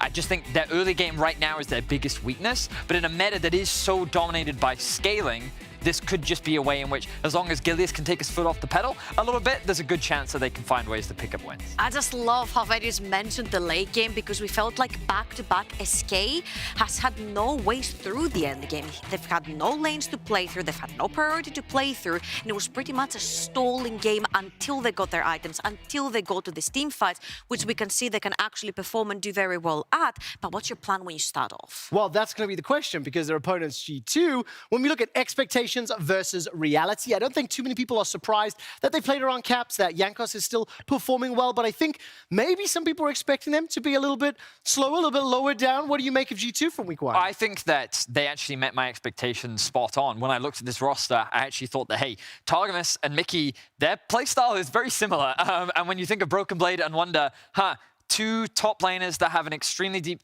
champion pool that typically prefer to play carries that you can usually leave on an island, I feel like that the G2 play style wouldn't actually change that much. And that's exactly what we saw. A lot of roams from Targamas, Jankos setting up really nicely in the early game to enable caps. And I think that this duo already showcased a lot in their very first week. So I think that we are seeing new G2, but a lot of the olds that made them successful in the past. Can you put a little bit more information out on these drafts? I think when we look at the top lane, Broken Blade in particular, refusing to play anything except AD carries, so to speak. But I mean, a different flavor for G2. Okay, that gives me flashback of when Wonder would play Sorakas and Janus in the top lane. I feel like Broken Blade is doing the same with Marksman, because that's not your typical top lane pool that you would see. But I think especially the first one with his Corki performance was absolutely mind-blowing. The fact that he was able to split up team fights with the usage of one package was absolutely mind-blowing. What I will say about these comps is that you can see a theme, which is like LeBlanc, Syndra, strong early game jungler, and then in particular that Pyke one, we had a lot of roaming, but even in the Lulu game, we saw a fair amount of roaming. And I think the thing that concerns me is, will we see something a little more traditional? Not that these are out of meta picks, but like, where is your traditional frontline? Where is your traditional engage? Will we actually see that from G2? Because in a very team fight focused meta, G2, historically, that's never really been their strength. It has always been about how they enable their laners and how they set them up for success. Well, their opponents definitely showed some success in late game team fights last week. Can SK get another upset win over a top team? Or will G2 prevail and move on to 3-1? Time to get into the draft with Gulborg and Medic. Thank you very much, Quick Shot. I'm here, I'm Medic, that's Gulborg. First cast of 2022 for you, at least on the LEC stage. How are you feeling? I mean, I'm feeling pretty good. We got some stat games coming up to this one, and I think the analyst desk have set us pretty well up for this game as well, because I pretty much agree with all around the things they've said. You know, it would be interesting if you just, the first thing you did was you come out here and be like, analysts know nothing, Varius is a fool. Yeah, actually, Vedi, you don't know what you're talking about. Trouble, you're shining, you're doing great as per usual, and I guess Trevor, good hosting. Yeah, he does it well. He might be a little bit old, but he's old. Yeah, definitely. But he's very good at dictating. He got his strengths, for sure, for sure. Teams that got their strengths as well, we are going to take a look at them rather soon. And actually, rather now. So Vedi and I have a tradition, we don't talk during this part to try and build up the hype. Yeah, that was what I tried to do. Yeah, it was good. But then you looked at me like I was Minotaur. Yeah, but I'm so used to, well, you said fish last time out of nowhere. I did say fish last time out of nowhere. Obviously a little rust for both of us as we come on into this game. But what a game it's likely to be. SK picking up a win last week over the Mad Lions. It did take them 10 lives for the only 5 lives that Mad Lions had in that game. We'll see if we get another Chemtech Drake or if SK are able to win it with the usual complement of champions on the Rift. Yeah, so it's very interesting. Most of these teams basically ban out the same things here in the early game or in the early draft phase, which is usually just, you know, the Caitlyn, the Diana, Lee Sin as well, actually, and Jing's actually getting taken off the table as well, which we have just seen wreak havoc on the Rift as well with Upset. So I wonder SK Gaming if they feel like they just need to take away some of the same key champions. I feel like Gilius has been very vocal, at least in terms of gameplay, what he likes to play. We often see him on the Sin Sao, on the likes of J4, and not really on the Lee Sin, which is quite surprising because back in the day, felt like that was something we saw him on all the time. Yeah, Lee Sin is in an odd position currently in the meta. It's often picked first if it's left open, but often banned out on the blue side as well, which is not something you usually see for a pick that powerful. Instead here, we'll get the Jinx, Corki, Diana bans out of G2. SK will remove the Twisted Fate and the LeBlanc, and I wonder what their final ban will be hit. Well, Thresh, still a champion we have seen pretty much all the time of LEC, is still up and available as well. So is Caitlyn, which is a finicky one because I've seen some different opinions on Twitter as well. The fact that, oh, this is a champion that shouldn't go through all the time. There is ways to punish her. Just play a neutralizing AD carry or 6 into it. Or there are just people that love to rotate the map around it. And with the Renekton ban, we actually still get the Thresh and the Caitlyn up for whatever they want to prioritize. But Akali, with the new build, it seems like that is just the flavor of this week. It's not surprising either that that's probably going to go into the hands of Broken Blade. He only played carries last week. Akali with this chem tank, tanky assassin, bruiser, melee, ranged, whatever the hell it is. Broken really is what it is. And giving it to Broken Blade makes the most sense. Caitlyn, though, will be our first one of the LEC if it's locked in here for Jezu. Yeah, definitely. So you go for the Caitlyn here. You could choose to pair it up with a Thresh or something along those lines immediately. You could also choose to wait, just pick that with a support counter pick on 3. Usually we see SK picking up a jungler in this instance. We've seen Gilius be very fond of the Jarvan, of the Sin Sao, so it wouldn't be the biggest surprise for me to see some of these. And I was talking about the champion too, but there, we finally have it. Gilius Lee Sin is back as well. It's going to be the first time he's brought it out here at LEC 2020, of course, but a champion that pretty much everyone is expected to know by now. On the other side, G2, a common answer into it, Xin Zhao alongside the Jhin. This combination is something we've seen very often over the last week. Yeah, it's already quite telling what G2 wants to do with their composition. Now that you have the Jhin down towards the bottom lane, you're also playing a facilitating role, which gives you some agency or alleviates some of the pressure for the rest of the map, where you can play for those solo laners instead. And obviously, having the Akali, that is something you would very much like to do. Yeah, obviously you want to be going up towards that top side, as you say, Gorborg. Victor, the final pick here for SK. And we did talk a little bit about the power of Thresh. Works relatively well with both a Caitlyn and a Jhin, but I do wonder if we'll see SK go for a more pressurizing bottom side of the map. You know, Morgana Caitlyn is something we used to see a lot of. Keep that Jhin underneath her his tower for as much of the time as possible, especially since you think that Jankos is going to focus more on the top side of the map. Yeah, definitely. We'll get more into the Caitlyn matchups once we reach the games as well, when we know what the supports are. But I like the support bans in the beginning here from SK. Karma paired up with Jhin is something we've seen a lot in the eastern regions as well, to kind of take away some of the pressure you get from the Caitlyn, to take away the wave so she doesn't get to build up this stacked wave where she's allowed to take away the turret plating or allowed to set up a gank at the same time. And obviously you were talking about some of the ways to pair this Caitlyn up with a great support. Taking away the Lux make a lot of sense here. I'm not too sure about the Morgana just yet, but yeah, it seems like they just want to take it to the top side of the map, try and stop an on from neutralizing the pressure of well, let's assume it's Akali for Broken Blade in the top lane. I think it's a safe assumption to make. Of course, that Akali could be flexed into mid, but SK now... You never know with a G2 draft. You never know with a G2 draft. Their drafts have been all over the place. Pyke, Seraphine, Kassadin, things we haven't been seeing across the rest of the map. Instead of going for an Enchanter in the bottom lane, though, SK will take the Nautilus Caitlyn, still a very heavy pressure lane. A single hook hits in that lane, and you are pretty much donezo. G2 now have to pick their mid laner blind, which gives SK and... well, actually, sorry. Have to pick their, mid laner blind, because Akali's going to go up to top side, but you know at least that Akali's going to go top, and so SK have their top lane counter pick for R5. I got there in the end. Okay? Got there in the end. They could have saved it either way. I mean, you could have taken the top laner here on pick 4, assuming it was going to be the Akali, but the flex pick was just too strong in their mind, so they didn't want to take that top laner immediately. That does mean now that you see the full composition of G2, SK can try and build their composition around this last top lane pick, but you would assume so far, when you have the Caitlyn, you want to take your resources down towards the bottom lane. Usually when you draft this Caitlyn, the rest of the attention of the map comes down towards the bottom lane, just because she creates so much pressure around it. But with a roaming guy like Targamas, it seems fitting for him to get a roaming support like the Bard as well. Leave the Jhin alone if you can, or just contest the wave in the beginning, because you are having a range matchup into the melee of the Nautilus. So you were talking about taking away the Karma. Bard can try and have a little bit of the same function once he's going into a melee matchup like the Nautilus.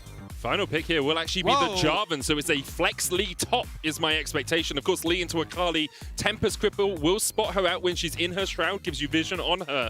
And we did see, you know, a lot of Lee top at Worlds last year. He kind of fell out of the meta for a bit, but he's starting to come back a little bit. Yeah, we have also seen Lee top already this year, so yeah, it's Rascal played it for KC. Exactly. Good the call Eastern out there. regions. See, I couldn't remember who it was, so that was like Eastern. And it's then if you want to could know go why? into the I went on Reddit and there was a clip of LCK top laners versus LPL top laners, and the LCK guys, I think it's Rascal and I can't remember who else it is, they just stand next to each other emoting, and the LPL guys, as soon as they see each other, like jumping in, trying to attack as much as they can. So that's where I got it from, but it is that lead top we're talking about, Goldberg. Exactly. Both compositions here look very deadly as well. There's a lot of room to play around with the Caitlyn and the Victor, so getting that objective control is going to be really important from the side of SK, which is something they've been fairly decent at as well. But over on the side of G2 as well, it's a bit harder to execute their compositions, but if they're able to layer the CC down on top as well, get the correct setup, then you certainly have something to play for in that front line together with the Xin Zhao and the Akali diving in.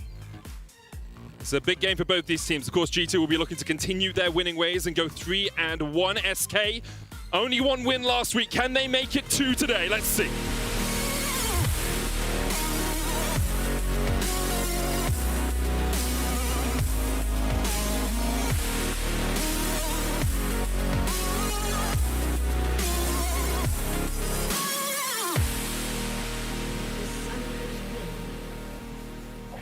And on to Summoners if we go, as SK make a beeline for the bot lane. Probably just going to look to see if anyone is in this tribush. Intelligent play from Flackett to put down the ward, and SK will walk right over it. SK trying to do the same kind of invade that caught them off guard last time with Certus getting hooked onto Zoe there. Trying to go down towards the bottom lane afterwards, but they're just not finding anyone. No sweeper in the inventory either from the side of SK. So there's no way for them to pick up some early XP leads for any of their solo laners here. Of course, that's something you can do if you clear out the wards. And it looks like we're just going to be having that same normal start to the game. Yeah. And as they said on the analyst desk, for SK, it has been a little bit of a struggle so far in terms of who they have faced.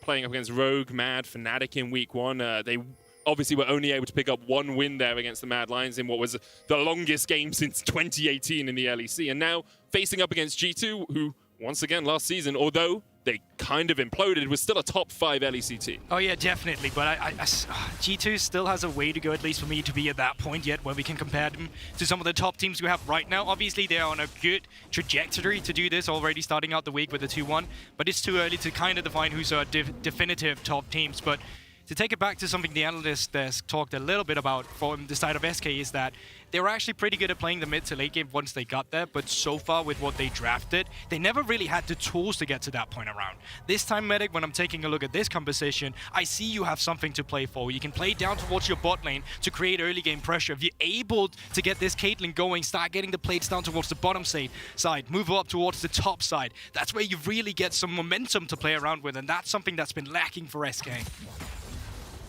Definitely gives them a key point of focus throughout this early game. You can see that from the Gilius' pathing. Started on the top side, is going to work his way down towards that bottom lane. Targamas and Flackett have pushed in this way, but Gilius isn't going to be here anytime soon, so they should be comfortable enough doing this for now. And I do want to talk a little bit about Targamas. You can see him flashing, I think that was the case, Carmine Corp? The logo that he flashed up there for a second, but he actually had... Don't think Carmine Corp has a logo actually, they can flash. It would look like KC to me, so I don't... Anyway, flashing up a logo. He had a really good week 1, and I think a lot of people look at this guy as a support to watch throughout the LEC here in 2022. very strong in the early game, roaming around a lot, which is very important for G2, and it seems like he and Jankos are very much on the same page. But that's the kind of guy I knew throughout the entirety of the European Masters. He was used to playing lane with Xmati, who's a very similar stance to Flacket as well, where they kind of just know how to soak the pressure in the laning phase, allow the support to roam out of the map, and it's one of those things that Takuma has done a phenomenal job. No surprise, one of his favorite supports is the Pike as well, which obviously is a signature move for this kind of champion to move around on the map. Now, they do secure the priority here in the early game down towards the G2 bottom lane, and that means they can move on for this little scuttle where we might find ourselves a little skirmish. Issue, of course, for G2 is that Caps is underneath his tower, or at least close to it, catching this wave. So Jankos does not have mid lane support, whereas Gilius has support both from his support and his mid laner. Gilius will secure the Scuttle Crab and might actually just work his way up towards top side. Instead, he will decide the blue buff is more important. I mean, it's quite nice to have cleared but for the first jungle clear a little bit. But yeah, I think you want to get your blue buff here in the beginning. I'm actually surprised to see if Jankos is going to keep hovering bot side here, because right now they don't have any vision towards the river, and it wouldn't surprise me to see Gilius come down here afterwards. So yeah, really good presence of mind for Jankos here. They don't need to make anything happen in terms of a kill, but if G2's bot lane is allowed to push this one in, well, that does help their case against the Caitlyn, but Gilius actually trying to make his way around. Looks like nothing more will come out of it with Streets missing the hook. Yeah, Jankos with the smart ward, just as he was basing as well, kept a little bit more safety for the G2 bottom lane. They will get the wave shoved in. Doesn't look like Flacket's going to go for a full recall here, and actually Treat's able to hold it just outside of tower range. Of course, as the wave catches up, this will very slowly push back towards G2, but for the moment, SK can hold it outside of their turret. But already in the grand schemes of things, this is super nice to see. If you are a G2 fan, if you're able to shut this Caitlyn down here in the early game, you've really just stopped the momentum we were talking about that you can build up. Jankos, with an early reset before Gilius, of course, got back, to take some early intel here, does not have any wards. Obviously, he's gone with the sweeper, but knowing that Gilius is not up around this tri-bush towards the top side, lets Broken Blade push in, and it lets Jankos steal away the Raptors at the same time. So good tracking here in the early game from Jankos after he's taking the Raptors, can just back, try and take the Scuttle, take care of his own jungle side. And it's one of those things that I think is often overlooked in hindsight about junglers, where a lot of people will say, oh, you know, Jankos, did he really do much in this early game? And if you're not aware of why he is shadowing these lanes, you might say, well, he hasn't actually ganked, he hasn't got any kills, he hasn't got any assists, so no, he did nothing. But what he's done here is allow Flacket to get a push in the bottom lane and do it safely without fear of Gilius getting the gank off. He's now allowed Broken Blade to get a push in the top lane and TP back with this Barmy Cinder. And both of his lanes are in much better positions than if they had been left alone for the will of Gilius to take hold. Exactly. It's one of those finicky things you say at junglers. You don't always notice this. It's the thing they don't get credit for. Even harder to pull off in solo queue as well. It's more something that happens in competitive gameplay where the play is a bit more coordinated as well here at the same time. And once again, you can see Gilius, he knows they need to get this Caitlyn going somehow. So down he is again with the pathing towards the bot side. Treats has picked up a sweeper as well. If he can sweep up the bot side bushes, it would make Gilius' case more easy as well. And I wonder if he's going to come in from the lane or if he's just going to try to come through river where pink ward has just been placed. For the moment, looks like he's just going to work his way towards this dragon. Maybe SK looking for a bit of objective control. It is something they actually did very well in week one, was even though they were falling behind in gold, and perhaps because they were falling behind in gold and giving up tower plates, they were able to secure 100% of the first dragons in their 3 games and 2/3 of all the heralds in their games as well. So their early game wasn't the strongest, but they were able to start some of these neutral objectives rolling. Exactly. It was one of the things they did very nicely, is that they didn't necessarily handshake the tradings of the map because they lost a lot on the other side of the map. But they found windows, despite them being pressured, where they could come in and take some of these objectives. This time around, with their own pressure in the mid lane and down towards the bot side, they are able to pick up their first trade. It doesn't mean too much just yet, but it's important you get this scaling going from the get-go, especially because we've already talked about SK. Them getting to the late game is something we usually like seeing from them, and their composition against G2's composition right now still has a good way to play around with the momentum, or to play around with the grounding, especially on the Victor, especially on the Caitlyn, just because of this longer range. And you can take a look at G2's composition. It's a composition with 2 members that want to come diving into you, obviously with the Jhin and the Orianna in the backline, but we'll get into that later. Watch as the game develops. Jankos going to steal his 2nd camp of this matchup. Gilius, of course, spending time on the bottom side did give Jankos the time to make a foray into the jungle, take away this red, and Gilius will hit level 6 at the same time. Now, Jankos. Sweeper. What are you looking for? Gilius will spot him with the sweeper, as you say. Jankos going to jump in. Gilius can EQ across the wall. Maybe Jankos just wants a little bit of DPS.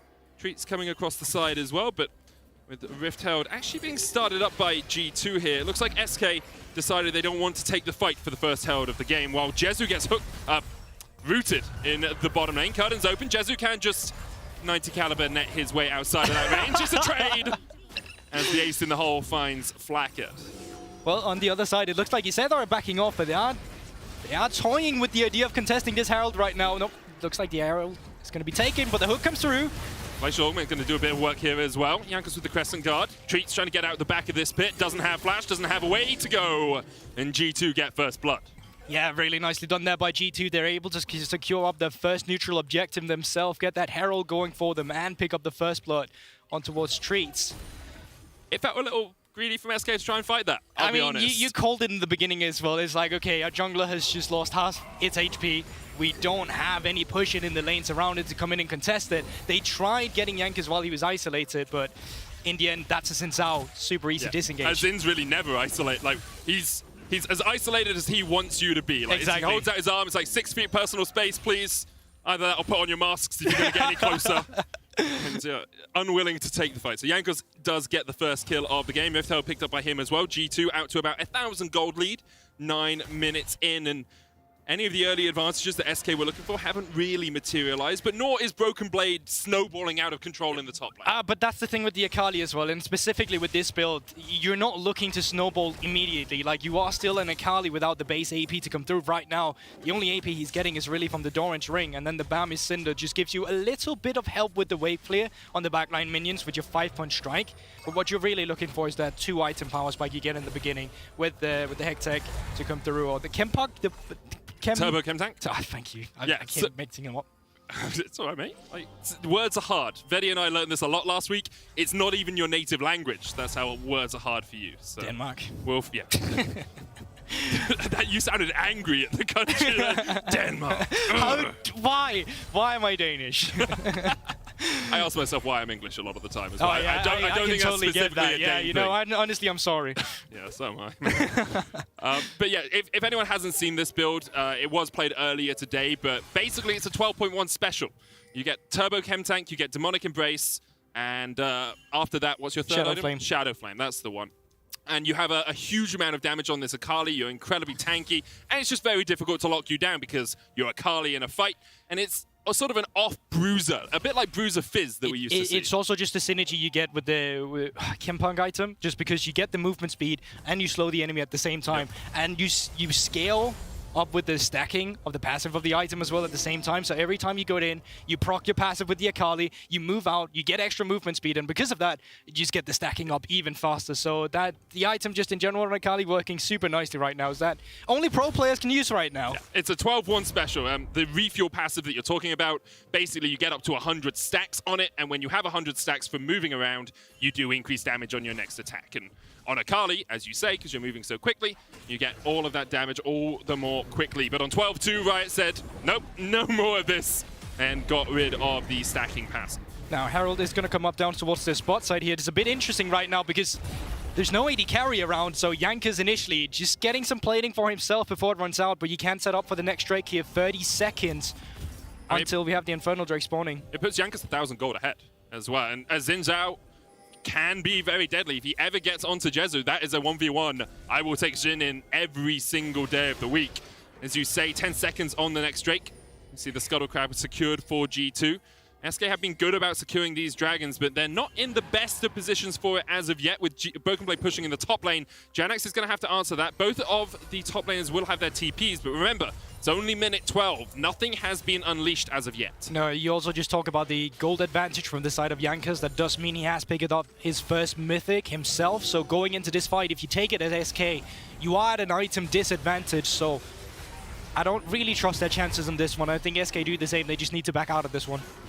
And you hope they've learned from that Rift Herald mistake that they made earlier, that you can't contest when you're at this sort of a deficit. They back away from it. One Drake apiece now between these two teams. And with that, we are probably going to take a little bit of a look on towards the top side. You can see all of SK camps right now. They're actually spawning. So the red buff just spawned. Raptors just spawned. Targamas together with Jankers. They can look to try and move around to get some priority up here. Either to play for the Lee Sin up towards the top side, try to catch him off guard, or just to see if they can keep extending their gold lead a little bit. The thing about counter jungling is that not only are you getting gold for yourself, but you're also taking away the enemy jungler's gold. So it kind of has double this value here. It's what in football we used to call a 6-point game.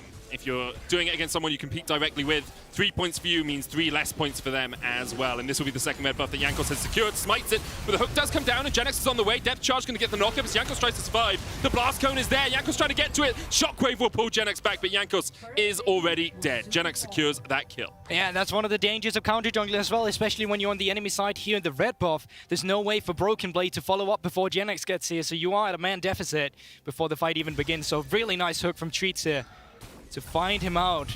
Here's the thing though, if you're Jankos, you're like, I got the red buff though. So my enemy jungler is falling even further behind. Kisu? Should be okay. Walks away from the curtain call. He still had flash, he did have to burn the heal there, and in the pure 1v1, you can see that Flackhead is getting a slight advantage, but a couple of plates did go down for Jezu, meaning he's, I believe, ever so slightly ahead in terms of total gold. Okay, going in with the ultimate actually here, Broken Blade, he's doing a lot of damage. Ignite is ticking, Genex is trying to survive, but Broken Blade, oh! Like, he's got sword boots and a flipping fire! This man is prehistoric, he put rags on his feet, he built a little flame, he's like, nah, you have a whole gold drinker? Not today, my friend. This blade just, this build just is a little bit broken at the moment, just a little bit. It is why it's been nerfed as well, but yeah, base damages on Akali there. But he's not even at the broken point. He doesn't even, he didn't even have the Well, he clearly was. I mean, yeah, true. He is Broken Blade after all. Consistent carry for G2 across the last week or so. Last week, of course, he brought out Corki, Graves, Akshan. Had very strong performances on 2 of those 3 champions. And after doing that, we had a look at some of his numbers. I just want you to focus on that last statistic. 38% of his entire team's damage across the course of week 1. It's super rare to see from a top laner as well. Usually the mid laners or the AD carries runs away with these statistics, especially in the damage department.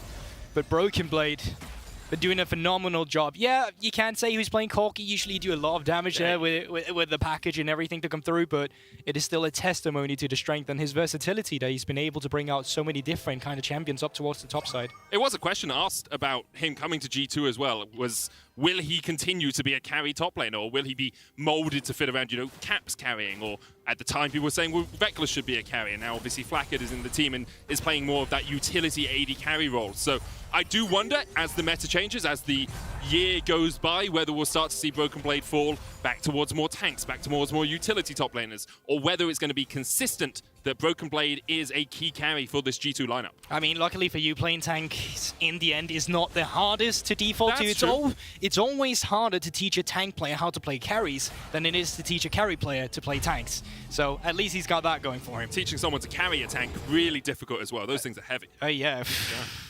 I hate you so much. I was like, yeah, I'm just going to agree with him. It seems like he's bringing up a good analytical point here. Nope, no, I should We're know done with the better. analysis. I get my dad jokes in when I can. Yeah, sure. Take it. I'll get used to it. Broken Blade looking for a little bit of engage here again, but this time around, G2 has just come off a reset, so no early tracking or no jungle tracking this time around. Don't know where Treats is, don't know where the enemy jungler is, so just going to take it a little bit chill before going for anything here.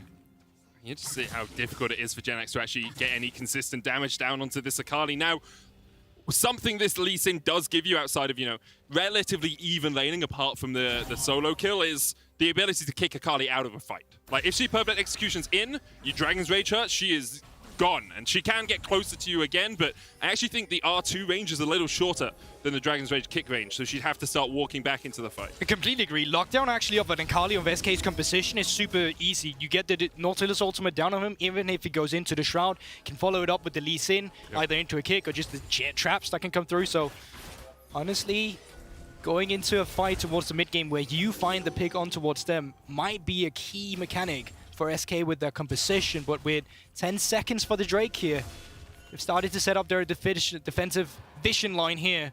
But once again, it looks very difficult for SK to contest. SK has Genex up towards the top side. Obviously, he does have that teleport.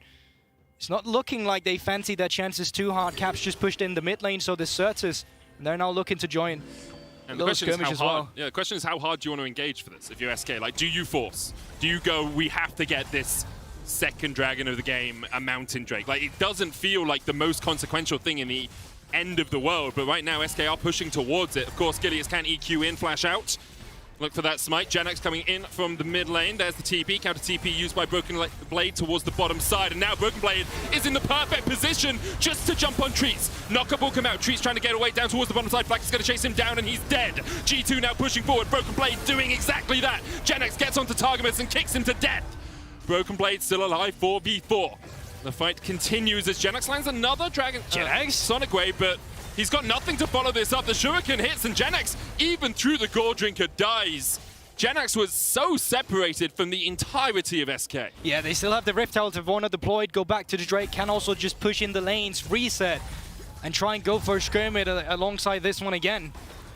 But in general, SK, they fancied their chances. They came in with the teleport and execution, just faltered a little bit. Pay attention to Jankos. He's stacking his Q right now so he can just jump in immediately for the knockup. Broken Blade with the follow-up, and then it does become a bit disjointed of a fight here, but you can clearly see who's the one who's stacked together and who's the one who's separated apart here. As SK, they're looking for solo plays, while G2, they are fighting the team plays. And then Genex, it's a little bit ambitious. You know what? I can respect trying it, but that's Lee Syndrome right there. Can you respect trying it? Like, obviously, like, Genex has played well so far, but you land a Sonic Wave on one of 3 enemy players. The rest of your team is half health at blue buff as the Shockwave hits Gilius, who will survive, just alive underneath the tower. It felt just very overeager from Genex trying to make a play. You gotta jump before you learn how to fly, okay? So committing to the play, sure, we'll try it. Obviously, I'm not saying it was a good play, but I mean, you learn from your mistakes. That is true, and SK have had a couple to learn from so far this game. So have G2 though. Of course, Jankos getting caught out earlier on as he went to try and steal away that red buff, but G2 now with the Rift Herald put down in the mid lane. That got a charge in, now dead. Tower falls on the bottom side. Genex looking for the kick. Flash, kick, knock up on the Caps. The death charge will follow him down, but a great Bard ultimate tempers the moments, tempers and a hook as Targamas gets caught as well. Jankos jumping back in. Gilius is here to party. Cataclysm available for the SK jungler. Blacket's going to join the fray. Ace in the hole, healed up, but the Cataclysm will chase Targamas, who takes a magical journey through the walls of the Cataclysm. Broken Blade now on the back line. Curtains open. One shot, 2 shot. Broken Blade trying to get onto Treats. 3 shot only hits onto Certus. The 4th goes wide. Broken Blade survives. He was in the middle of 5 members of SK and he got out. What did I tell you about Genex, Medic? You gotta jump before you learn how to fly. He found his limits this time around. And let's have a kick. Look, and that beautiful kick once again on towards Caps. Finds the Sonic Wave into the Lee Sin insect immediately to the waiting arms of Treats.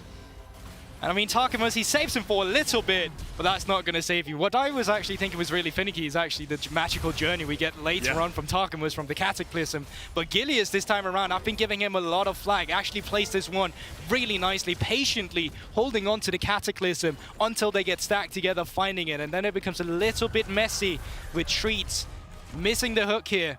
But they get out of it, and actually a victory for the first time of ASK in this game. You see as well, if Broken Blade isn't able to fully close the gap on someone, doesn't have much long-range damage. Of course, Akali, a relatively short-range champion, so if Jezu is able to hold him at arm's length, perhaps he can chip away. Still yet to die, though, the G2 top laner, as G2 trying to set up vision over to this top side of the map. Minute 30 on the Mountain Drake. And about 1,400 gold lead. But we are into that mid game that we talked about, Gorborg, that you mentioned. SK's fights in the mid to late game have been pretty strong, have been pretty well coordinated. G2 trying to keep them on their toes, trying to keep these skirmishes rolling. But SK, especially in that last fight, showed us just how strong they can be in these mid-game battles. And this is where your objective control becomes even more important, especially when there's only 1 minute until this Mountain Drake. Sole point for G2 if they're able to secure it. But you take a look at Certus, he's gone under everyone's radar in this game so far. He's now 2-0-2 on the Victor. He's on a shutdown, and he's on these 2 items. He's going to be one of the catalysts for SK once he reaches these fights. If he's able to zone away the members of G2 with his abilities, once he fixes that 3rd item for himself as well, that's where the situation for G2 becomes a little bit dire.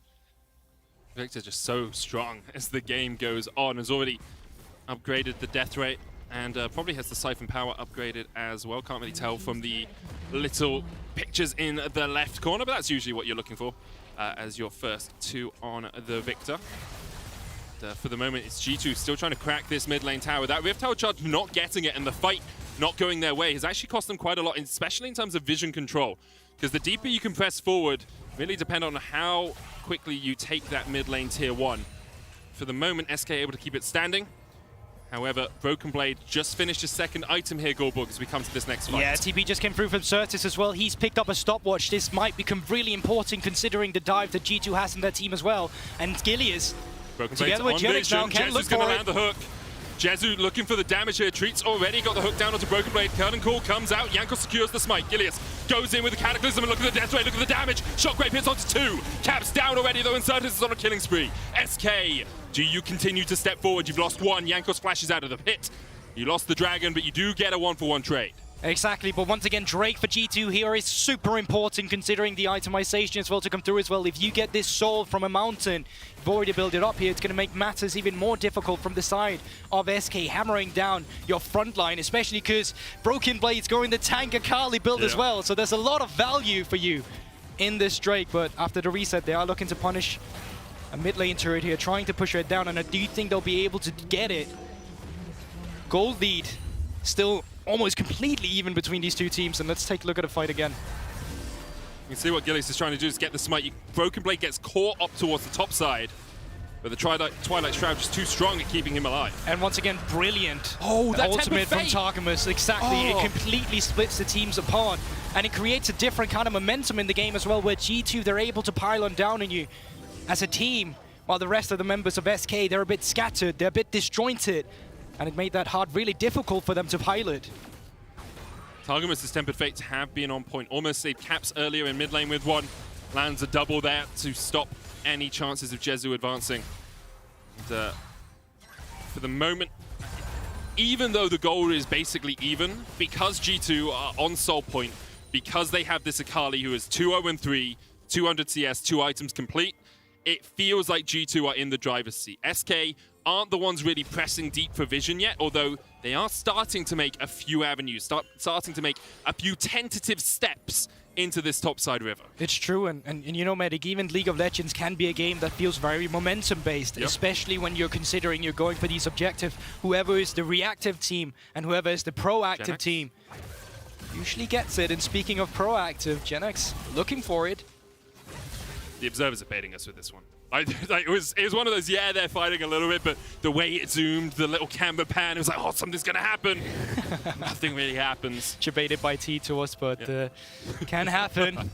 And I think for SK, one of the difficult things for them, or rather, let's take a look at it at the other side of the coin. One of the things G2 have done so well at this point is their objective control. The fact that they get the push out first. Certus, he was up pushing towards the top side before this Drake spawn, had to TP into the mid lane to try and contest it, while the rest of G2, they had already set it up. They pushed in the mid lane, they pushed in the bot side. Tempered Fate goes wide, and with that, they're just getting a little bit more river control.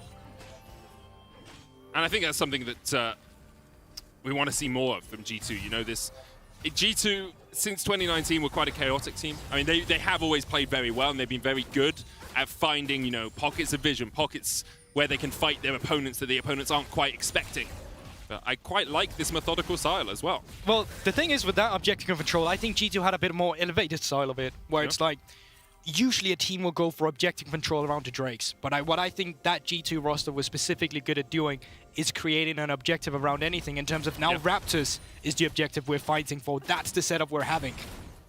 Their way of just taking the fundamentals of League and implying it to all the small objectives created a really chaotic style where we thought there was team fights all the time, but actually due to the nature of them trying to steal away whatever they could once they had a lead. So you love to see when teams are able to pull this off, but right now it's definitely the big objectives. That's the name of the game. 1 minute for this Mountain Drake, and as we take a look at the inventory, no one's been able to finish off their 3rd item just yet, but you know that's... Oh, yeah, you're right. And actually, just as the back came through from Certus there, finished up his Sonya's Hourglass. So some of these 3-item power spikes, they are starting to come through.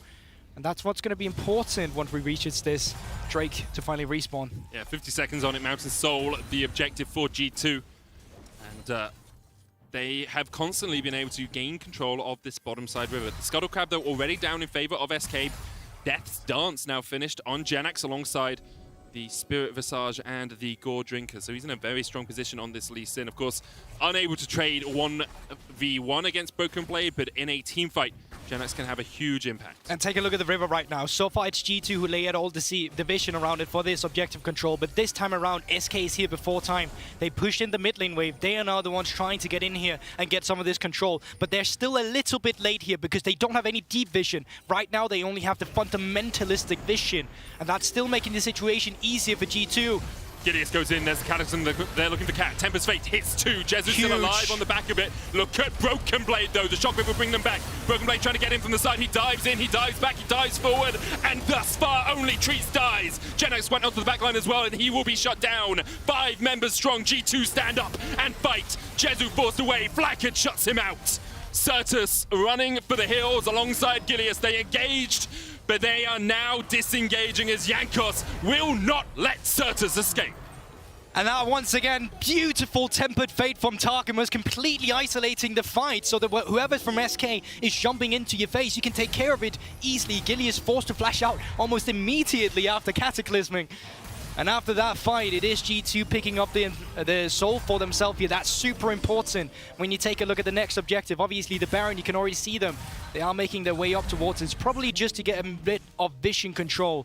But with this, G2 is certainly in the driver's seat. And you can see how difficult it was for SK to react to Broken Blade being behind them. They said, go, go, go. We'll take a 5v4 down towards the bottom side. And Targamas is like, nope, it's a 5v3. It's a 4v3 now because I'm going to stop 2 of your members from really joining in the battle. Gileas could steal here. G2 did flip a little bit last week. Took a couple of trips to McDonald's. It's risky. They're waiting on it. Broken Blade's now going to jump onto Gileas, who jumps back in. The Tempered Fate misses. The smite comes out. It was 60 HP. Oh my goodness, G2. I can't believe they decided to burger flip that one because they didn't even get their reset through from the one fight they had at Drake. So they hadn't even spent the gold yet. That lead they solidified for themselves there. That was the determined call from G2. I mean, that's trust in your jungler. I mean, yeah, I guess. It really is a lot of trust, and specifically in the call as well. They thought they were going to get it with the Tempered Fate Gileas. Just like Broken Blade dodges under there. it. Yeah, exactly. But G2 do manage to secure the Baron, a 5,000 gold lead for them now, 30 minutes in.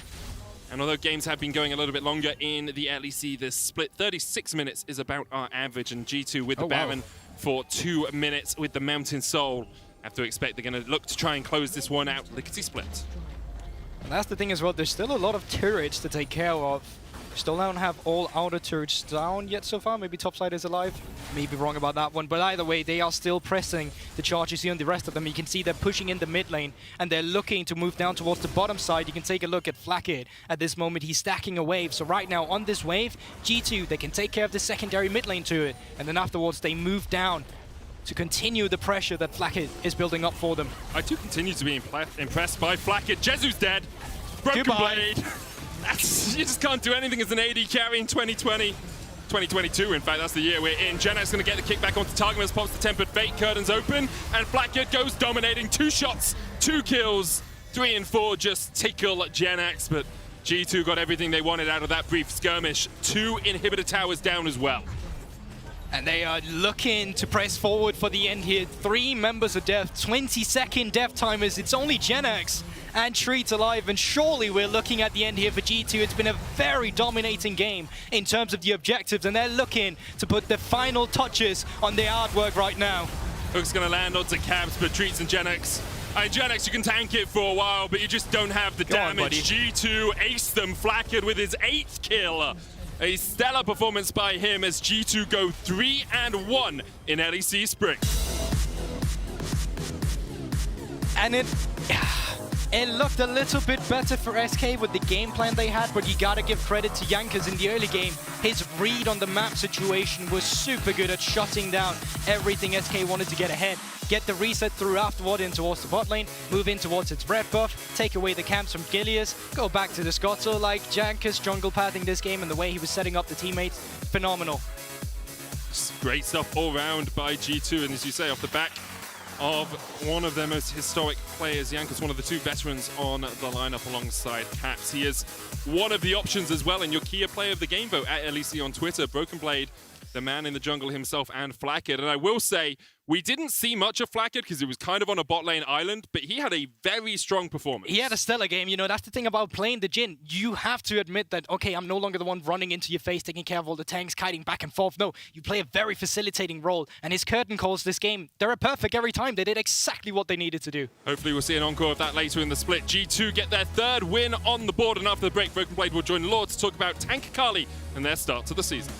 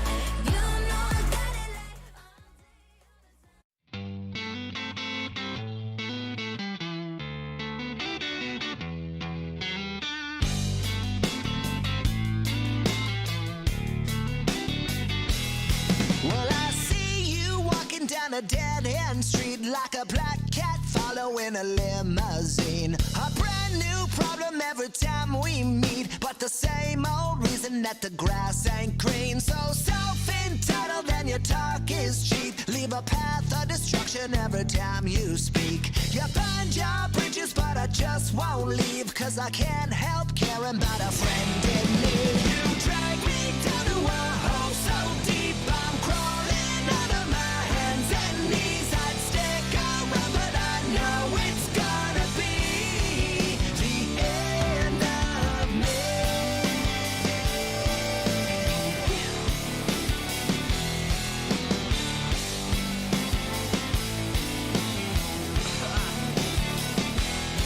When I see you making all the same mistakes, try to help, but you throw it back into my face. You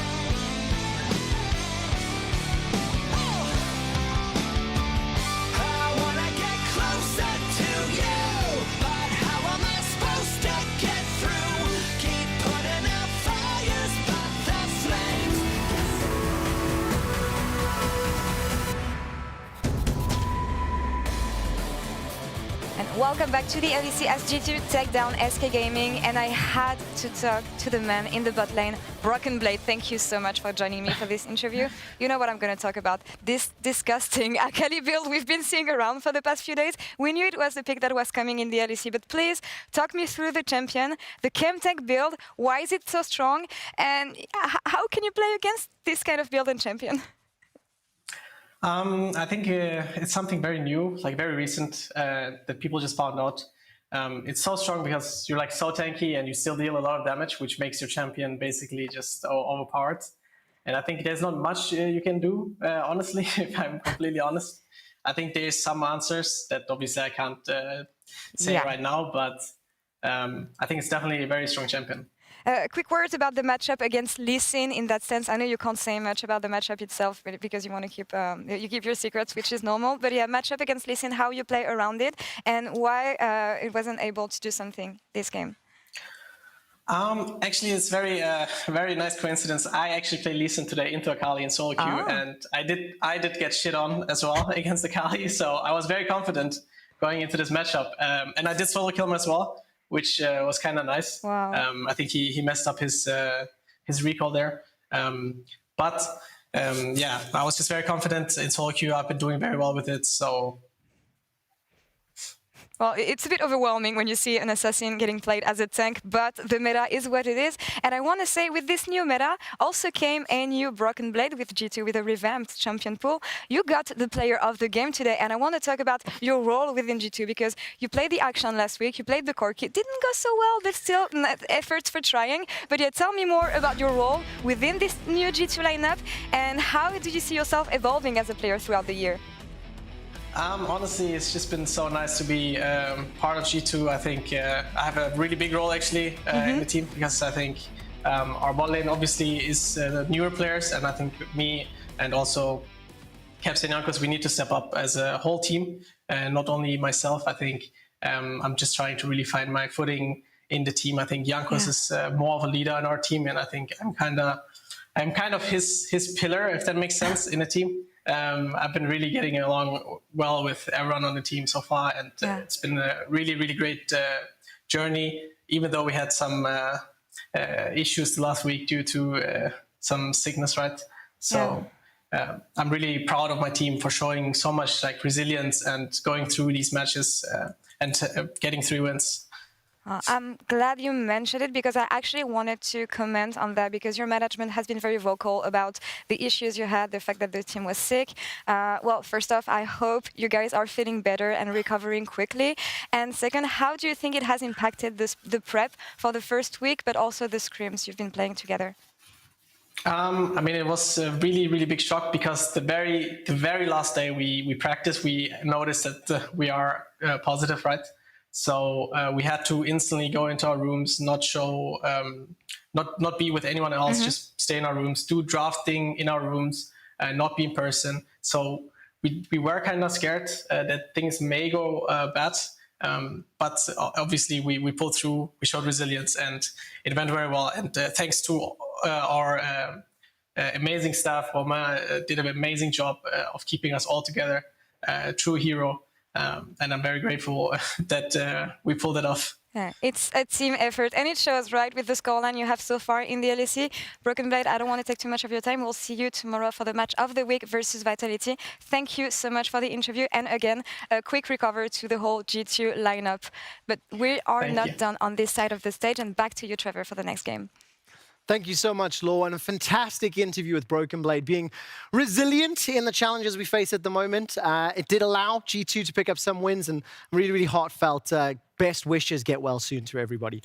Now, our next match features the currently winless Team Vitality, one of the huge surprises after Super Week, as well as our newest addition to the LEC, Team BDS.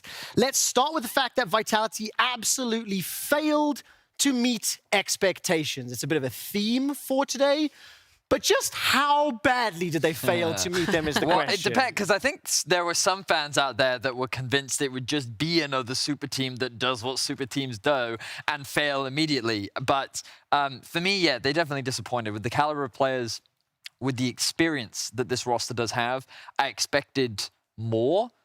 Instead, I felt like we saw stronger individuals that couldn't really function as a team. And as a result of that, they were punished by the teams in Europe in week 1. Yeah, no doubt about it. I think Perkz in particular, somebody that I was hoping to see a little bit more from. His game 1 performance on Akshan left something to be desired, somewhat reminiscent of his week 1 spring performance last year. I mean, when we look at some of these players, Trouble, and we look at the potential that they do have, where do you draw some conclusions as to what caused them to go 0-3? Okay, so I feel like when we have a lot of huge personalities into one team, which is why we call them super team, right? They have really great skill, but they're also big personalities. Sometimes they might clash in game, the ideas, who has the higher voice, because we have Perkz that has been great in leading teams, right? He was a leader in G2, but now we also have Selfmade, who typically in every team that Selfmade has been a part of, he has been the main voice of. So maybe somewhere there, they need to find the strong voice that they want to lead the team. That could be something that we might have to look into. I mean, I also think that whenever you're building a new team, like, this is something that I've spoken with on Cast's analyst coaches about in the past. Sometimes when things are new, regardless of how good they are, you need to just keep it simple. And the reality is that I think there was some like ego picks that came out from Vitality. And when you kind of looked at their drafting, I'm drafting to counter what you're playing, which, like, sure, that makes sense. I understand what you're doing in the isolated situation, but in the context of the team, in the context of the comps, you actually drafted yourself quite difficult to play compositions. And when synergy is something that you're still growing, when you're still figuring out exactly, as Trouble was saying, who that leader is, where that voice comes from, maybe you just keep it simple. Put out Farion and Ornn, you know? Give yourself the Victor in the mid lane, or the Orianna, both of which Perkz is very capable of playing. Like, maybe they just need to go back to the drawing board, keep things simple, and in a meta that is very scaling and where you can rely on your individual talent, perhaps just keeping things simple is the way forward for Vitality while they build as a team. Let's see if they can, because I think last week Selfmade was one of the players that definitely impressed. The reason I'd single him out is his opponent today, Synkrov, really showed promising things during the course of week 1. Vedes, I distinctly remember you being very happy with some of the decision-making he had in game. I was just really impressed with his map awareness, where he needed to be, how he should be playing, and what he should be doing on the map. And like this game against Fnatic in particular, I was just very pleasantly surprised by what he was doing. And Trouble, we were talking about it before, he seems to show semblance of what he was doing on K-Corp, but now almost maybe even at a higher level from what we've been seeing. Absolutely. He's also very used to playing with Adam towards the top lane, and Adam has been someone that Synkrov has loved playing around. This is why we see a lot of shift onto BDS towards the top side of the map as well. But going back to Synkrov has never been the selfish jungler that we see in the likes of Selfmade sometimes, or Zlatan. He has been the facilitator for his team. Wherever the team needs him, wherever the team calls for him, he actually goes. This is why we see a lot of the same plays from BDS as well, where they group towards the top side, they take it over, then they go towards the bot side as 4 members. And this is something that they also used to do back in Karmakop, that snowball one lane, and then they use Synkrov in that lane to snowball another one. Do you think it's fair to say win lane, potentially win game here today, or is that too bold a statement? Well, I think that BDS ultimately is a rookie team by and large, and we heard from Grabs on Twitter that this team needs to learn a lot of the basics, and they still need like a lot of growing things. I think there's a lot of potential though, and for BDS, we say that a lot, admittedly, but this is 3/5 of the Carmine Corp that won back-to-back EU Masters. So I'm very excited for this potential roster, and I think with the addition of Nuclear into mid as well, his week 1, I'm excited to see what Grabs and the coaching staff can do. I'm so glad you mentioned Grabs, because of course, Team BDS versus Team Vitality is also a battle between Perkz and his former coach, Grabs. They spent 2 years together in G2, winning MSI, 4 LEC titles. Let's see who stands victorious today. Thank you very much, Quick Shots. We will see who stands victorious. They may sit victorious as well. We're not going to dictate to them whether or not they must be standing up or sitting down.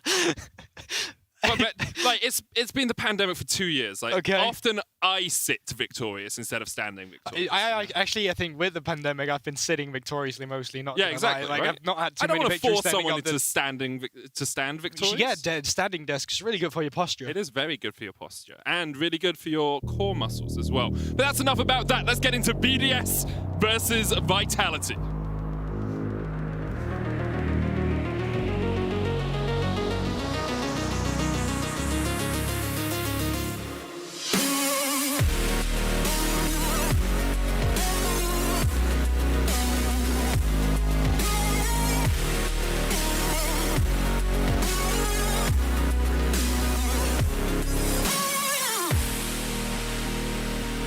heard Vedius praising the KISS method of drafting earlier on.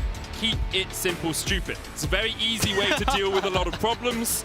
You say, instead of going for these complicated team comps, we press R, we go in, we win the fight. And obviously, Vitality have the players to do that. How do you think they can draft, or how do you think they will draft here to make that happen? I mean, I think you just need to stop with the ego picks that Vedius was also explaining. Sometimes they just came out of nowhere, where, especially now being red side, I think you're allowing your solo laner to get some very good grounding in this game, because I think this game will be solo lane based a lot. I think getting Alfari ahead, especially against Adam, is not only playing to your win condition at Vitality, but is also trying to shut down the win condition rather on the side of TBDS.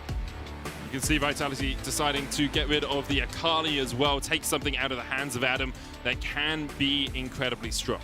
And right now, there's still the Lee Sin up and available. We still have the Thresh as well. We know both Limit and Labrov happy about those champions, and you can clearly see BDS still paying some respect to Selfmade as well with this talent ban to come out. And I think it's no surprise that we've seen the Akali ban after seeing her presence here in the first 2 games. It is a very busted champion with the build at the moment. Last ban to come through, Diana, also a champion that's up and available. Perks and the rest of Alfari already had to deal with that one time today when they came in, but it looks like it's just going to be Sinsao as a first pick. Yeah, Diana not banned away. As you say, Renekton was removed by Vitality. Xin immediately locked in. Now expectations are you see the Jinx Jhin trade here. Do Vitality want to put Kazi on Jhin, or would they prefer taking the Jinx for themselves and leaving up that Jhin Zhao combination?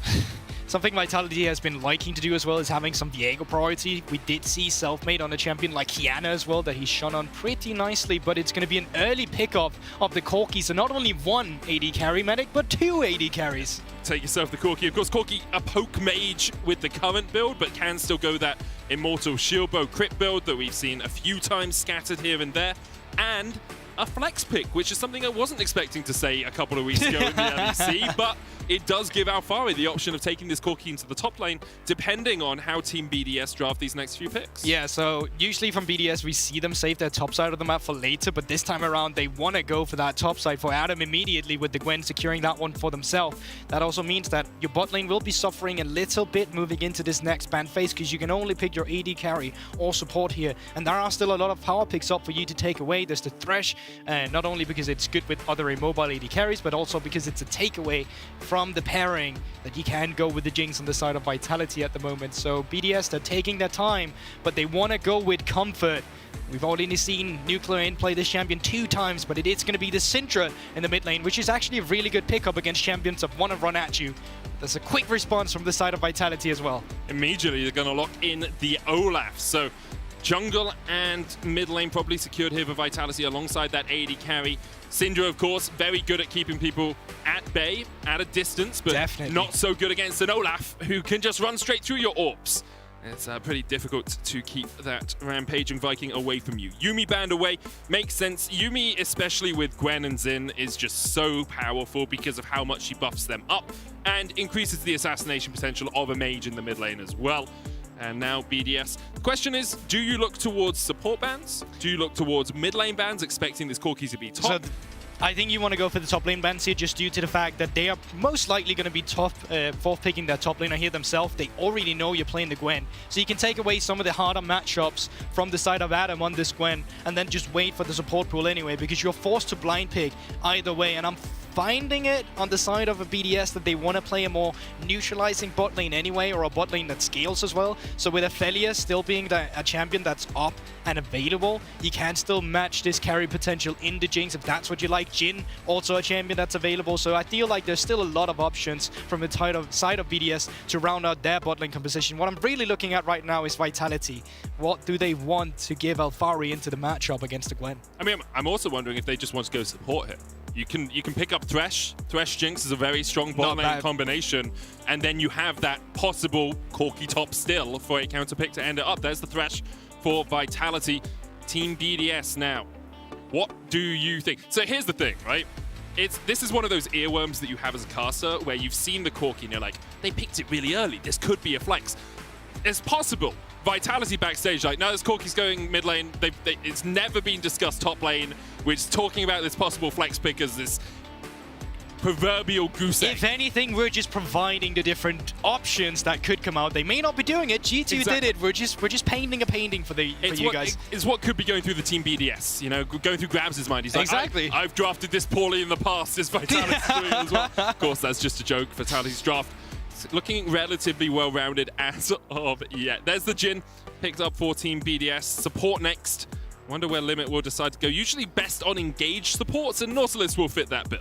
It's actually quite interesting right now, because if we came into this game beforehand, before I saw the draft, I would probably have told you that Vitality is going to play around Alfari and try and see if they can get him ahead. But having this composition right now where you have 2 AD carries to play for, you have a Thresh down towards the bottom lane, it honestly would not surprise me to see him take a more neutral approach up to that top side, and GP being up and available is just going to be the response there. So for the side of Vitality right now, yes, you have 2 melee champions, but none of them are considered strong frontliners. So it's definitely going to come down to the pick potential as well that you also see and how you kite back. But obviously there's the ground to play around with. You have the Corki rockets, you have the barrels on the GP. Definitely tools that will become important Vitality. It doesn't feel like a simple comp from Vitality, though. 2 AD carries. It was so close to being a simple comp. Yeah. If it had been an Ornn final pick, I could see how it would have been more simple. But once again, Vitality relying on their own prowess, their own mechanics to carry them through this game. BDS, on the other hand, seem to be a much more simplistic comp. You have a good frontline in the Zen Nautilus. You have a strong-ish AD carry in the Jhin, and then you've got Gwen, who can just run through the enemy team. Yeah, they still have the ground to play around with themselves, the Syndra, so on as well, the power to create, would you say, grounded pockets to kind of fight in between, where you're just pushing the enemy away. And obviously, the front line, we saw them, they're not that beefy. Objective control, I mean, we say it all the time, but it's just so important for this meta right now, and I'm sure it's going to be important in this game as well. Definitely is. Vitality up against BDS. Both teams trying to get off the bottom of the table. Vitality yet to get a win. Let's see if they can do it here.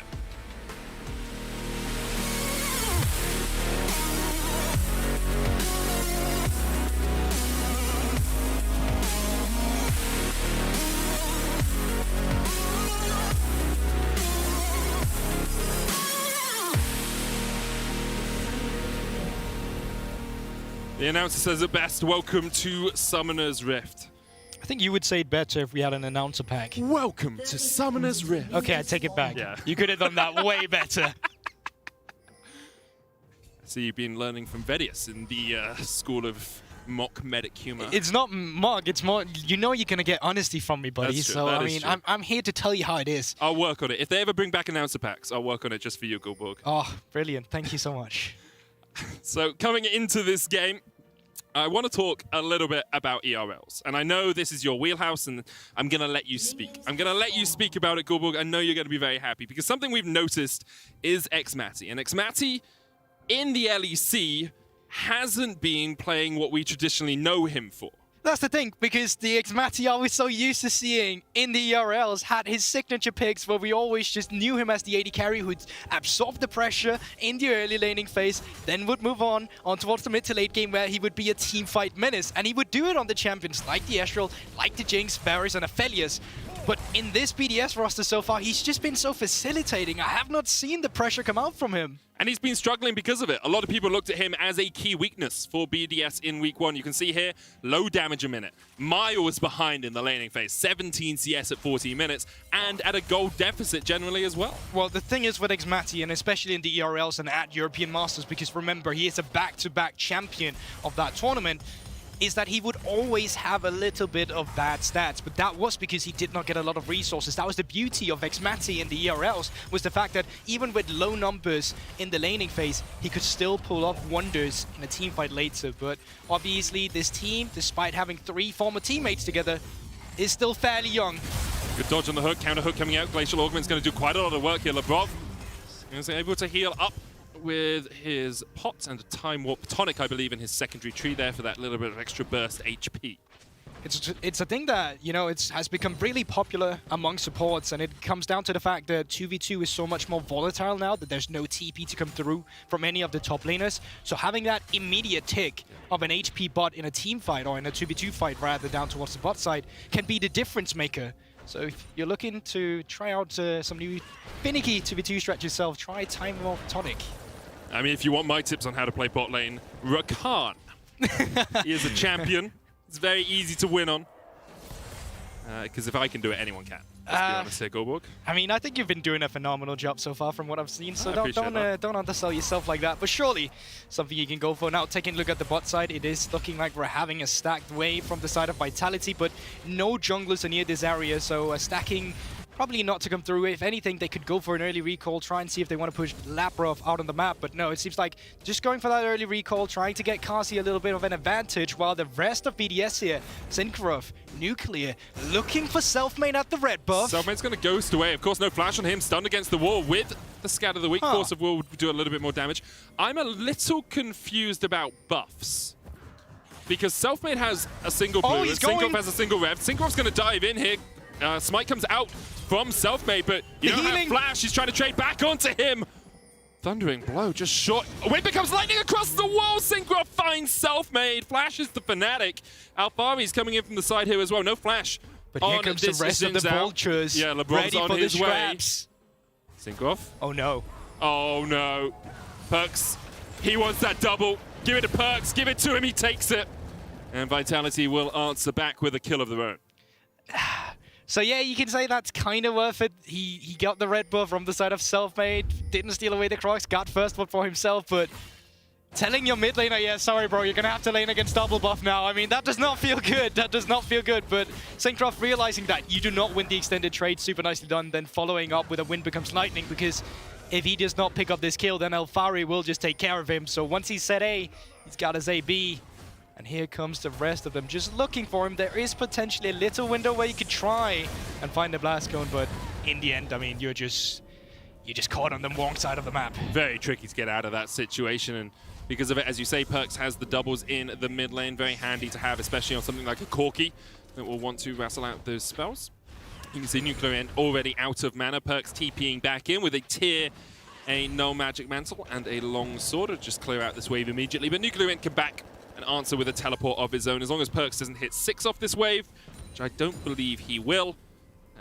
Nuclear has a fine base position. It's a thing we've seen from a lot of Corkis as well, especially into the control main matchup, which is of course where you have to go for the Hex Stringer. You are just a really squishy champion in the early game, and despite popular belief, you can actually get punished. We just don't see it that often when we see the Corkis. They are allowed to scale for free quite often. Scatter the Weak will land there. Nuclear hits 6. Actually should trade aggressively here onto Perkz, who gets 6 of his own. Synchro splitting the map with Selfmade, who is down towards the bottom side right now. She might be doing the Cloud Drake himself. Started it up with that Undertow, and Selfmade. Olaf, one of the junglers that is very good at taking these early dragons. Now Perkz still has flash. Will flash away from the Scatter the Weak. Assume he must have just used Valkyrie, or didn't think he could get Valkyrie off in time to dodge away that stun. Really nicely done. You can see Synchro stacking up his Q on the minions. It looked a bit random because he was just hitting them, but he was actually waiting to get that first strike and then jump on Perkz immediately for the instant knock-up. So Perkz flashing there, actually a really good decision. Smart stuff by him, and he did have a disappointing week 1, to say the least, did our most decorated player in the LEC, the Western Goat.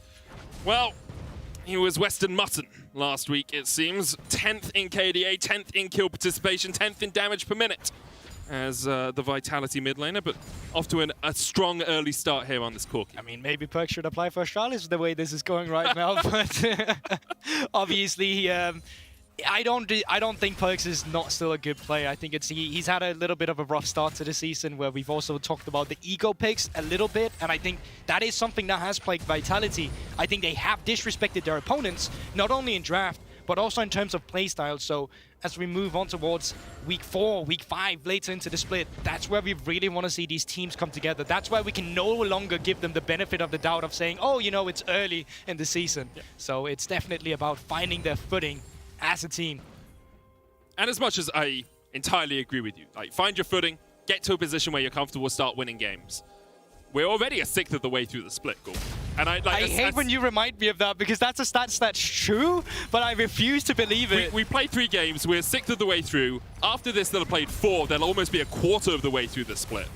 And, you know, if you're not picking up wins by this point, especially against teams like BDS, who Vitality coming into the season would have been seen as clear favorites against, it becomes a trickier road. And as much as maybe you will make playoffs, maybe you get 5th, 6th, and then you only have one chance. You don't have double elimination. Maybe you get 4th and you play up against the best team, and then you're immediately down in the lower bracket. Of course, that is where Perkz thrives, in his 1-2 comfort zone, but you do need to start showing us some signs of consistency. I completely agree with you. And speaking of Perkz, he has just picked up the package, I believe, in time for the first Rift Herald here, but no one's around the area right now. He can try and jump in, but it's already too late. Syncroft finding a really good timer for the Rift Herald, while the members of Vitality was off a reset timer, even allowing the rest of his teammates to reset. So they're not really losing anything. They're not overstaying their welcome on the map to try and get this objective. So it's going to be curious to see where they want to deploy this Rift Herald. I think mostly we're looking for the solo lanes. We don't usually see people try and funnel it in. Yeah, it's not really the smartest thing. Doesn't give you a huge amount of DPS in the later game fights. And xMatty has been left on a little bit of an island down towards this bottom side, but Syncroft is on his way down there, maybe just going for his Krugs, the only camp that's up, package coming out. It's coming. Now, I do wonder if Perkz was there trying to bait a little bit for Labrov. Use the package, Nuclear Int, then oversteps Labrov, puts the lantern down, flash away from Nuclear Int, the hook won't even be used by Labrov. He got the flash, that's all he wanted. Yeah, Labrov decided to go for the safe option where you just walk up and go for the play first, then see if the flash comes out, then you can look for the hook, but obviously, there were the potential for the highlight montage of a MatLife himself. Vitality members were talking a bit that they warm up by watching their own montages.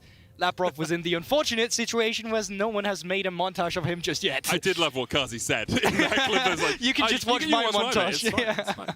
I do also wonder if Perkz had been watching his Renekton play from the LCS last week. The Yone. Or the Yone, yeah, kind of fitting with his performance. But so far, this game, only 1-1 at the 10-minute mark. That doesn't mean there hasn't been action, just means there haven't been kills. First Dragon secured for Vitality. Undertow just connects. The Ghost coming out. Syncroft, yeah, it doesn't even have time to get in here. Unleash Power does nothing to Perkz. Meanwhile, in the top lane, Alphari's getting forced away. Adam has used the Ignite, and Alphari has Flash, so he should be able to escape. Lantern, Labrov, Flash, onto the Blast Cone. Limit flashes away himself. Undertow won't clip his heels. He's able to walk out of that one. I mean, I like the in-play from the side of Labrov, but it's just a bit too ambitious there. You don't catch him. You already forced a flash. It's because he missed his MatLife moment a moment ago. Exactly, it's like, this he one had to go for a new highlight. Okay, let's see if it's here. xMatty stands still, gets hook pulled back onto the jumpers. And xMatty is down. Kazi with a great predict on the Super Mega Death rocket. See, Labrov, that's why you don't have a montage, but Kazi got it ready for you just afterwards. xMatty disrespecting a little bit, not looking for the flash, thought he could just sidestep it. Labrov got his number, gets the kill for himself. As you say, Kazi getting that kill in that bottom lane is in a very strong position on the Jinx now. Rift Herald expect to be used here by Syncroft. Instead, they just want to shove the lane in. Syncroft does still have about a third of the timer on that, so can use it to get this quick recall off. But Vitality now 2,000 gold ahead from that sequence of events. Couple of kills, 3 plates in the bottom lane to Kazi. It's a very strong position for Team Vitality. It does give you some options to punish now for the late resets that's coming through from the side of Vitality. You can see because they decided to stay for those 3 platings, there's no one around for this Drake area. Selfmade up towards the top side, Perkz still in the mid lane, but it doesn't look like BDS, they want to fancy any chances of starting up that Drake for themselves. So with resets now coming through, oh, looks close from limit. Either way, mid waves will just be cleared, and you can see BDS, they're walking into the river now. I'm not sure if Vitality wanted to fight this one anyway. Alphari TP'd up to the top side. Now he does have Cannon Barrage, so he can influence the play from top lane, and Adam has a TP of his own, so maybe Vitality will look just to chip away at BDS if they go for this Dragon, but expectation, at least to me, is that Vitality don't really want to fight for the second Drake. Yeah, it doesn't look like they need it either, but I mean, we are looking at Kazi. He's picked up a very early Kraken Slayer as well, so if you start skirmishes around this AD carry, statistically, you should win them. As BDS, they just force up the Rift Herald here in the mid lane, get that instant priority. Not for any Drake. They don't fancy that themselves either. Too nervous about it, and because of this, you can see Selfmade has just back. You can see the gold. Just picked up a mythic item for himself, looking to just beeline it down to that Drake for themselves. And once again, Alphari has himself a sizable CS lead in the top lane. 30 CS. I think he was about 800 gold ahead when we were looking at the gold just a moment ago as well. He is absolutely stomping Adam. It is only Adam's second time playing Gwen on the LEC stage, even though, of course, he had that full split with Fnatic last year. Don't even think he played it on Carmine Court before that, so not a champion we've seen too often from Adam, usually associated more with, you know, Olaf and Darius. But for the moment, it is Alphari coming out on top in that 1v1. Now with this bot lane priority, you can see it's also allowing Labrov to roam around with Selfmade all the time. Flash is still not up for nuclear, so while they're around this mid lane area, they have times to punish all the time. So while Perkz pushes in the mid lane, you can see nuclear in. He's forced to still clear that wave before he can move, and this gives Vitality extra time to move down towards the bottom lane, not to necessarily go for a play, but to always have that in BDS mind. They have to respect Perkz once they cannot see him. Just becomes so tricky for BDS. Didn't really find any early advantages. Syncroft with the only kill for them so far. Nuclear getting forced back by Perkz in the mid lane. Lantern going out once again. Selfmade here. That tower might be dead before they even look for the dive. Kazi tanks up one tower shot. There's the cannon barrage. TP coming out as Nuclear looks to join the fray. Good hook from Limit will keep Labrov underneath the tower, and the unleashed power will be enough to take down the Thresh. Good response from the side of BDS rather here. Good TP to come in from Nuclear in to just completely discourage that dive. But Vitality, are they still looking for this one? Ghost, Selfmade, Undertow, onto Limit. Just wants to chase onto Xmadi instead. Limit the first target. Selfmade, look at the darn healing! Selfmade's a monster! 2 versus 3, they just don't care, and they continue with the pressure here on Vitality. Great presence of mind from the side of Selfmade and Kasi, knowing they can commit to that play. Absolutely huge for them, and let's have a look at the dive once again, because the setup is not bad. You have Cannon Barrage against an immobile AD carry, but it just seems like no one really gets around to lay at the CC, and because of the minion wave not being big enough or being cleared out, they just get to turn onto Labrov, who's stuck on the tower with no flash whatsoever. As you can see in the picture-in-picture, Kasi did just pick up the bot lane turret, and here we see it. Selfmade and Kasi going forward, just no one to stop Selfmade while he's in that Ragnarok. The damage is not there yet, Nuclear in, no mana, and it's just free for them. Just nothing you can really do against that. Olaf runs at you. We talked about Syndra's power at knocking people away when they try and engage in the draft, but Olaf negates all of that. Can just sprint straight at you. It's a 4,000 gold lead now for Vitality at the 15-minute mark. A very strong early start for them, and perhaps those hiccups we saw in week 1 are starting to fade away for this team. Yeah, I mean, I even think we saw some of that when they were playing against Fnatic. They were up with a 6k gold lead until they started to overextend a little bit. They also got out-team fought a little bit.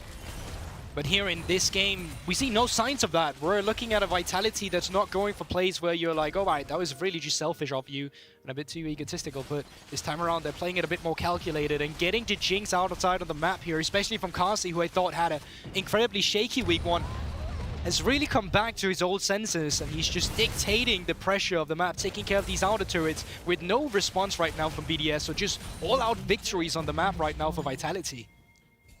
Just hugely ahead. Perkz pushing forward here. Phosphorus Bomb just a little bit short, but the 2 missiles will be enough to force Xmadi away. Alphari playing weak side, puts down a couple of barrels. Perkz, big one. Flash. If Perkz hadn't been on a ward there, Xmadi, that's a lot invested to try and kill the enemy AD carry, but it forces him back at least, and Alphari survives on the other side of the map. Kazi and Labrov pushing in. Adam stepping forward here. Hallowed Miss, Gwen's immune. The needle work as Kazi almost falls down. Ignite was ticking, but wasn't quite enough. And Kazi, after engaging the fight, had to invest his flash to get away. Yeah, guys, don't worry. Gwen, no Ignite now. We can reset. It's fine. Syncroft looking for Selfmade. He does have that Ragnarok if he wants to deploy it. It's looking like they're just going to back out. Yeah, Selfmade's fine, just getting away from this one. 1 minute on the Drake. Reset central for Vitality. You can see Kazi going for the Phantom Dancer second here on the Jinx. Doesn't need the Rapid Fire Cannon or the Runeans. Phantom just gives you, I believe, straight up more DPS in most of these fights in a lot of situations. So getting that will put him in a good position, and bounties have now started for BDS. Unsurprising, considering they're 5.4k behind, but we'll see if they're able to pick up any of that extra gold that now sits on the map.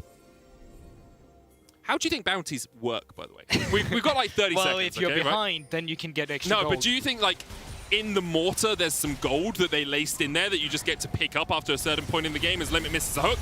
And Labrov does not. Flame Chomper's going down. BDS in a 4v2, although it was really Limit versus 2 for a while there. Have to invest their support's flash to get away, and this is Dragon. for Vitality. Everyone has to back away. Vitality in a good position to take their third Drake of the game. Yeah, just like that, it just looks like they're going to be able to take control of not only the river, but also the red side of Team BDS. And you can see Vitality should just be able to go off this one. Hook doesn't connect this time around. I'm not sure to answer your question about the bounties, where they're coming from. I mean, because like, do you think some of the bricks are made of gold? Do you think it magically apparates? How is the economy actually functional here in Exactly, Runeterra? because Like, how does it work in Summoner's Rift? Who's paying you to kill these people? Probably Boris. Let's be honest. Boris, he's a bloodthirsty man, and he wants all your money for those items as Lebrov. To clarify, Medic is talking about the shopkeeper. Yes. Yes, sorry, I should have made that more clear. Not the English Prime Minister.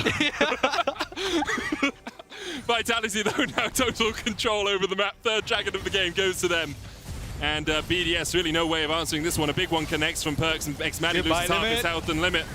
Well, that's the second time he's died this game. Not really much you can do when you have no control over your own jungle. Vitality looking like the team we expected them to be coming into week 1. This time around, it's most certainly class. It's not only the fact that you take control of the dragon area, it's the fact you take control of the whole red side area, no longer acknowledging this area as BDS jungle.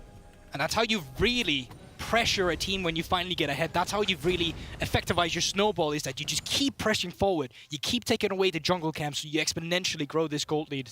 Right now, Vitality, they're on a really good course. And one thing I wanted to talk about was this objective control in general for our teams we've seen so far.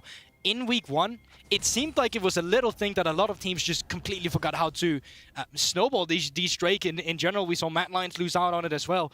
Finally seeing some really early Drake pickups is super nice to see, because it just allows you to finish out these games earlier. Look at it, it's a soul at 23 minutes, right? It's such a fast position for Vitality to be in.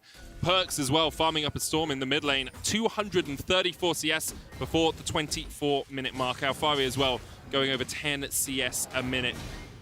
Vitality, I almost said G2 because of Perks. Vitality. He's done this all day. I was G2, trying to man. explain the matchup to him today. He's like, yeah, it was G2 that played. No, Medic, it was Vitality. Okay, look. He was there for a while. Yeah, As he said, he made that team. Give me a few weeks to get used to saying he's on Vitality. Okay, you're going to get it. I'll give it to you. Appreciate that. Thank you, I'll Google. talk to you next week. You We'll know, see how I'm a small indie caster, and I can't make these changes quickly. You know, that's fair, but you know, old habits die hard. Exactly. That goes for everyone. Exactly. Vitality here setting up around the Baron side of the map. Can just, after taking all of the red side jungle, they're like, well, what's next? We take all the blue side jungle. And steal away as many camps as possible. The thing is, this situation is so dire for BDS, because even if you get the correct read on them, you get in with your own vision control beforehand, you just don't get anything out of it. Look at the items right now. Carsey's still setting it at 2, making his way towards the 3rd, as Limit goes in once again. Hex Flash into the hook, and Limit's down. Double TP coming in from BDS as they look for a fight, but their tank is dead. And Synchro might be next as well. Kazi, though, knocked back. Curtain Call hits 2. Synchro with a great engage here. Selfmade falls to the shutdown for Xmatty. Alfari on the flank. Perks is joined the fray. 3v3 now in the mid lane. As Perks goes in with a package a little bit deep, a little bit dive there from Perks. He will survive as Nuclear Int has to walk away wounded. But for once, a 2 for 2, that's great coming out from BDS here. That at least buys you some extra tribe on the map here where you don't lose all your resources. So despite them stealing away your jungle camps, you do pick up a little bit gold. And it's just so important, because your access to resources right now is so limited. Yeah. Limited like this engage. Limit looking for Kazi, couldn't quite find the pick, and instead ended up hooking Selfmade. Yeah, that's the thing. You find the hook, you get hooked once again. It seems like Labrov has just kept aiming at the opponent this time around, and then this is really good. It is super nice done from Synchro, finding a moment to Insec with the Sin Sao ultimate going on towards it. Sinsec. From Synchro. To find that key pick. Obviously, it does get traded back. Perks get a little overzealous here, but all in all, he will just Valkyrie out of there, and he is fine. 2 for 2 once again. But still, this doesn't get your way back into the game yet. You need better plays from the side of BDS, and you need more screw-ups from the side of Vitality. It's going to be difficult finding, because it is just not it's no longer in your hands. It's tough to say, but that is how this game has progressed. Exactly, right? Vitality have just taken everything off the map, 7,000 gold ahead, and now they're starting up the Baron, and I don't know Look at the if vision. BDS will get there in time. No vision on it, as you say. Limit trying to step forward. So is Syncroft, but that Baron is down to 2,000, and there's some Flame Chompers in the way that will gobble you up if you try and step forward. Limit gets the engage onto Perkz. They're looking for the shutdown. They'll find it.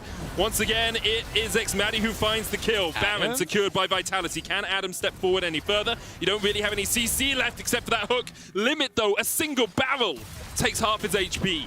Nuclear Int and Adam not in the best of shapes, not in the best of positions here. Adam able to dodge around the corner. Nuclear Int will join his team. Perkz did fall, but Vitality took the Baron. Now they're at a man disadvantage, though, for this Dragon fight. Yeah, 20 seconds till Perkz is up and alive. He does still have that teleport, and the members of BDS is fairly low, so they can't even equalize them having a man advantage right now, although they're going to try it. They're feeling desperate right now, and they may look for a fight out of nowhere. Syncroft, wind becomes lightning. Do you go in? Alfari caught with a stun. Oranges, flashes, gets out. Selfmade now running in with the ghost. He's having none of this. You don't fight his top laner without him there. Curtain Call comes out. Syncroft fighting Alfari down towards the bottom side. TP behind them as well. TP behind them. Perkz coming in. Adam already down. Great scatter of the week from Nuclear Int because he's going to flash away from the damage. Perkz is building up to a big one, and we know what that means. Goodbye, Limit. You served us well. Flashes over the wall, but cannot escape the spells of Perkz.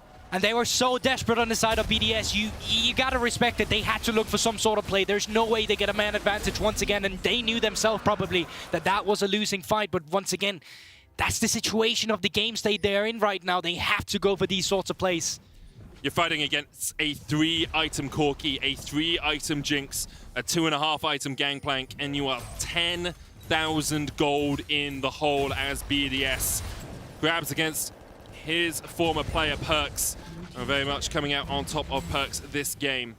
Vitality showing us just how methodical they can be with how they shut out this game. 3 turrets in a row, basically falling like dominoes in unison, in sync. Vitality take 3 tier 2s. Yeah, and then continue. They're just working with the jungle as well. Adam trying to find Perkz here, but my word, that damage from Perkz as well. Yeah, Adam hasn't been in the league when Perkz has been on form.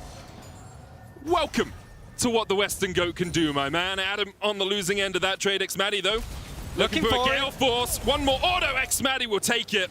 xMatty's picked up 3 kills in the last 3 fights. And perhaps there's a tiny, tiny sliver of light, a sliver of hope for BDS, although only a fraction of one at that. Resets. I mean, it's a good way to force Perk to reset as well. You know, he's overstaying his welcome on the map, trying to take the Crocs. The team is like, guys, we need to siege up. Nah, man, I'm taking the jungle camps right now. So, you know, once he respawns in this 20 seconds, you are good to go to start sieging up again. You are obviously have already talked about it, but he is going for this poke, Corki as well. So sieging up with these Baron empowered minions is going to be really easy from the side of Vitality. BDS, they've tried to get out on the map. They've tried to use this downtime from Vitality to create some offensive vision for them in this case, which is just their own jungle, but that's as far as they're allowed to step. All I can imagine now is Mephisto, you know, Team Vitality's coach, ringing up Grabs, being like, hey, Grabs, if you kill Perkz here, check PayPal. I'm asking him to reset on the map more often. He wasn't resetting this time. Please force him to do it. That's what BDS have done for him.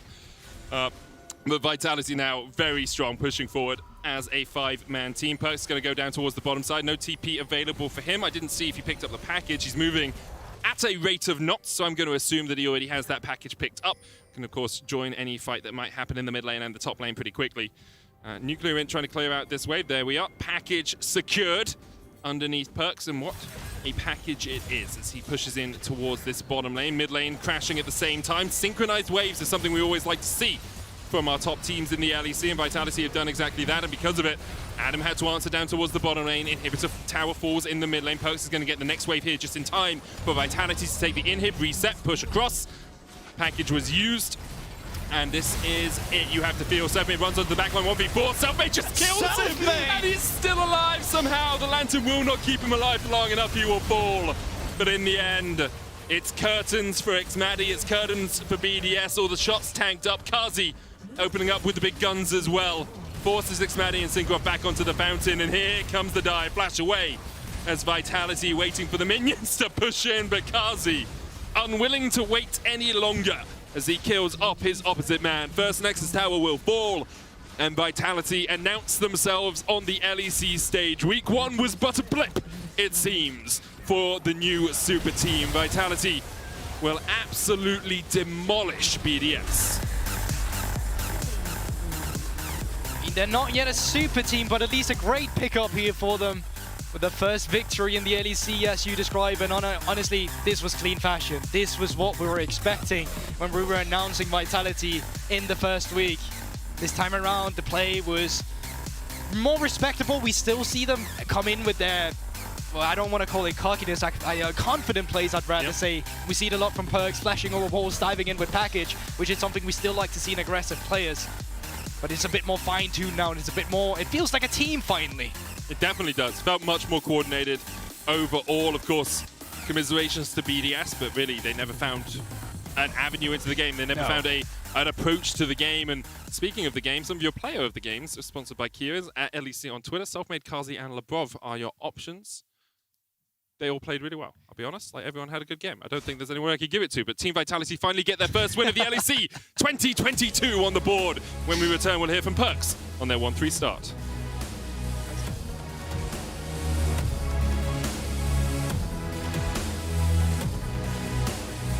Kaiser goes in, straight into a 1v3, forced away. There's the call of the Forge God coming out, and though Cavs can jump across the Cataclysm.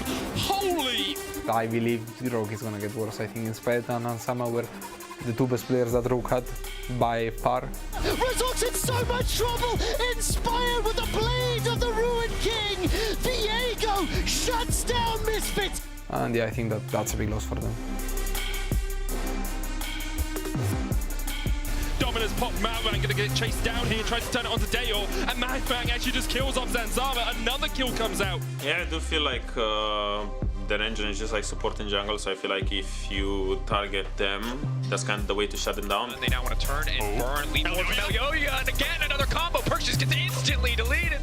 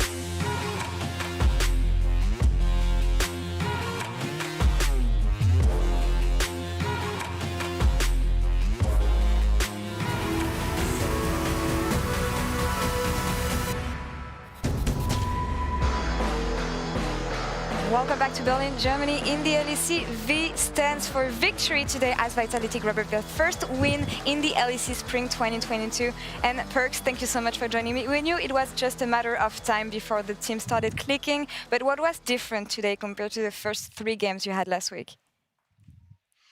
Hello.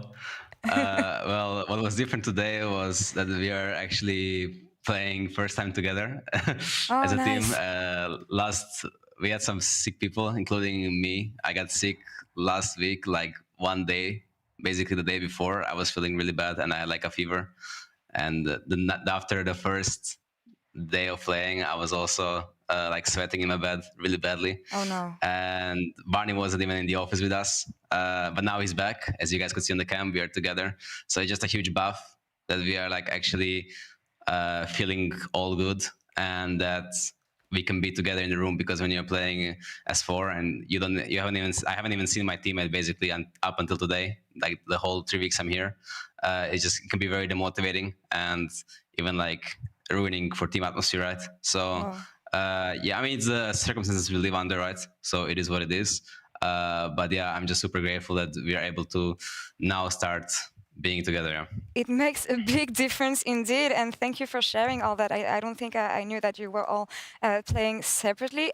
I'm also very glad to learn that you're all feeling better and you're right on track for the LEC. Quick words on Vitality as a whole, because as you said, you didn't spend much time with your teammates. There's been strong words with the lineup, Vitality, the super team. How does that make you feel coming back to the LEC? I mean, I think that we are definitely like a bit overhyped right now. I mean, being a new team, it's like really hard to be like really good as a team, you know, in the beginning. So a lot of like the ideas I think being a good team is mostly about being on the same page regarding everything you do, communicate, how you play together, how you move together. And when the ideas are not the same and they're different, a lot of people are torn apart, you know, between their ideas and some other ideas. So that makes you play much worse, and it makes you just like think more about things you shouldn't even be thinking about, you know, like overthinking stuff where stuff shouldn't be overthought, and it's just so simple. So that combining with like the illness was definitely a problem for us, but I'm very glad with the teammates I have are surrounding me because I feel like we're actually able to improve in scrims. And for example, the things like we give a task, you know, or we have something we want to improve on for this week, we actually do it, and we do show progress in it. So it just makes me very excited and hopeful for the future. And we're excited as well. I mean, we know how far this lineup can go. So yeah, leading to the full potential of Vitality is going to be very exciting. But tomorrow is going to be even more exciting because you'll be reunited on the Rift against Caps, against G2, your former team. How excited are you about this matchup? I mean, I'm super excited. Yeah, I haven't given it like too much thought because of the X reasons given previously. But right now, we got the dub today, right? Which is obviously important. Doesn't matter who we faced. Like, I think we were our biggest enemies last week. I think today was pretty convincing. So I'm just looking forward to playing them. I think G2 is still a good team. Their new players are all quite good, honestly, as well. So it's gonna be a very hyped match. Obviously playing against Caps and Jankos. You know, my friends. It's always like interesting, you know, to face enemies as enemies on the Rift. So yeah, I hope it's gonna be a fun match, though. Yeah, we're all looking forward to this moment, Perks. But well, for now, I want to say it's really good to have you back in Europe. Thank you so much for the interview. Congrats on picking up their first win, and we'll see you tomorrow on Match of the Week. Thank you for having me. And we have one last game to go through, so back to the studio for Mad Lions versus Rogue. Congratulations. Welcome back. Fantastic interview there from Perks. We are ready for our final match of the day, a battle between two of the best performing teams in Week 1. A new rivalry in Europe, especially since last year. Rogue and the Mad Lions went toe-to-toe in multiple playoff best-of-5s. I'm going to turn immediately to Vedius, and as our theme of the day, expectations versus reality, how did these two teams rate? I think we have to be honest and say that they exceeded them. Obviously, people still rated these teams fairly highly. You know, when we looked at like preseason rankings, people were saying, you know, they should be around the middle of the pack. They'll still likely qualify for playoffs. I mean, some people even thought that Rogue would fall completely apart. But the fact that they showcased such strong performances, both teams, even with new additions to the roster that almost seamlessly fit into the working parts that already did so well for both organizations, I think that you can only say that both of them exceeded their Week 1 expectations. And now there's a big spotlight on both these teams to see what they can bring today. Well, both of these teams, of course, changed 2 players coming into the year. We liked what we saw last weekend, as you've already heard from Vedius. Let's talk about some of these new players starting in the bottom lane. Comp and Unforgiven, Trouble. I feel like Comp gave one of the most heartfelt PGLs we have had, especially when he was asked about Hans Sama and how he feels feeling in his shoes. And he's like, I really hope I make, you know, Hans Sama's fans proud, especially after such a great run of Worlds. And he is making them proud because he's first on every single statistics there is out there. You can see it here on your screen as well. First in KDA, first in damage per minute, first in damage percentage, first in gold per minute. He has been doing it fantastically, and I feel like he fits right into what he needs to do for Rogue. Now, when it comes to Unforgiven, because he's a name we haven't heard of a lot, because he hasn't necessarily been to EU Masters, but I know him because I've worked closely with him for a year. He is a type of ADC that loves dominating the bot lane. Now, playing for Mad Lions and playing right next to Kaiser, we all know that Kaiser likes to take a stroll towards the top side of the map and leaving Unforgiven alone, which is why Unforgiven has some of the lowest duo proximities in the entire league.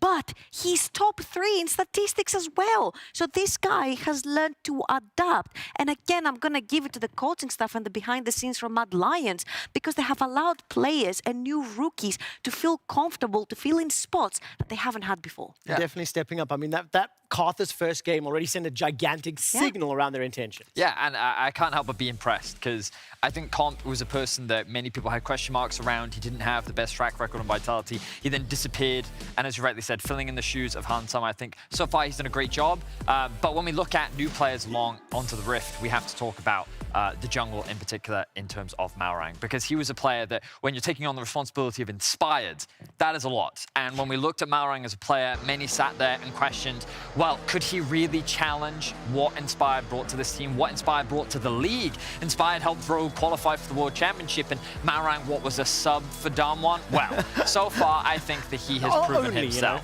I think that he's really showcased a slight difference in terms of his impact in the early game. He's looking to gank a lot more than I would say Inspired would, and he really does like to try and enable his lanes. But also, he's just got a really good game sense. You can see that he seems to track the enemy jungler really well. He seems to be in the right place at the right time to set up for these counter ganks. And yeah, there are still many tough jungle opponents that he's going to be going up against in the future. But so far, I think both these new additions to Rogue have been doing a great job. Now, of course, his opponent today is going to be Elyoya. Let's touch a little bit on his performance from last weekend. Standout player. I think I made the comment he was a super team of his own. Trouble, I mean, More what do you firsts? think? More firsts all over the board.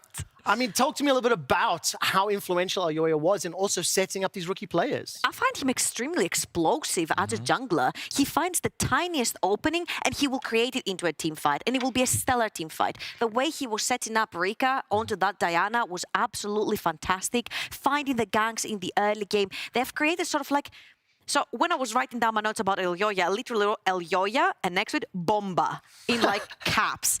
Because I find him such an explosive player, and I feel like all of the stats speak for himself, especially KDA 5.5 in 1 week. It's just insane. I mean, extremely intelligent player, extremely proactive player. Vedius, we've seen 3 games from each of these teams. Can we draw any conclusions around their approach to the game? We and definitely maybe can. how these new players have impacted their play styles? Yeah, because I think we have a very clear contrast in styles when we look at these two teams. Mad have showcased in week 1 that they want to be a very mid-focused team. This isn't too strange from when they had Humanoid on the roster as well, but Kaiser and Elyoya working as a duo primarily to play through mid right now seems to be in their game plan, obviously relying on the Yasuo-Diana combo. When you contrast that to Rogue, like, It's crazy to me that Larson has a 0. He has a 0 K plus A at 14 minutes across 3 games. He has not been involved in any kills within the first 14 minutes of 3 games, which makes it, okay, so they just leave Larson literally on an island in mid lane. And to his credit, he does pretty well in isolation, as he often does, but Rogue is a lot more about playing towards their side lanes. We saw how well Comp was set up for success. Odoamne also got a lot of resources in the early game, but I think we're going to see a lot more team fighting from Rogue this time around, especially from what we've been seeing from their drafts, which is ironic when we consider Mad was the former best team fighting team in Europe. Scaling and team fighting. One-word answers. Who will win today? I'm going to say Rogue. I'm going to say Rogue as well. The desk thinks Rogue has it favored. We're going to head over to the caster desk to take us into the action. Thank you very much, Quickshot. I will say, very fortunate neither of the desk thought Mad Lions were going to win, because Quickshot said one-word answers, and so it would just have been Mad. You can't say the whole team name. And that would still have been the 3-letter name of the team. Oh, that's true, actually. It would have been the acronym. Acronym's the one, I think. Anyway, Mad versus Rogue. The match of the day, to be sure. I'm Medic, that's Goldberg. We're here, we're ready. Let's do it! It's a matchup for the ages.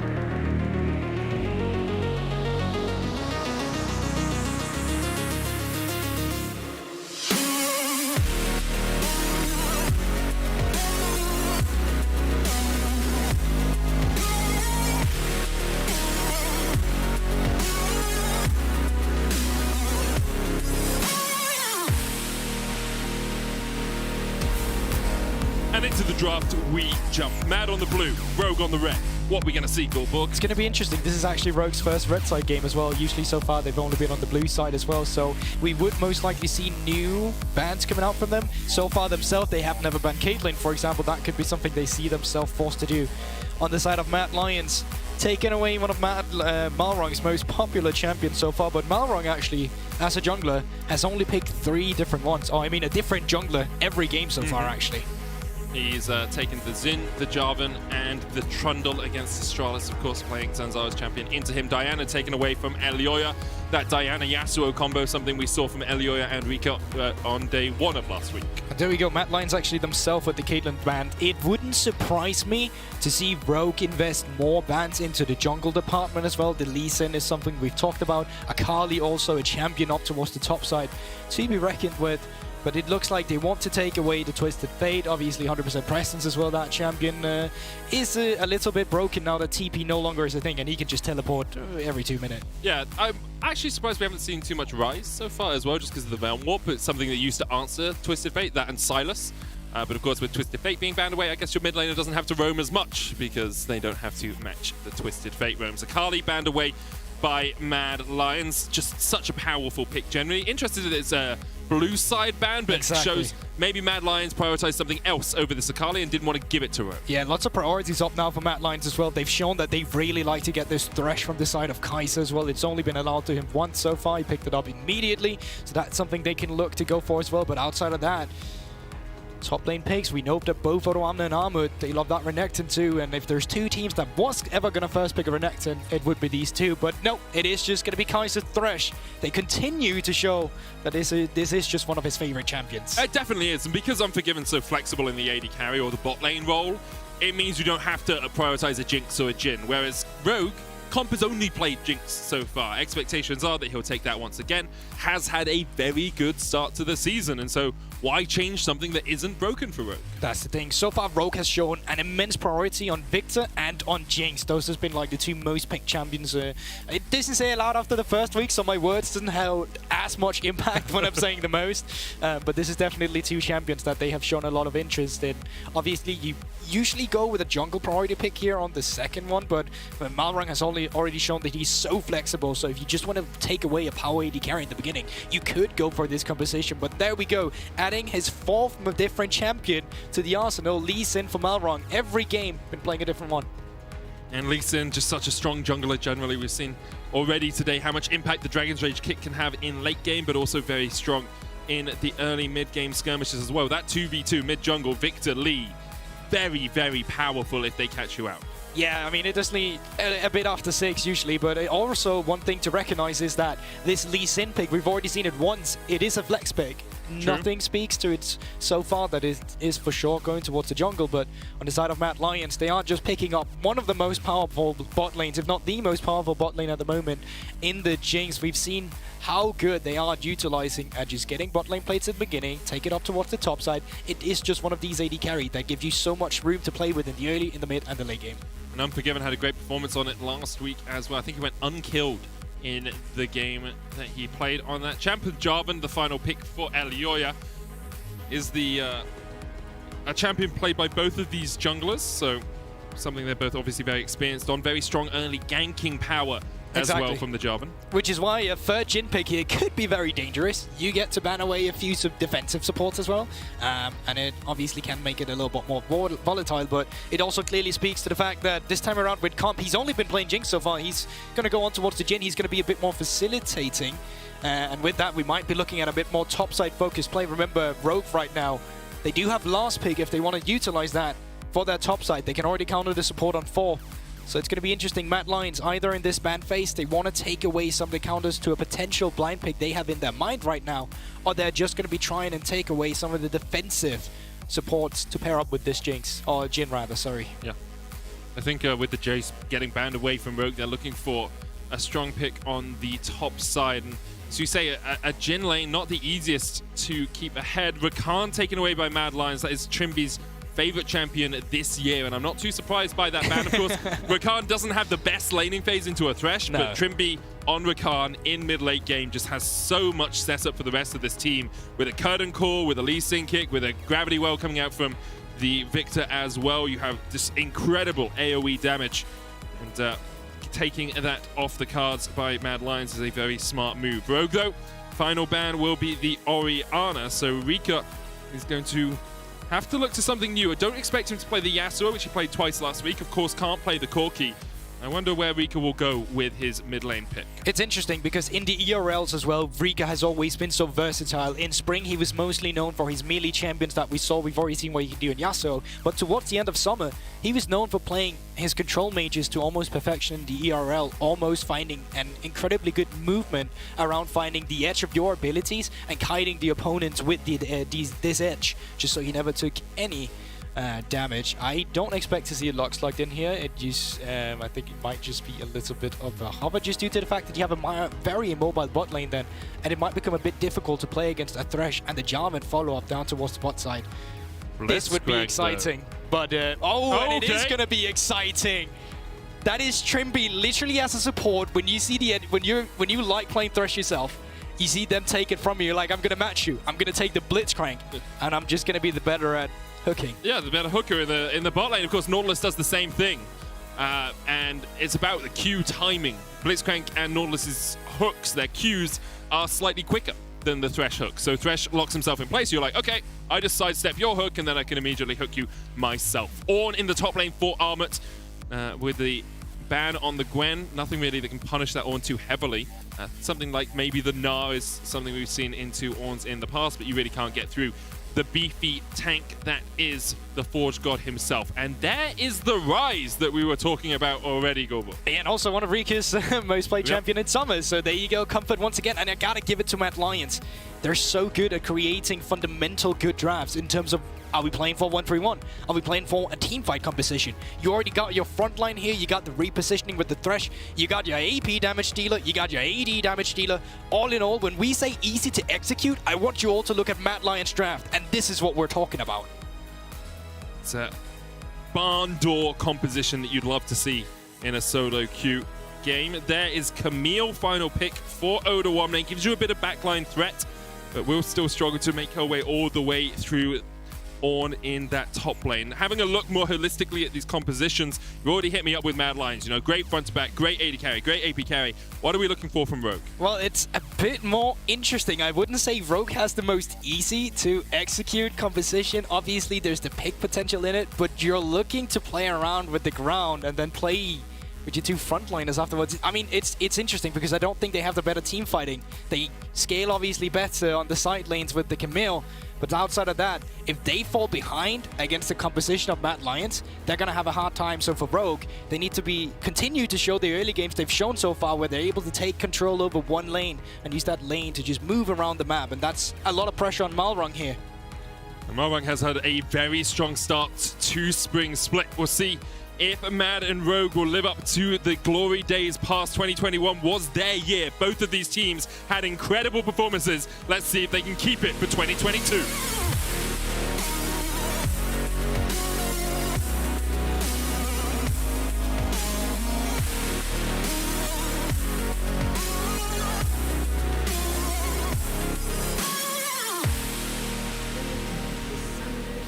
And on to the Rift we jump. Of course, 2021 was the year of Mad Lions and Rogue. Mad won 2 LEC titles. Rogue got a 2nd place and a 3rd place. And it was almost this new developing rivalry between these two teams. Now, with the changes made coming into 2022, I think a few people wondered how strong they'd be, how well they'd be able to perform against each other. But historically, in the regular season, things have gone Rogue's way. In playoffs where it matters, Mad Lions have always won, but Rogue are the team with the advantage in these regular season matches. But it also speaks to the two kind of teams that were in regular season. Rogue was almost a bit more, they're a bit more consistent, whereas Mad Lions, they always had their issues they were fighting through. Then when playoffs came around, that's when they finally got it together. And it's so interesting between these two teams because in 2021, we were all talking about Rogue in the beginning, and yes, they were a little bit boring, but they were doing something incredibly well, which was with their macro play. Then Mad Lions came around, and this team fighting style they brought into the league completely just shattered Rogue's philosophy of playing the game. And Rogue kind of had to go through evolution where they had to change their style now to come and conquer the likes of Mad. You were talking about a rivalry. I'm thinking about these two teams. I'm thinking they are rivals in our league. Definitely agree with you there, Goldborg. And so far in 2022, Mad Lions have come out to a very strong early start. Although they did, of course, lose the game to SK in what was the clowniest of Fiesta late games with, 4 Elder Drakes, 3 Barons, 55 minutes or whatever. Cadril co-stream, apparently. I can't believe it happened. But they have had incredibly strong early games, and I wonder if that will continue today. Mad Lions first in gold difference at 14. Mad Lions first in KD at 14. Mad Lions first in a major lead across the course of the games. And Rogue are not too far behind generally. No, that's the thing. Second in most of those stats. KD, yeah, 4th, that's fine. They're not too explosive here in the early game, but either way, it is just a testimony to what this team has done well so far. It is their early game where they usually get their leads, where they just snowball it out of control, and one of these teams are going to have to take the advantage this time around, and then it's going to be on to the other team to see if they can crawl back into it, either through team fighting. You would expect Mad Lions with their composition to have an easier time with it, but Rogue, they still have that pick, and Trimby looking for the first one, but nice little sidestep by Unforgiven. First hook you always miss. Still a bit. You get into their minds. Do you know when you did you ever have those smart boards? And, you're probably too old for this, but no, I had smart boards. I'm not that old. Okay. Goldborg, thank you. My point is, the teacher always had to calibrate them in the corners and spend a lot of time with it. That's kind of how it feels like being the support instead. You're kind of just like calibrating against the edit.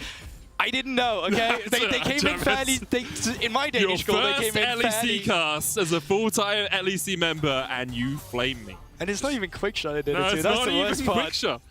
Nah, I'm getting on in years, expecting grey to come through my beard, but early on here, what Mad Lions have done very well is keep tracks on Malrung. They got a ward over on towards the red buff to start it off. Then that ward from Unforgiven next to the Grump showed them that he was on the Grump at the time. Malrung now worked his way up towards the top side, has been able to avoid a little bit of vision, but nothing really going in the early game for the Rogue jungler.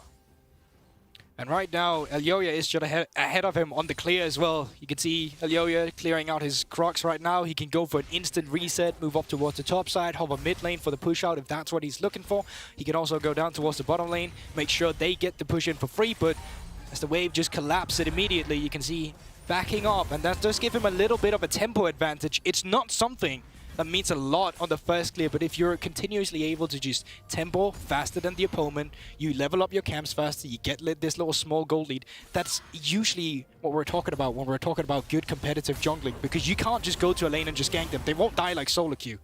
So getting these small tempo advantages, definitely nice to see. You can see both top junglers moving up towards the top side, so if a skirmish were to break out, they would have the advantage on Mad Lions. Alioya definitely has had a strong start to Spring. Highest in kill participation, highest in K+A at 14, so that's kills and assists combined at the 14-minute mark. Largest gold lead for any jungler in our league at the 14-minute mark as well. And a lot of that, of course, has been the Diana-Yasuo combination that they've used a couple of times, but also his ability to track the enemy jungler and the investment that the team puts into tracking the enemy jungler. Using wards early on, not in your lane, to get extra vision into the enemy jungle really costs you in your laning phase, but can set your jungler up so well. Completely agree. The amount of times we've seen this guy just hover around the enemy jungler, make sure to come around before they know it. They've been super good at punishing, and this time around again, you know, Odo, he just saw his own jungler clear the red side. Now Alioya is suddenly here to force him away from the wave. Odo holding on to his flash here. Important to note, the Camille is not teleport ignite, it's teleport flash here for Odo. Perhaps understanding that he'd be playing a little bit on the weak side, needs that flash to get away from any possible ganks. Plate goes down for Armut.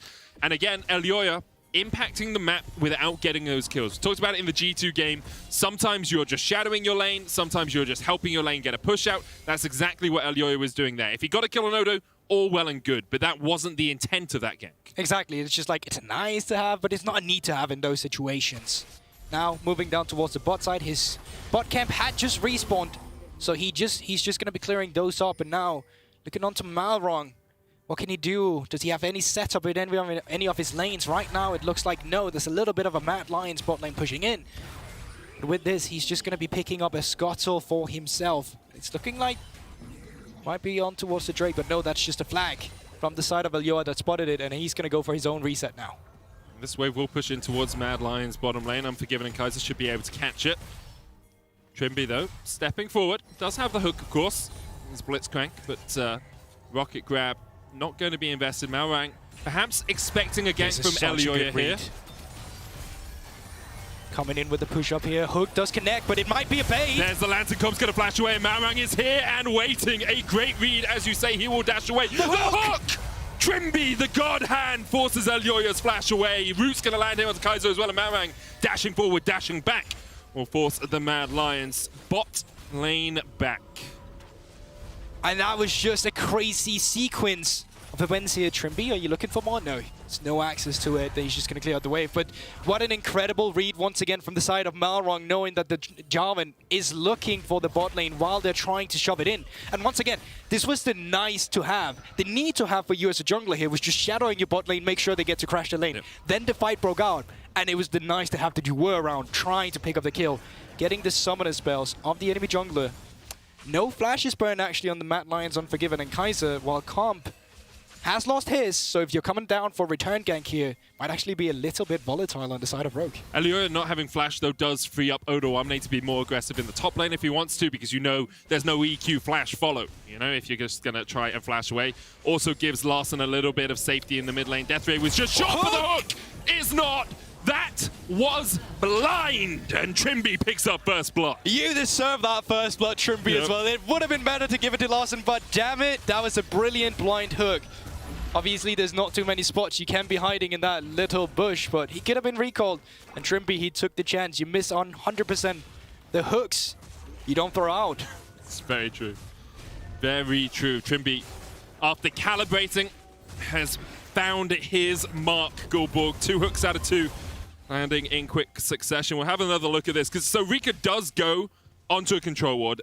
I don't think there's any vision just around the corner here, but he just backs immediately. There's no vision. They just know he's around the area, and wow, that's pretty cute skin. It's pretty creepy is what it is. If a robot cat hooked you out of bed, you're just on your way to sleep, and he's like, nope, off you come. It's cuter than a hairless cat. Don't you dare. Don't you dare insult a Sphinx cat. My girlfriend has 2 of them, for anyone at home that doesn't understand why Goldborg has now insulted both my honor and my relationship as the Rift Herald comes down in the top lane. Alioya, though, looking for this push. Trimby's here underneath the tower. Comba's on his way. Odo there as well, as you say. 5 members there. Trimby's going to flash away, but just not able to survive the hook. Instead, the Super Mega Death Rocket finds its mark. Rift Herald still taking out the tower. Malrang coming in as Odo 1 when he's going to get the stun onto Armut. Can't call back the Forge God. Kaiser tanking the tower, which still stands. Larson takes the kill. First time he's been involved before the 14-minute mark this game. He's got 2 of them now. as Larssen and Rogue are able to force Mad Lions away. Yeah, TP down towards the bot side as well. Odo can pick up the farm that would have been lost. So once again, it's one of this reverse TP engine we see now. Instead of waiting in the lane and TPing up to the lane, you can no longer do that. So you just walk up to the lane, TP back to the lane you would have been in normally afterwards. But what a crazy sequence of event. And once again, these two teams, they keep coming in with a proactive movement from Mad Lions rather. But Rogue, they read it immediately, bring in their own 5 members. The gold lead actually right now in Rogue's favor. Trimby. Rika's got no flash. Decides against the hook. But I do want to talk a little bit about how much Trimby has been roaming around the map here, because something we had thought about and something we prepared to talk about today was how little time Kaiser spends with his bot lane. So if you look at the second stat here, that's bot isolated percent. So how long the bot laners on these teams are away from anyone else on the team. Unforgiven has 52% bot ISO percent. So we expected Kaiser to be the one roaming around and making the plays, but here it is, Trimby with the hook, Chaos Storm, follow up. Trimby has changed his playstyle for this Blitzcrank, and it is paying dividends. Not only that, it's the entirety of Rogue, because usually it's just, let's play around comp, let's move him around the map, let's see what we can do. I say usually, it's been 1 week, but that's what we saw in week 1. Yeah. Here in week 2, completely different. You get comp on a facilitator, Trimby matching the hook champion in the Thresh with his own Blitzcrank, and just completely outshining Kaiser right now, which is actually crazy. Very strong performance so far by Trimby, and as the game progresses and vision is denied, Blitzcrank becomes scarier and scarier. Interestingly though, Unforgiven still a gold lead, about 500 gold ahead of comp on this Jinx. Of course, the kill will help towards that mid lane though. Look at how far Larssen is ahead. 1,200 gold, his advantage over Rika. It's day and night to the first week. I was actually really disappointed with the performance we saw from the side of Larssen, because despite his team, I'm just going to hold my tongue because Cataclysm comes through. Hook's going to land. There's the box as well. And the Super Mega Death Rocket helps Alioya pick up his first kill of the game. So Trimby getting caught off guard there a little bit. They did not have the priority around it. You can see Malrong, he's down towards the bottom side, picking up the first Drake from Rogue here. So back to a little bit of a late first Drake to come through. But it is just, once again, mid lane was pushed in, top lane was pushed in. This allowed Mad Lions to group around the camp respawn timers. So you're kind of creating your own objectives to fight for in these jungle camps. And this is what you'll see good teams do, or great teams rather, while good teams would only go for the Drake. You can see as well, though, the Mad Lions with that kill and with the tower in the top lane, actually taking a small gold lead here. Goldberg about 800 gold ahead. Of course, the Dragon has intrinsic value that doesn't show up on the scoreboard, but a single Ocean Drake perhaps not the most valuable thing. Trimby here, maybe baiting for Malrang as he walks away from the bush. Trimby will be spotted. Malrang also just at the edge of the Scryer's Bloom, and Larssen pushes in the mid wave, gets himself another plate. Sitting very pretty now. 125 CS, 2 kills on this Victor. Should almost be up towards his second upgrade. So Death Ray plus probably the Q on that Victor. Yeah, so they don't really have too many tank killers. Yes, you have the Camille, but like that's more of a side lane. It's hard for her to be a tank killer in a team fight. So you can see Larssen opted in. Okay, he actually blocks, stopped it! Blocks the flag and drag, and you can't get away from the cage. Odo Omne locks Alioya in place. Great uses of abilities there from Odo. Stops the flak and drag, keeps him in place for the Lantern, and for Trimby to pick it up afterwards. Now, down towards the bottom lane, what can they get? Unforgiven is completely isolated. Malrong does still have the kick. So the question is, do you just catch the wave or do you go for the dive? Trimby starting off the dive. No wave here for Rogue to push in. Comp on his way. Hook goes wide. Malrong with the kick. Deadly Flourish doesn't connect. There's the Lantern. Malrong. Oh my. Oh, it's a comedy of errors. I mean, Unforgiven, you played it really well. Round of applause. But Rogue, what the flip was that? Oh yeah, that is definitely not what they were looking for there. They came in with the man advantage. Unforgiven did still have flash, but he held it even when he sourced Trimby's hook. So that's the one player that Trimby has been struggling to connect a little bit with. It is comp. The thing is, Malrang jumps in, you kick, then you hook, and it's a guaranteed connection. Instead, they tried to hook, then Malrang goes in and kicks, then the flourish misses. Like, you know, I'm not going to tell you you're wrong because you are completely right, but Rogue definitely slowing down that momentum a little bit after finding a good play in the mid lane. And of course, good credit to Unforgiven. As we said, only used the heal to get away from that gank. It looked, for all intents and purposes, like he was a goner, but he continues to go unkilled on this Jinx through 2 games. And now with the Gale Force, even more opportunity to dodge away from the hook. And as much as Rogue have had the plethora of kills that they have in this early game and that Drake, they are now over 1,000 gold behind Goldborg. They definitely are. Right now, Rift Herald is available. You have the advantage in your AD carry as well because you're talking about that gold difference. It's sitting right there. Gale Force completed for the Jinx. Jin still lacking. But the thing is, if you start up the Herald, then Victor has the TP. Rika currently does not, but Mad Lions looking for Trimpy again. Yeah, Trimpy can flash hook across here in the Cataclysm. Oh, you put up the walls that divide you from your team. Marang, though, has to flash away. Super Mega Death Rocket will find its mark. Unforgiven gets excited. Chaos Storm still ticking onto Kaiser. Comp doesn't need to do any more. Killing spree now for Loss. Yeah, the burn from Leandri's on Anguish coming in clutch there, and he can continue his terror down on this turret, picking up first out of turret here from the side of Rogue, so they are definitely still keeping themselves in this game. And it feels like it's become a battle between Larson and Unforgiven. Oh, Unforgiven, yeah. 7,000 gold, 301. Larson, 6,700 gold, 302. Which one of these players survives for longer in a fight? Because whoever does should be able to win the fight for their team. Yeah, you're completely right. I mean, there's a bit of more self-heal in the Victor due to him getting some movement speed for himself. His ability slows, but the team composition around the Jinx, so he's going to do a lot. As we take a look onto the replay, a knock-up from Trimpy into the flash, into the hook, into the silence. And it's just completely stopping them from getting access to the lantern. Then the rest of Mad Lions, they're a bit too far forward. Kaiser dies out to the last tick of the Chaos Storm. Ari comes in together with the Leander's Anguish, and it nets them a first turret. Drake spawning in 45 seconds, so might even get a fight before we know it. Unforgiven does have flash. And has Gale Force.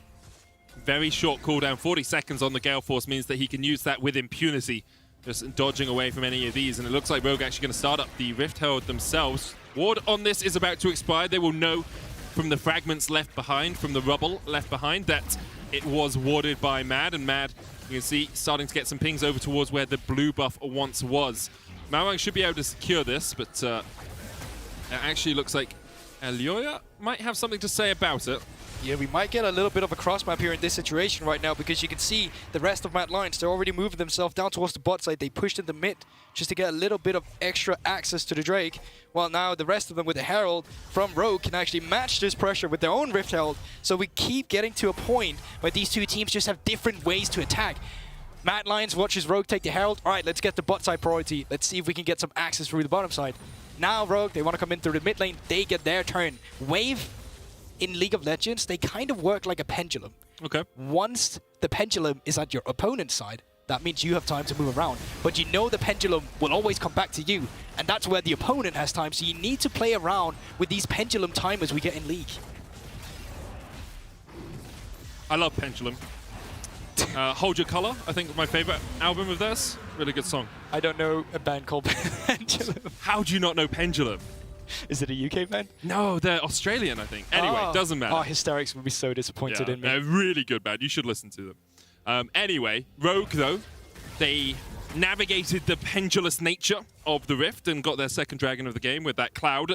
They also have the Rift Herald, so net neutral gain there for them of 2 objectives. Mad Lions weren't really able to get too much more out of the map apart from just pushing out that bottom way. It's actually very interesting because I thought for sure we were going to be trading sides of the map there. I thought Rogue was going to be making their way up towards the top side, deploy the Rift Herald, see if they could go for tier 2.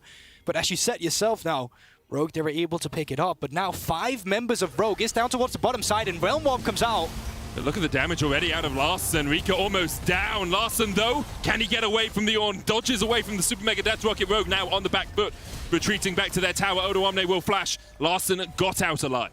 So TP burned as well in that instance, so you don't lose too much. Yes, flash burn from Armored, flash burn from Rika, but flash is also burned from the side of Odo and from Larson with the TP as well. Odo, though, still sticking around. He is spotted on a ward, so Armored, he should be respecting this. Armored doesn't know the Trimpy's here. TP coming in from Rika, and perhaps Rika's going to be in a bad shape as well. No. Odo survives for a long, long time, but you can't survive the Rogue Gang squad. 2 quick kills over to Odo. Rika, unfortunately, can't cancel that TP. We're no longer back in the day where that worked.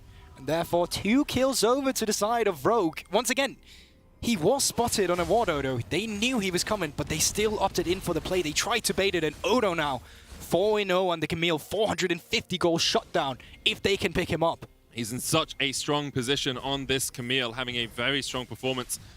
Previously, last year, very much a weak side player here. Some time and resources were invested into him in the early game.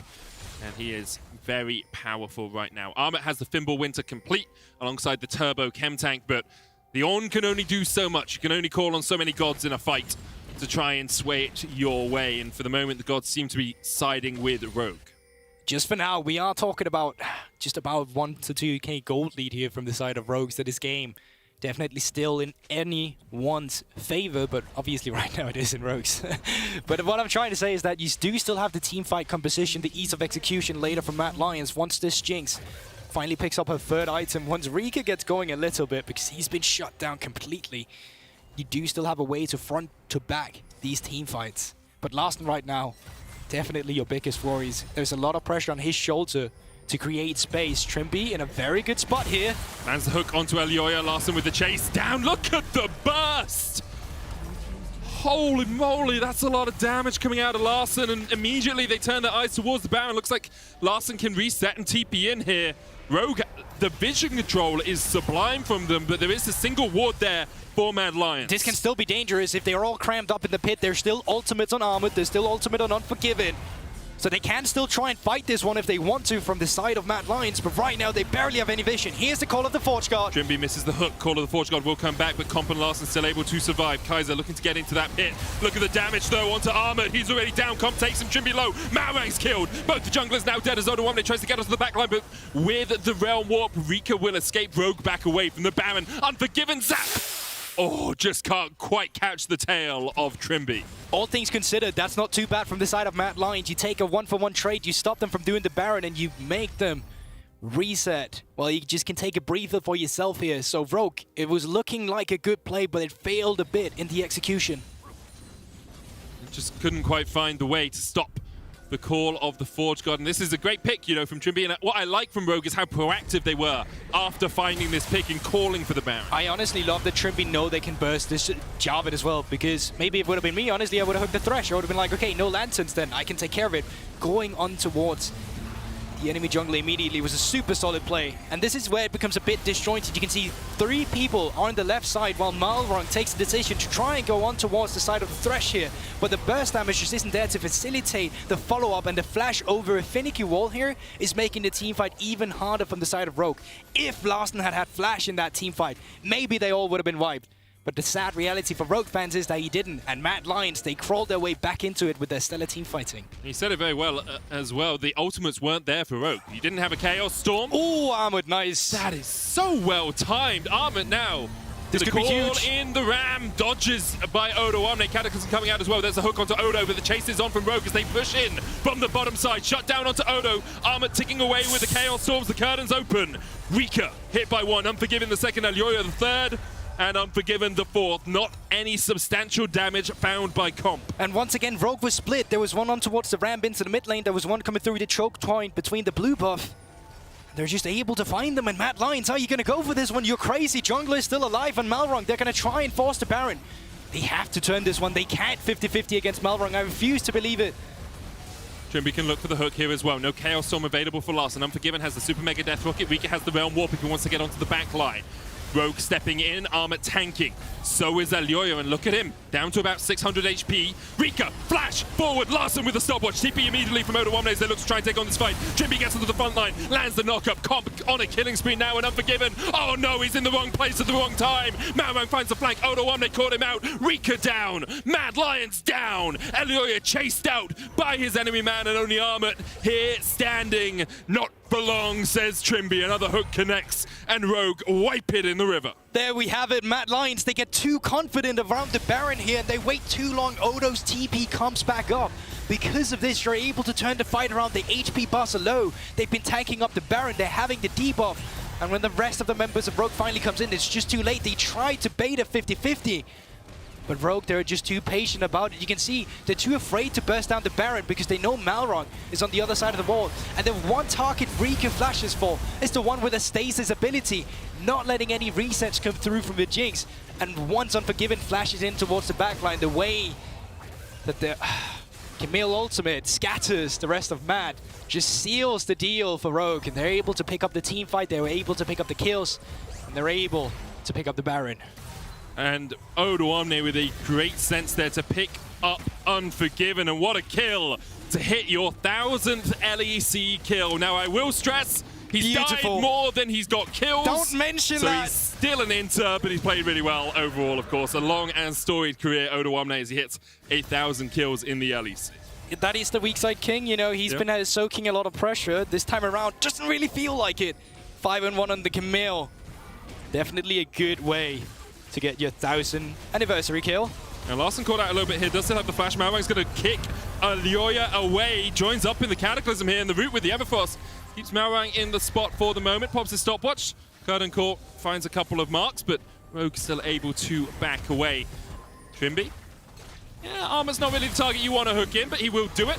Gets Armor down to about half HP, and Armor has to flash away on the Ornn, which is never a good sign for Mad Lions. Rogue continue their advance, looking for a tier 2 in this bottom lane. They have a 5,000 gold lead. They have 3 Drakes to none, and they are in a strong position with a minute and a half left on this Baron. Yeah, just look at the wave states medic here. They pick up the bot lane turret. They can move up to the mid lane where there's been stacked wave by Comp here. You were mentioning cohesiveness between the great teams we have here in our league when they set up these sieges with the Baron buff, and right now Rogue, they're playing it down to a T.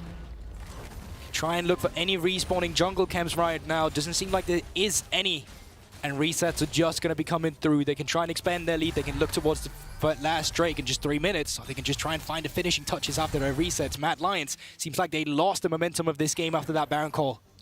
Definitely agree with you there, Goldborg, and I think if you're a Rogue fan as well, this is very encouraging to see. After week 1, they had good performances in week 1. I'm not going to take it away from them, but they did play Astralis, SK, and Misfits. So it wasn't like the toughest opposition that they could have faced. However, taking down the reigning LEC champions in the form of Mad Lions, although, of course, Mad Lions have changed things around a little bit, is still a very encouraging sign. And then moving forward in the week, you have to think that this Rogue is looking like at least a top 5 contender, if not a top 3 contender come the end of the regular season. And the other thing is they don't feel slow anymore either. It feels like there's always a focus on towards the objective or picking up a fight afterwards. Honestly, it's still too early to say like, oh, Rogue is a complete new team, 100%. but it's new players that's coming in.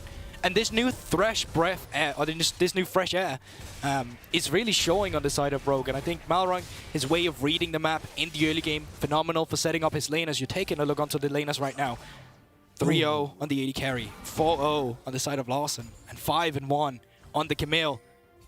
Now looking on towards the last tier 2 turret in the top lane, they should just be able to take this one with their siege. Malrang's going to push forward Kaiser here as well. Trimby's hooked down for a second, I believe, but they're going to get some damage down onto that Ornn, who's hooked back and caught out. Odo Omne now on the back line. Curtains open as Odo Omne pops the stopwatch. The tower down to about 3rd HP. Odo Omne will fall to Unforgiven. Actually, Rika gets it. Reset's coming out. Trimby's still looking for a hook, fishing for a catch off towards the side here. He does have the flash, but there's a ward that can spot them out here, and yeah, they're all respecting Trimby's hooks at this point. Either way, 1-for-1 trade, shut down, I believe. Did go over to the side of Matt by picking up Odo on that Camille there. But you can still take a look at the gold right now. Look at Odo gold compared to the 4,000 gold ahead. And you don't often see a tank melt like this. No, that's the thing. Look at the patient as well. Trimby, he's waiting to the hook until the W from the Ornn has come out to make sure that the CC won't come through. League of stopwatches as well. Odo there with the 3rd stopwatch of Rogue in a team fight. But maybe a bit too overconfident from the side of the Rogue top lane. Either way, they do still pick up the turret and they get out with the rest of the members alive. And still a 7,000 gold lead here for Rogue with Mountain Drake up in a minute time. It would be soul for them if they can secure it.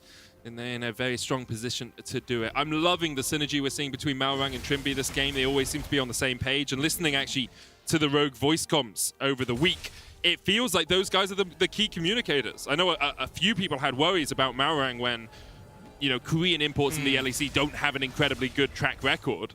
But he seems to be very on point with his ability to communicate in English and very on point with how he and Trimby want to set up the map. Yeah, just to give a little bit of context, they initially said, all right, you can do English lessons every 2nd day, but he requested he did it every day so he could just get the English at the point he needed. So not only is he working hard just in terms of gameplay, he's also outside of the game making an effort to make sure he's the best possible player here for Rogue.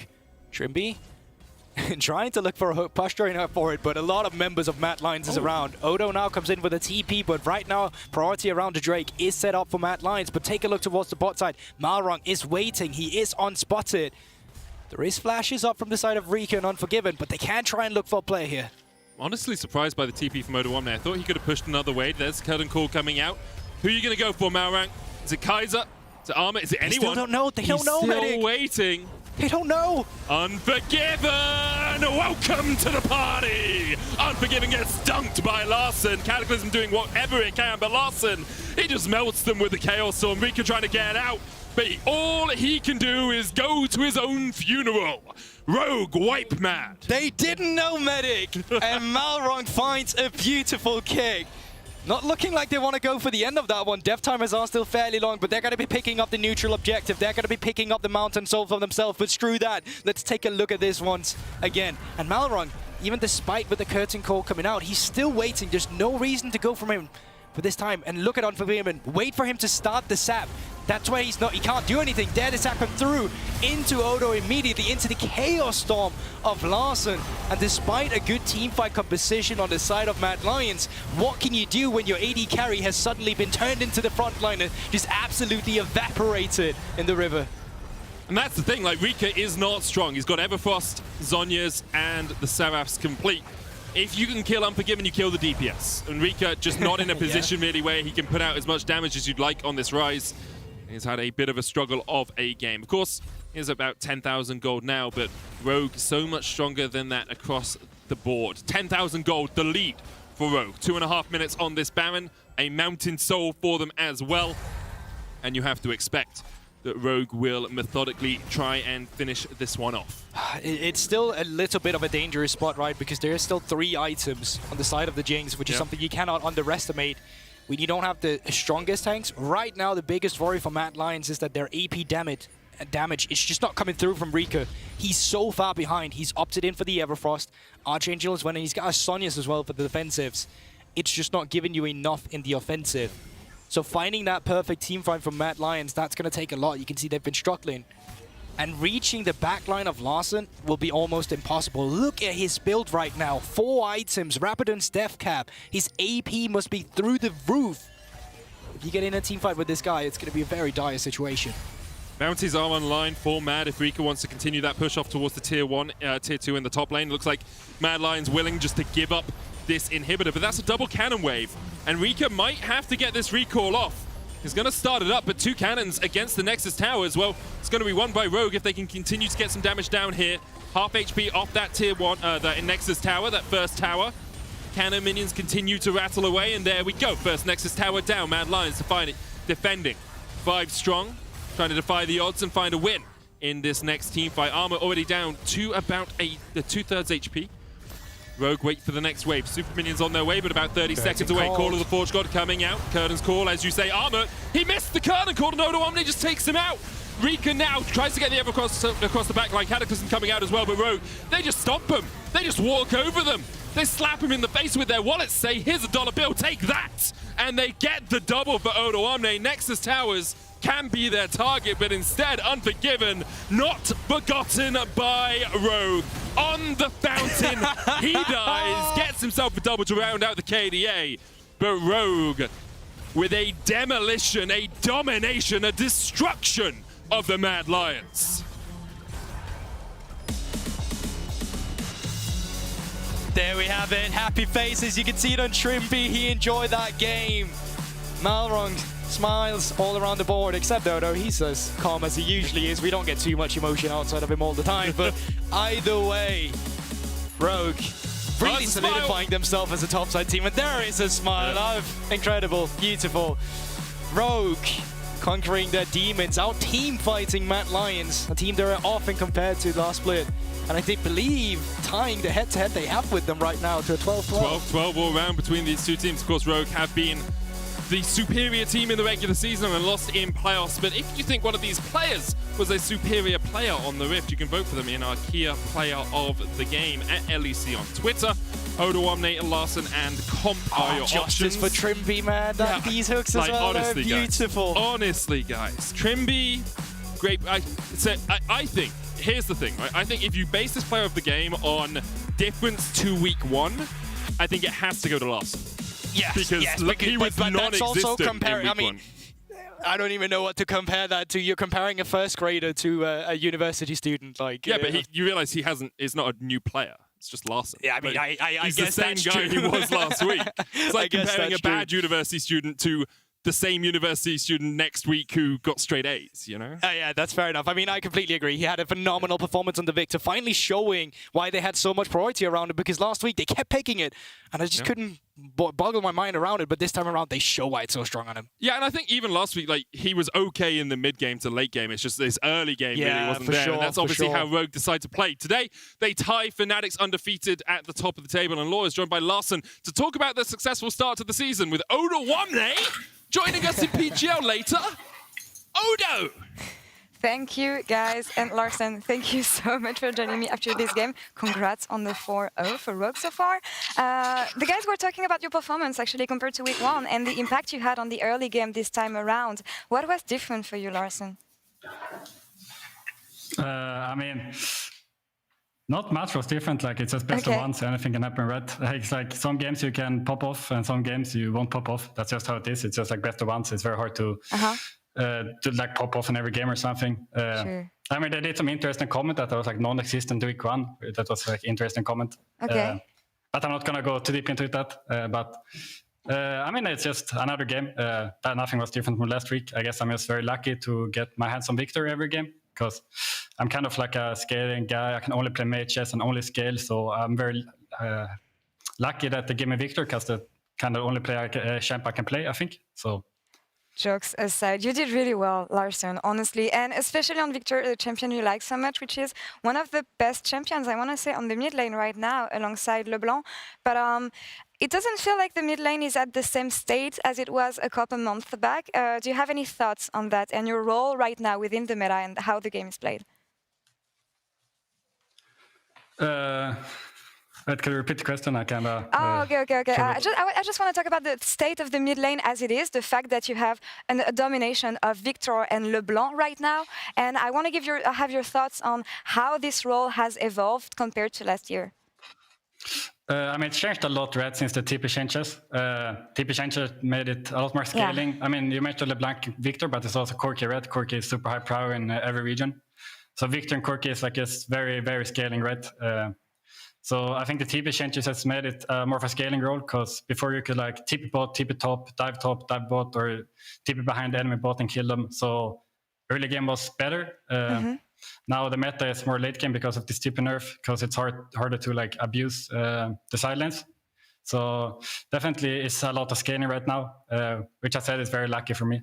All right. Well, you say lucky. You mentioned this twice during the interview, so I'm sorry, but I have to follow up on that, because during the first answer you gave me, I could sense you had some stuff you wanted to say. So is there anything you want to prove to people this year in your role with Rogue? And yeah, it feels like you want to prove people wrong. So is there anything you want to comment on that maybe? No, not really. I was let the gameplay on the Rift talk. That's kind of the only thing I can do, right? So yeah. And it shows so far. I want to say 4-0 for Rogue. And I do also want to add that you've been a very exciting team to watch with the addition of Comp and Marong in the jungle. How has it been working with these two guys?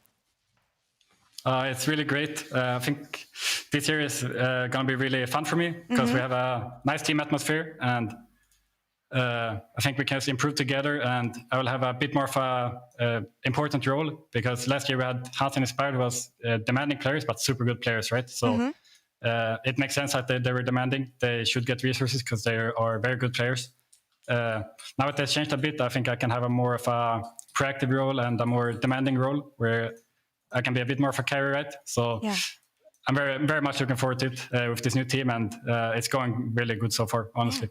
Rogue time, overrated, new team activated. Larson, thank you so much for this interview. Congrats again on the 4-0. We'll see you tomorrow on the Rift. And thanks for the interview again. We're going to take a quick break now, and we'll be back in a couple minutes for the post-game lobby with Odo Amne. Stay tuned, guys.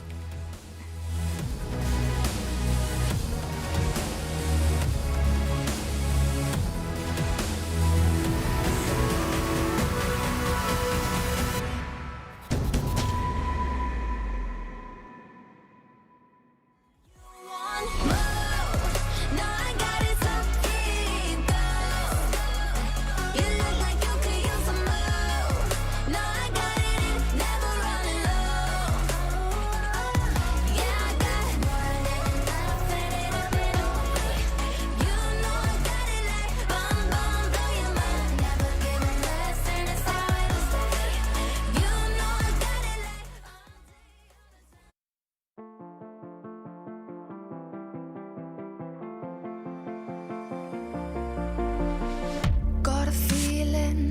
last forever. Keep your voice low. The sun is high, but I wish I could bathe in the moonlight. Ooh, this is it now. Come out of the shadow. Make the walls fall. Memory is headed for disaster. Heart is beating so. I hear the words, I see the ghost of laughter in the afterglow.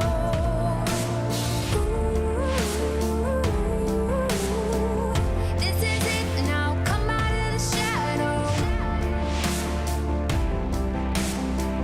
This is it now, come out of the shadow.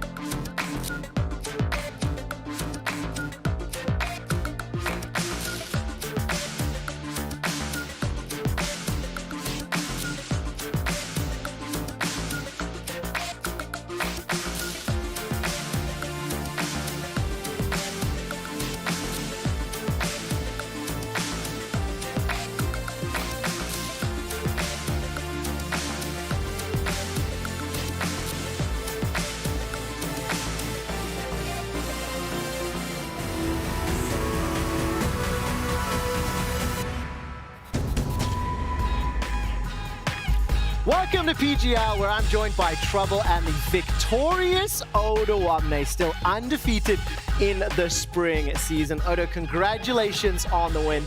Welcome to PGL. Talk me through the game. It looked pretty Rogue favored throughout. Yeah, I mean, it was a bit of a specific Mad Lions game where I feel like the thing they did with the Herald, where they ended up 5 top, it's really Resident Sleeper Pepega gameplay from them, that they just always group and do stuff like this. So I feel like it was kind of like a typical Mad Lions game, but I mean, we adapted pretty well because we were looking to kind of set up a trap for them at the same time, because bot wave was really good for us. So I think they just kind of lost the game there, because by the time we killed everyone on top and then we TP'd bot, the game was kind of over, because one was a level and a half behind or something like that. So I think it just escalated out of control from there. He felt that you guys shut down Rika very early into the game, because Rika was usually getting a lot of attention from Kaiser and Elyoya as well. And you guys had Dream believe in his brain rent-free the entire game. How much of that was pre-planned and how much of it was adaptive in-game? I mean, I think it just happened. The first time he died, he kind of fail flashed as well. And after that, it's just kind of a chain reaction snowball effect where it's the easiest target on the map for us to focus, because he's just going to walk around with no flash and our champs are so good to catch him. So I feel like after that, he kind of lost lane control and he couldn't really play anymore. And yeah, everything just went downhill from there from him. So it wasn't really pre-planned. It just was on the fly in game because we just noticed it. It worked out really well. I absolutely love hearing from Larson as well, saying they gave me Victor. I mean, that's all I can do is play scaling mages. We're fine with that. The reason, of course, I bring him up, Larson is going to be your key player of the game, Victor. He picked up 44% of the vote. It was actually a really difficult one to pick from because every single one of the players, stepped up and played extremely well. Odo, unfortunately, no Pog for you today. I'm sorry, my man.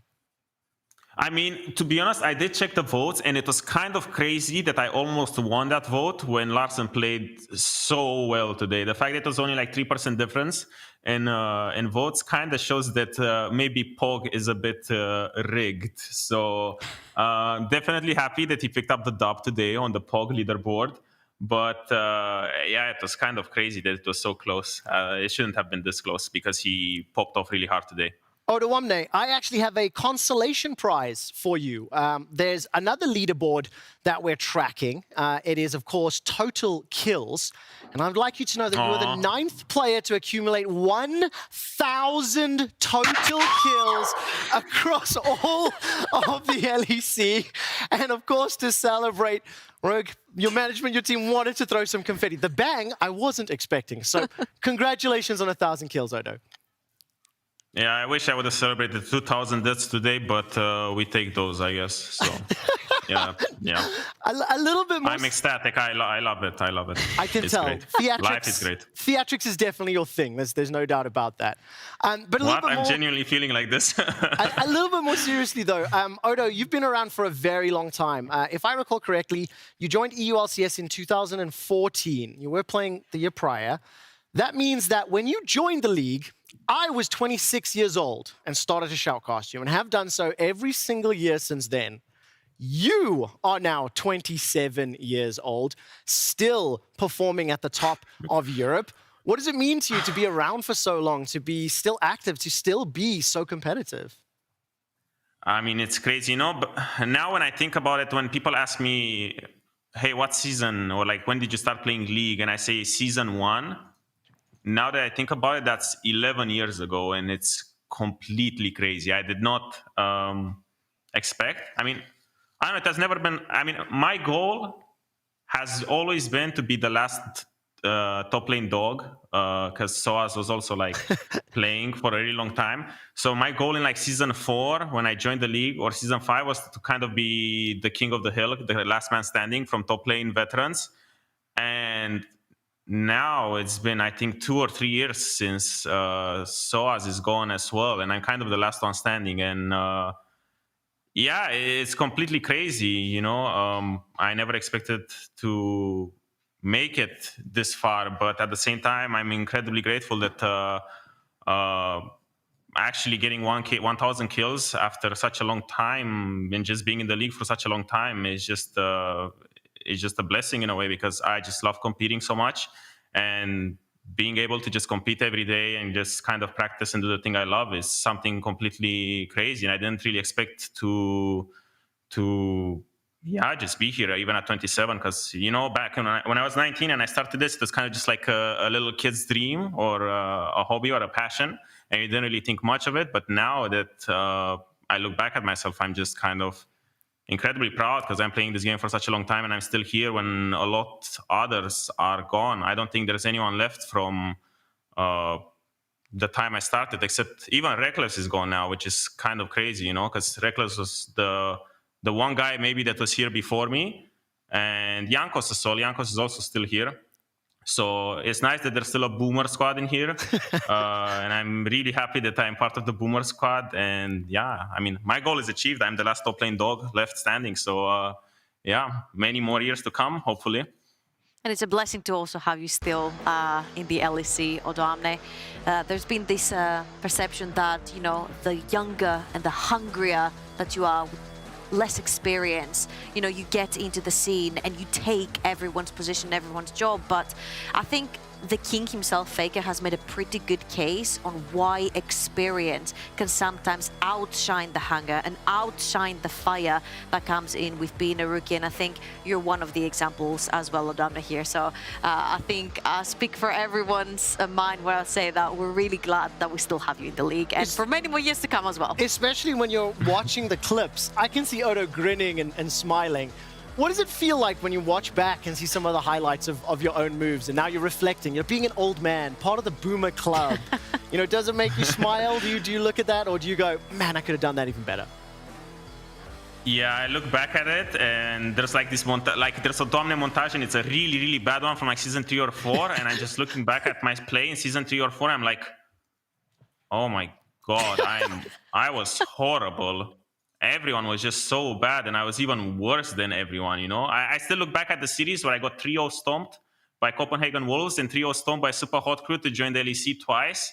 And I look at those times, I'm like, yeah, that guy does not deserve a place in the LEC. Dude, it is exactly the same. When I go back to watch any of my old games or some of those montages come up, I'm just like, how the hell am I still here? So definitely, we're very lucky that the scene, the game, everything has evolved with us. And of course, with that in mind, I want to ask you a little bit more about the team and the players. As someone that has been around, you've been a new player on existing teams. You've had new players joining your team. You've had rookies in and out. What is Rogue 2022 like, and what is the process of integrating these new players been like behind the scenes, the stuff that we don't see? I mean, Rogue 2022 is very, very pleasant or very nice to be in. Many would argue that, talent-wise, we downgraded because Inspired and Hans left. But at the same time, there are some teams that won championships with, not the best roster on paper, just from the fact that they click. And I feel like the main benefit of this iteration of 2022 Rogue is that we're kind of all clicking. We got a new addition in the coaching staff as well that is making this whole process a lot easier, and it's a lot better. So there's huge benefits to the coaching staff as well.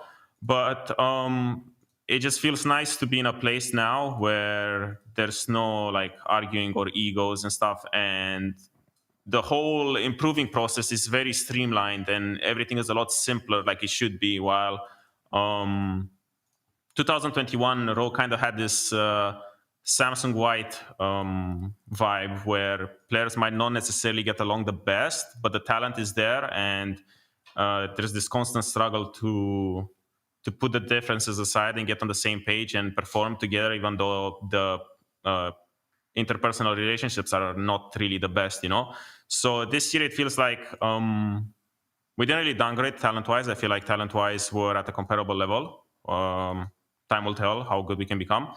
But just the fact that we can improve so much easier is definitely the big benefit for this roster. I'm glad you guys are having a very healthy relationship in and out of the race, as it looks like. I wanted to ask you, what does it feel like to have somebody like Malrang step into the roster? Of course, I would like a little bit of behind the scenes of how the communication is like between you guys, because we've heard he's having a lot of English lessons as well. So how is that coming along? Yeah, I mean, Rogue is dumping a lot of lessons on him. Sometimes I'm helping him with homework. I mean, everyone is helping him with homework. He just comes to us and he's like, I need help for my homework, and we're just helping him and stuff. But at the beginning of it, it was also definitely hard, because obviously there's some sort of language barrier because he's not so accustomed to English as a language, and he's learning. And he's also maybe shy because he's traveling across the world to a different continent to play with people he never met. So there were some barriers that we had to overcome at the beginning in terms of comfort. But now that he got more accustomed to us as teammates and people and everything, his English got a lot better. He's not so shy to speak English. And at first we just had to make some sort of process in the way we were talking to him. It was always simple communication. Don't overspeak or over elaborate when you don't need to. It was literally you speak in league concepts, so it's like push, pull, can dive, need defend, stuff like this. Kind of broken English, simple words. Very basic. Until he gets, very basic English until he gets more accustomed to everyone's accents, everyone's tone of speaking, and also until he picks up, like all these words and stuff.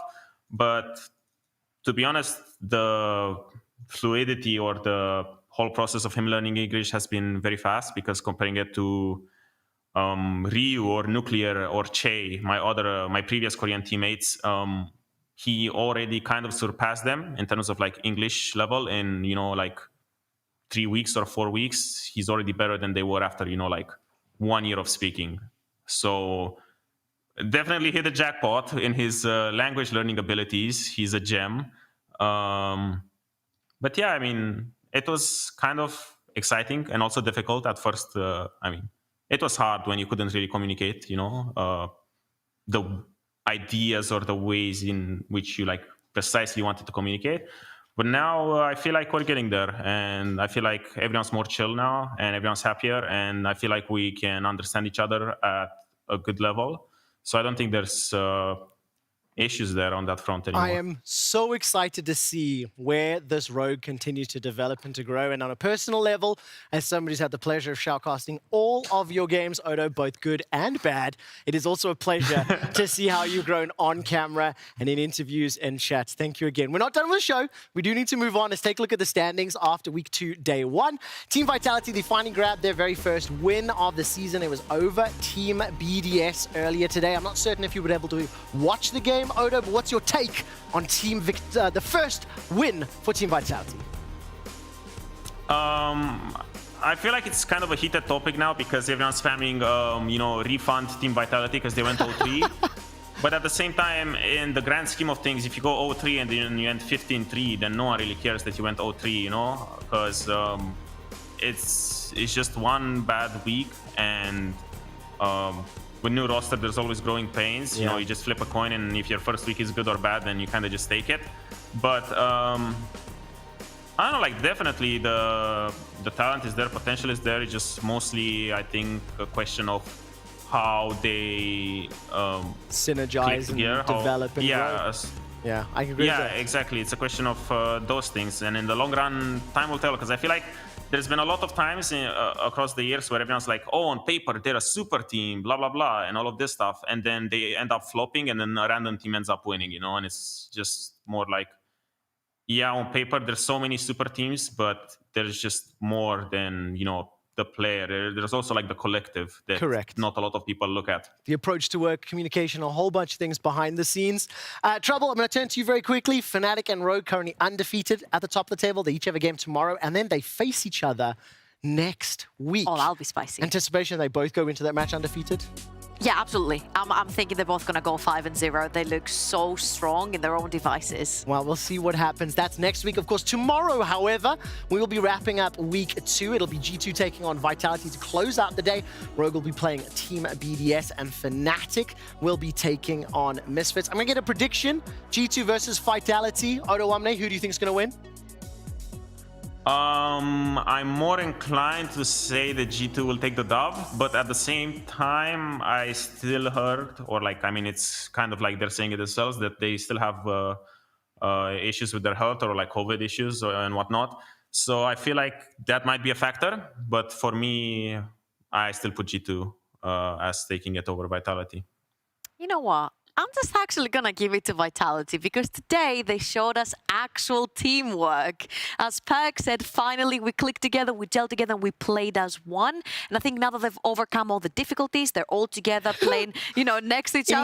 In one game. This is definitely a gut instinct this is prediction. The start. All you need is one dub. Instinct prediction. Well, they'll find out tomorrow. That does it from us here tonight. Over in the LCS, their last day of the locking group stage starts right now with CLG versus Dignitas. Tune in tomorrow for more LEC action in the final day of week 2. Odo, thank you so much. It was an absolute pleasure chatting. Always a pleasure.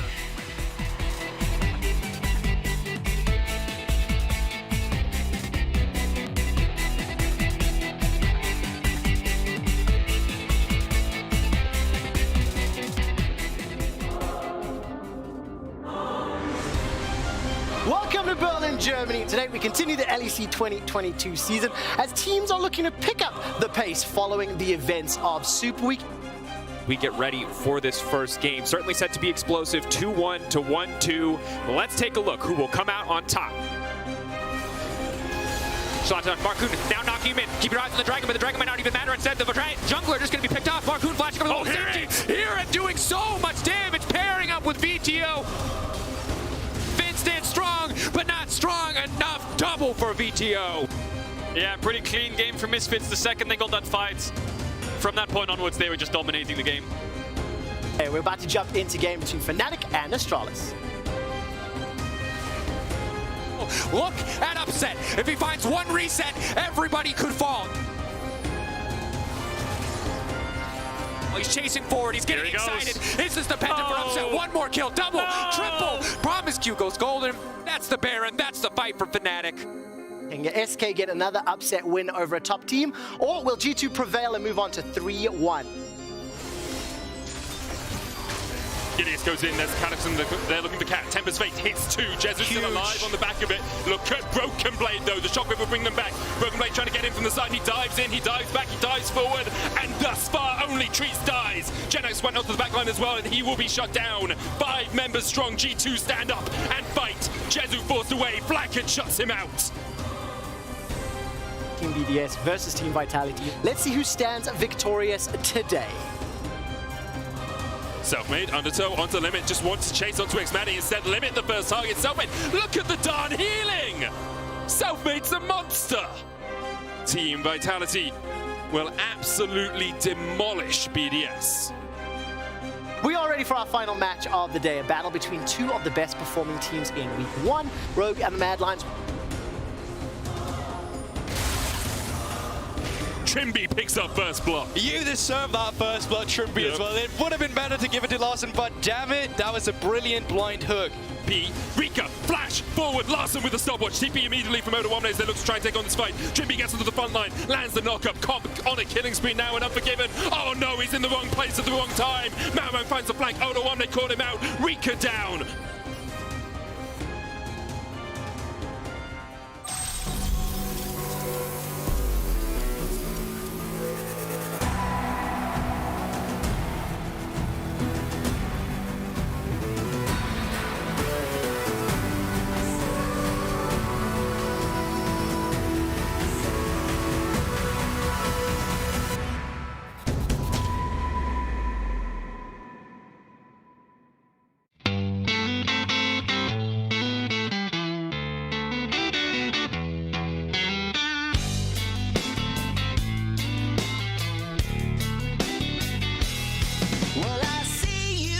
Down a dead-end street like a black cat following a limousine. A brand new problem every time we meet, but the same old reason that the grass ain't green. So self-entitled and your talk is cheap. Leave a path of destruction every time you speak. You burn your bridges, but I just won't leave, 'cause I can't help caring about a friend in need. You drag me down to a hole so deep I'm crawling out of my and knees. I'd stick around, but I know it's gonna be the end of me.